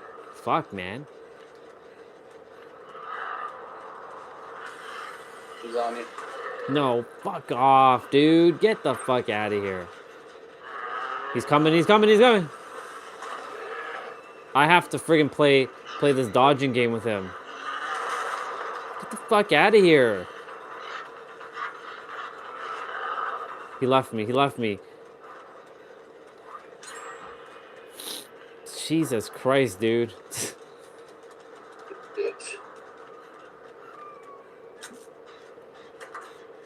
Where are you at? In the corner. Are you healing? Oh yeah. Gotta come in. Yeah, after you get after you get hooked once, you have this. Oh shit! Whoa, whoa, whoa, nurse.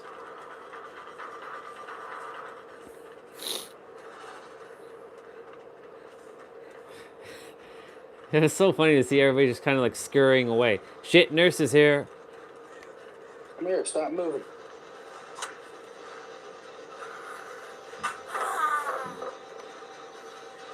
Huh. Here we go. She's coming after me now.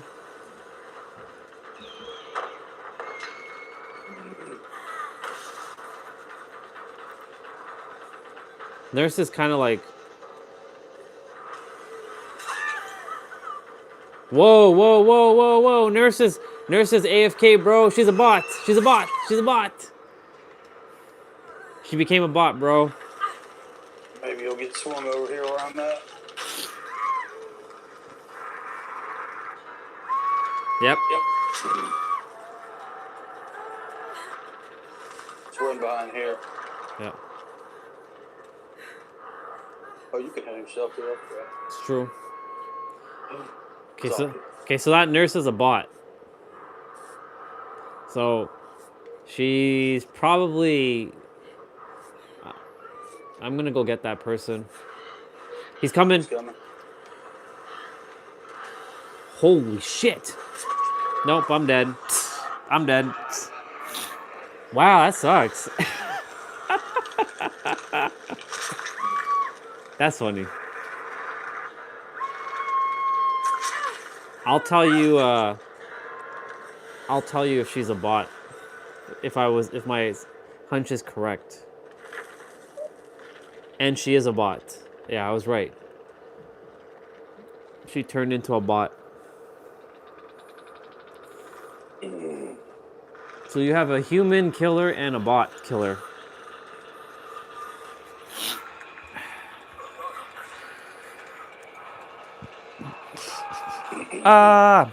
While you're in game, I'm gonna go check for 3DS ROMs where I can download. I got a Nintendo DS the other day. Wait, you say that again? I got a Nintendo DS the other day. A DS or a DS Lite? Oh, okay. I had one of those. I don't know. I think I gave it to my sister. Can you emulate those? Yeah, those are easy to emulate. Are they any good? Oh yeah. You can emulate it on Android, iPhone, computer, Mac. 3DS would be a little bit harder to emulate, but can be emulated. And since you have a really beefy gaming laptop, you'd be able to emulate your games very easily. What is the definition of an emulator? So basically, a definition of an emulator is essentially virtualizing something that was physical and making it digital.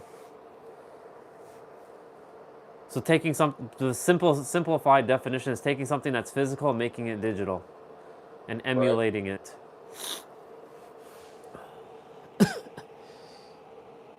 All right, Pokemon. I don't want to get into all the Pokemon stuff. Oh, that's gonna be a pain in the ass. All right, so how big are these ROMs?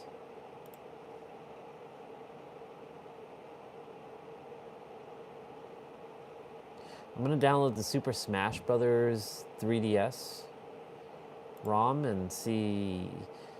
The decrypted format can be read on Citra. The CIA format can be installed on actual 3DS console. This is set up by the No Intro group. Okay. So, what version do I get? The fuck?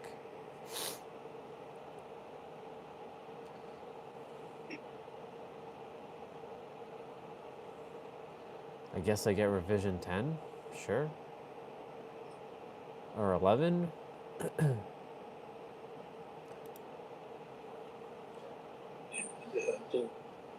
We're all gonna die. So this has a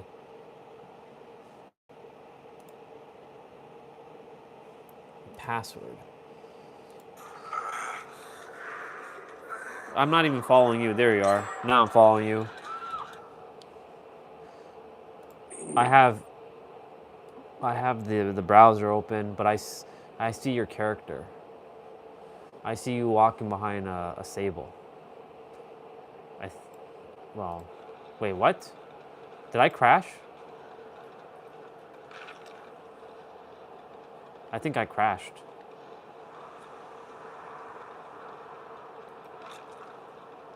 No! I guess I shouldn't be downloading. The fuck? Yeah, I disconnected. Son of a bitch. I left with 0 points. All right, you'll have to invite me back when once my network is.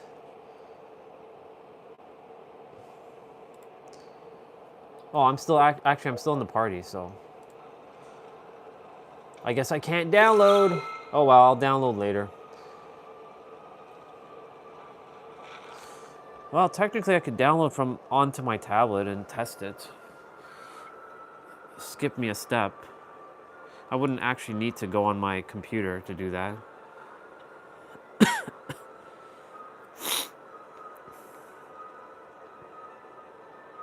All right, I gotta listen for the.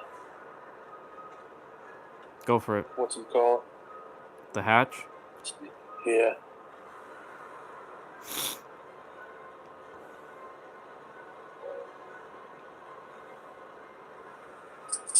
Oh, shizers. What the fuck?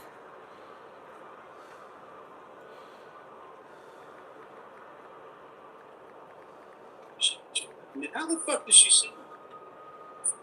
Because she's a bot, remember?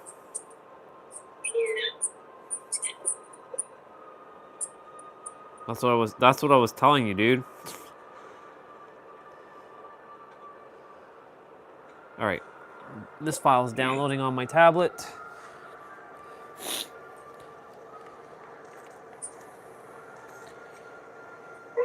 All right.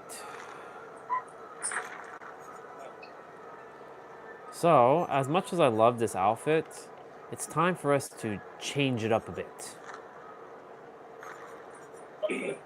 It's time to go with our Historia outfit, our Attack on Titan outfit, because it's been a hot minute. It's been a while.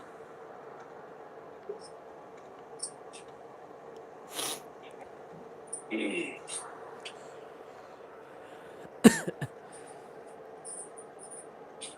I've been working out.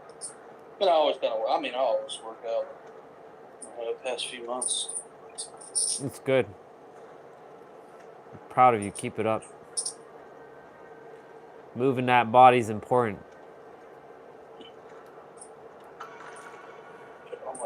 actually tired, Bill. They get kind of long sometimes. I guess.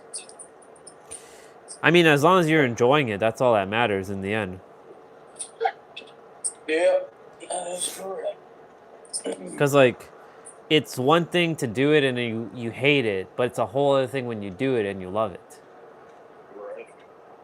Right? It just feels like, I get to do this instead of like, I have to do this, you know? Fuck. Like, I don't want to do this, but I have to do this. I have no choice but to do this.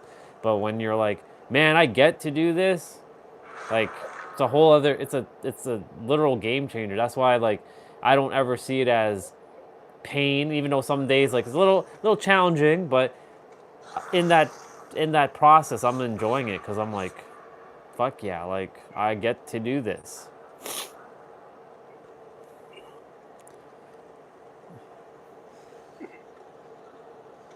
Got a couple Steam players with me. There's another Kate here. All right, I downloaded the 3DS emulator and a ROM. Now I just have to test to see if this thing actually works. But I'll do that in a bit. What came after 3DS? Or, so 3DS came after. Yeah, so first it was Game Boy, then Game Boy Color, Game Boy Advance, then then DS, then 3DS. Well, there was DS, DSi, and then DS Lite, then 3DS, then 3DS XL, and then obviously Switch. I got a Switch. I don't even know why I bought the 3DS. Dude, I bought it. Why I got the DS. I had a Switch and I barely used it and I sold it. Yeah, I barely use it as well. I mean, I actually never use it. I just went and downloaded a couple games. They got Resident Evil on there. I like to take it when I go on like the plane and stuff.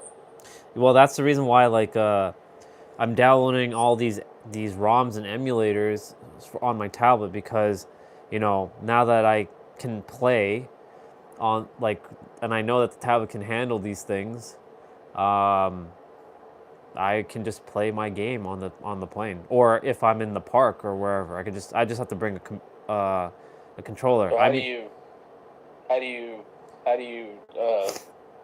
you download them? So there's different sites to get the emulator, or the ROMs. So you just there's a site that I use that has practically all the PS2 games, the GameCube games, the Wii games, the PS1 games. The emulators are not, I think the emulators are on that site too, but the emulators you can easily Google like PlayStation 1 emulator for PC and or like the one for PS2, if you wanted to play PS2, is called PCX2 or PCSX2. It just runs flawlessly. You just go to their you just go to the website, not the app store. Yeah, if you're on a computer, you just go on the website, or like you just Google it. On, like, my iPad. Oh, on your iPad, you would go to an app store.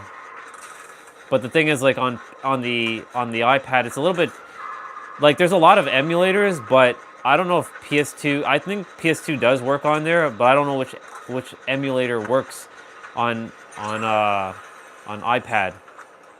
But obviously, What were you playing on?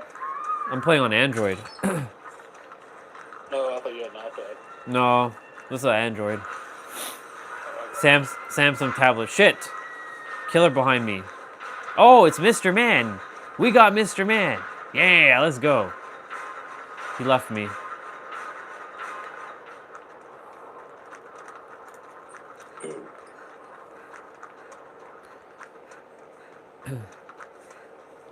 But yeah, once you get the emulator, the ROMs are the same basically. So the ROM files don't differ. Just the emulators may differ from platform to platform.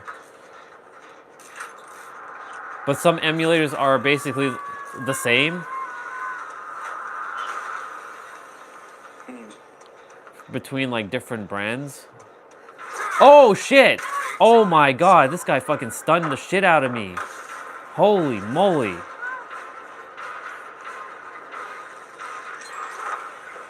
I just popped that generator. Nice. You're running. I cleared that bus. It's Albert Wesker. Albert freaking Wesker. And which game is he in? See where you go. Albert, he's in. I'm coming up to you. He's in a bunch of them, but he's like he was in the first one. He was like one of the main bad guys. Jesus Christ, I'm dead. Ooh, this kid's dressed up interesting. I likes. I can dress up like that too.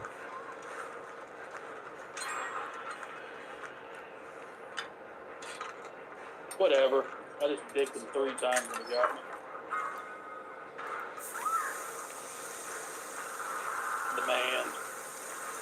The man. Albert Wesker is in the area. He's in 1, I think 5, or I know 5.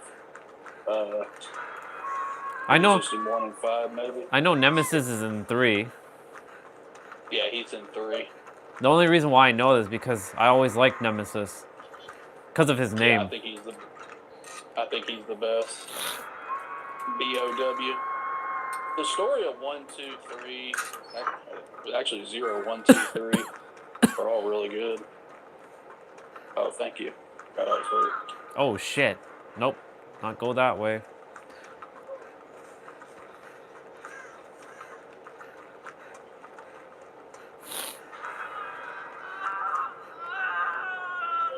Wow, he sounded like he was like in hella pain there. That's exactly what I was thinking.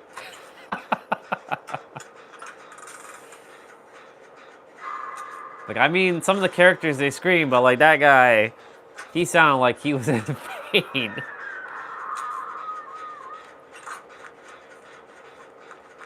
I'm gonna get her. I'm close enough. I'm the man in the box.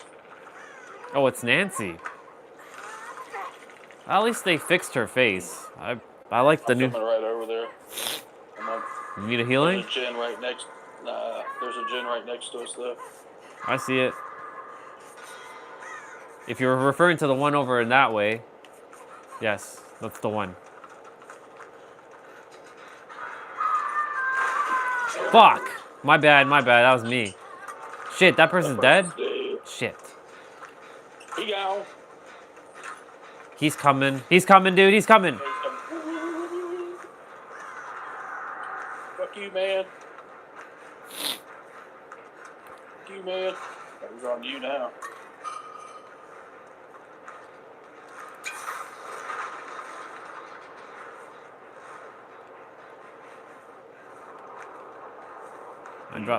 I dropped that smoke bomb, but don't think that really did a thing.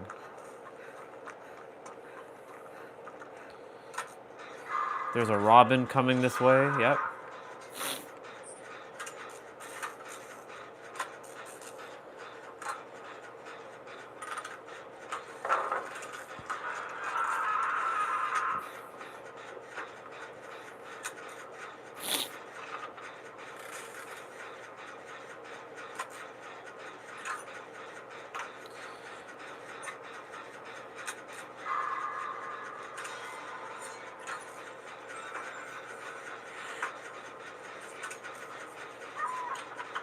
Damn.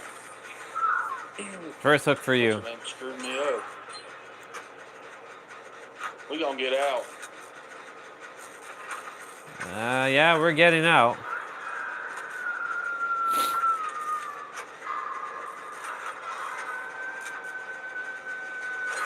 Shit! Fuck! I'm dead. I'm dead. Come on. I pulled down that pallet. The problem with Wesker is that he looks too human. So like you don't know if it's like an actual person or the killer. Yeah. Because he's the same height as all the other characters. He's not taller, he doesn't have weird like looks. Like he looks too human. Alright, no one's near me. I'm going to die. Fuck. You're on the other fucking side. Yep. On the very back. Damn, Steve or Nancy's coming for you. Yeah, I see He's her. up on me. But Wesker's on her. Nope. Yep, Nancy. Nope, this is Robin. He Oh, nice, Robin. Hit you. Thank you so much, Robin. Only one generator left. God damn. What the fuck is that?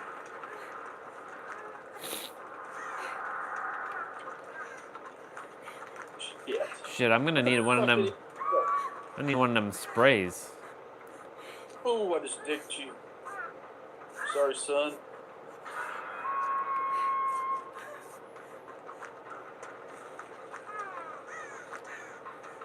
Damn.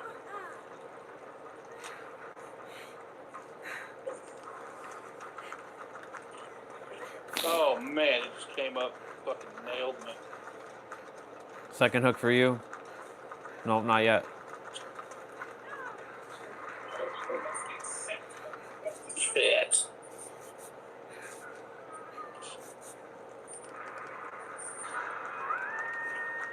On my way. And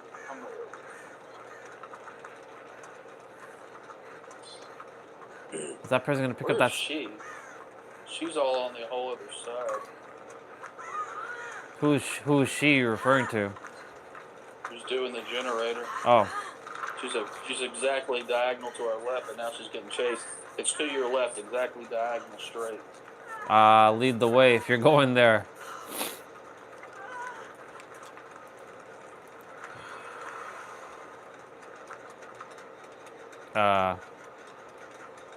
Did I lose you? Yeah, I did. Yeah, I lost me. I'm dead. Shit, there's Mr. Wesker. Albert. Isn't this the one we were doing? Nope.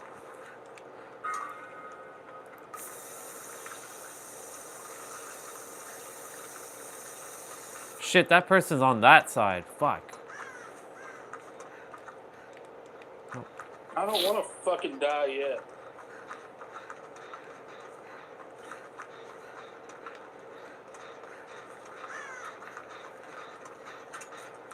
I'm doing the gen. I don't know which gen it was, but I'm...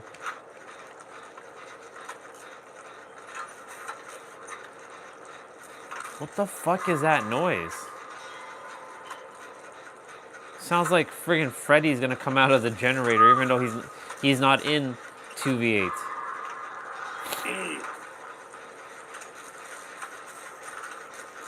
It's over. Yeah. Now let's see if I can get the fuck out. Yeah, just as you die, that was basically it for you. I don't know, man. I think I'm about to get sniped. He's not on. Wesker is on other people. The man's on you, or on somebody else.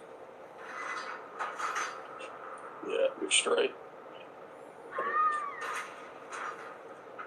Other Kate's at the other door.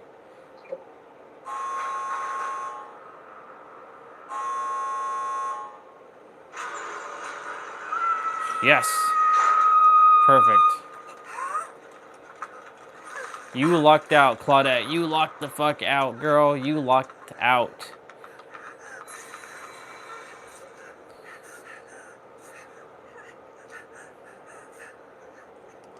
Now I need to find those two. Nope. So that Kate's dead. I don't know if she's gonna make it. You gotta take this hit for her. I will. Yeah! Leave, Nancy. The fuck? Stop doing that.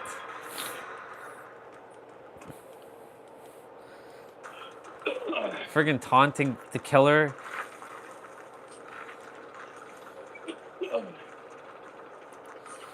Oh, yeah. Not bad, not bad, not bad. We gotta change characters. I'm going to also change character. I'm going to give Kate a little rest again. She deserved that one. I'm gonna just put her back with the outfit that she was wearing originally. Just gotta find it.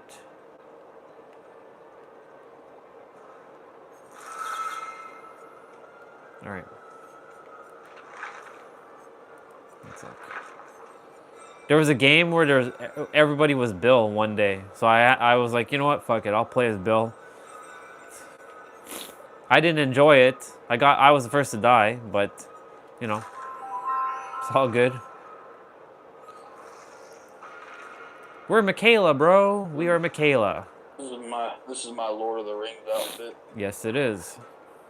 I saw a company for like a biking, walking, running company, whatever. As long as you're tracking, I guess, miles on there. Right. And one of the scenarios was Lord of the Rings. I guess they send you like a map and a ring. Shit.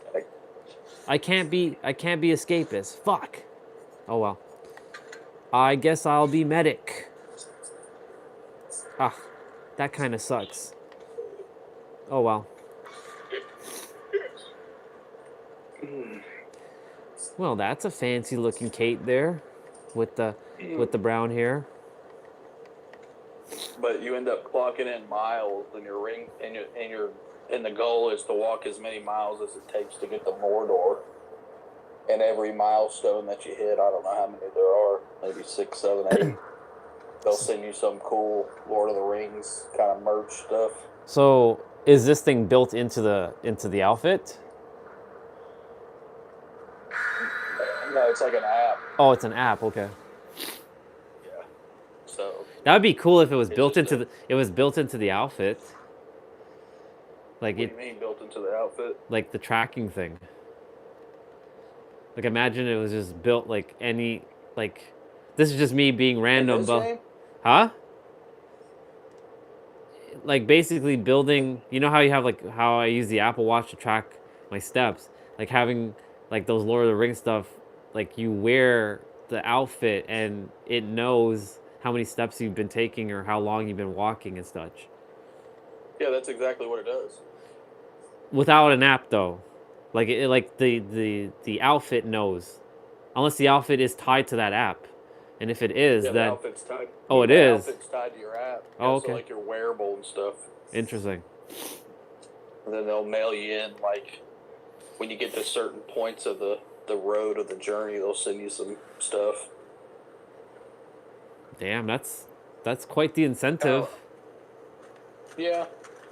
It's really not that fucking far though. It's like 287 miles, I think is what it was, or something. I mean, that's nothing to sneeze at, I guess, but hell, some people walk 10+ miles a day. Well, not everybody. We have Chucky, by the way, who took out I hate that guy. who took out Kate. Wait, there's another Kate here. The hell? We have 2 Kates. Shit. I'm going for her.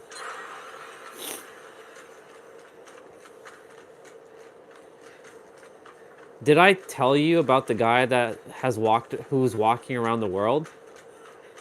Did you hear about that? Ready to finish it?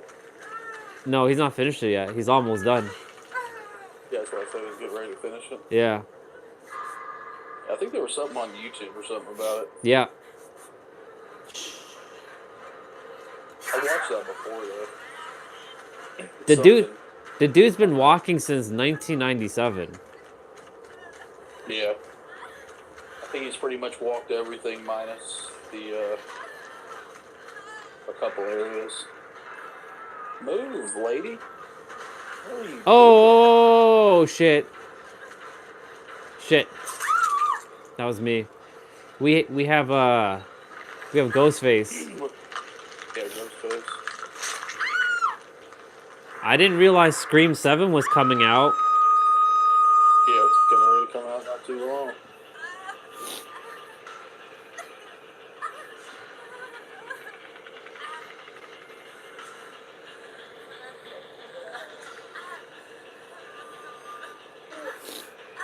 They're coming for me. Yes, they're on their way for me. Is that other Kate? No, that's you. Is this guy injured? Yeah, he's injured. Come on. They got a movie on Netflix I want to watch because I love the game, even though I don't think it's going to be the same. Wait. Until Dawn Oh, on okay. Netflix. That's a fun game. I really like that game. PS3 or PS4 or PS5? PS4. It's kind of one of those decision-based kind of games. Oh, okay. I know the type. Where whatever decision you make, it affects the outcome of the game. Yeah. Yeah.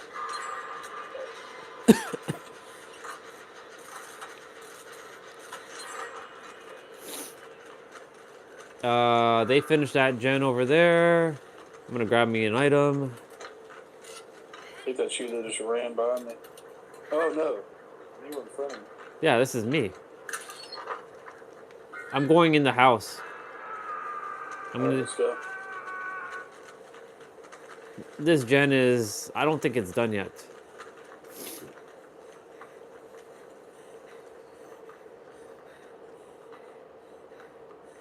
Nope, hasn't been started.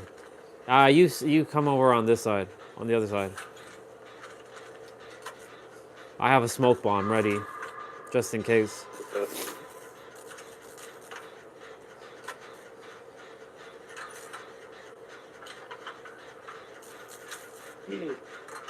I'm gonna jump behind me, and then I'm gonna hit us with the thing. There's Ghostface. He's underneath us.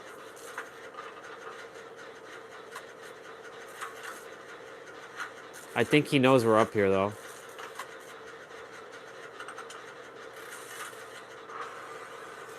Yep. Damn, I was so close to getting it done. He's on me. I'm going back up. No, he's not. Damn, that thing was almost... I'm going back up, bro. I'm gonna do it. It kicked you on it? Yeah, I'm heading back up. He probably might come back up here. Shit, man, it went down a lot. Yeah, he kicked it.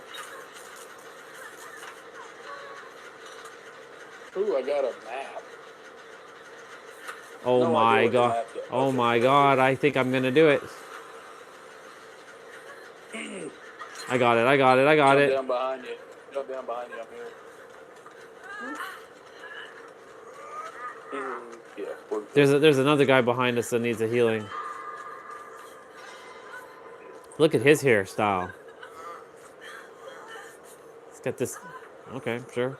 I was gonna heal him first, but whatever. I'll take it. Oh yeah, that's right. I'm a healer. Duh. I'm not an escapist. I don't. That's why I couldn't run. I was like, Other people back here.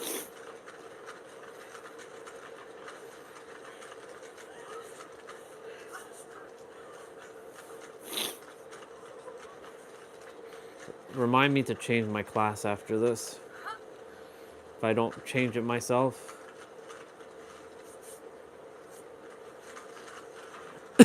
He is kind of running towards.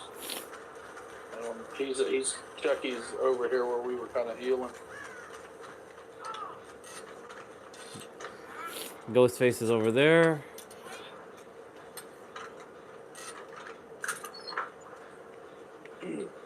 The Scream movies, though, they're alright. I've watched I watched Scream 1 and 2. I haven't watched the other ones.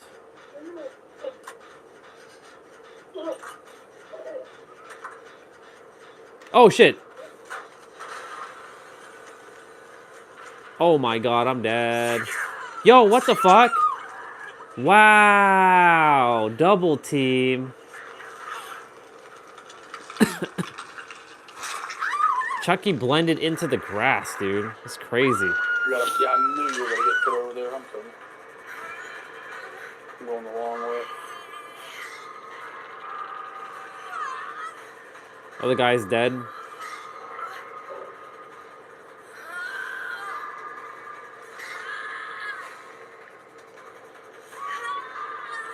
The guy with the mohawk's coming for me. Actually, I can't even call that a mohawk. That's like a They're on you. Yep. I'm taking the hit. This is so stupid. I can't heal myself, and I'm the healer. What the just on you, little bitch? He just, damn, he missed me with that hit. He might be coming towards you, man. Ghostface is on me.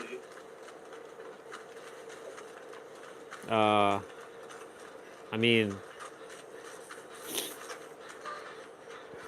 Shit, I'm trying to get to that guy.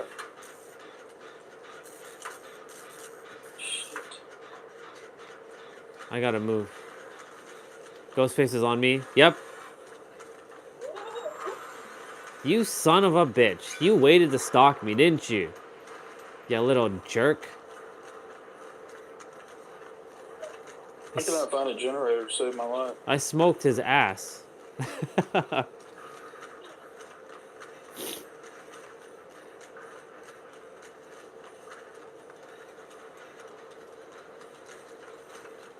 Yeah, we're all three on again. And he's back fucking on us.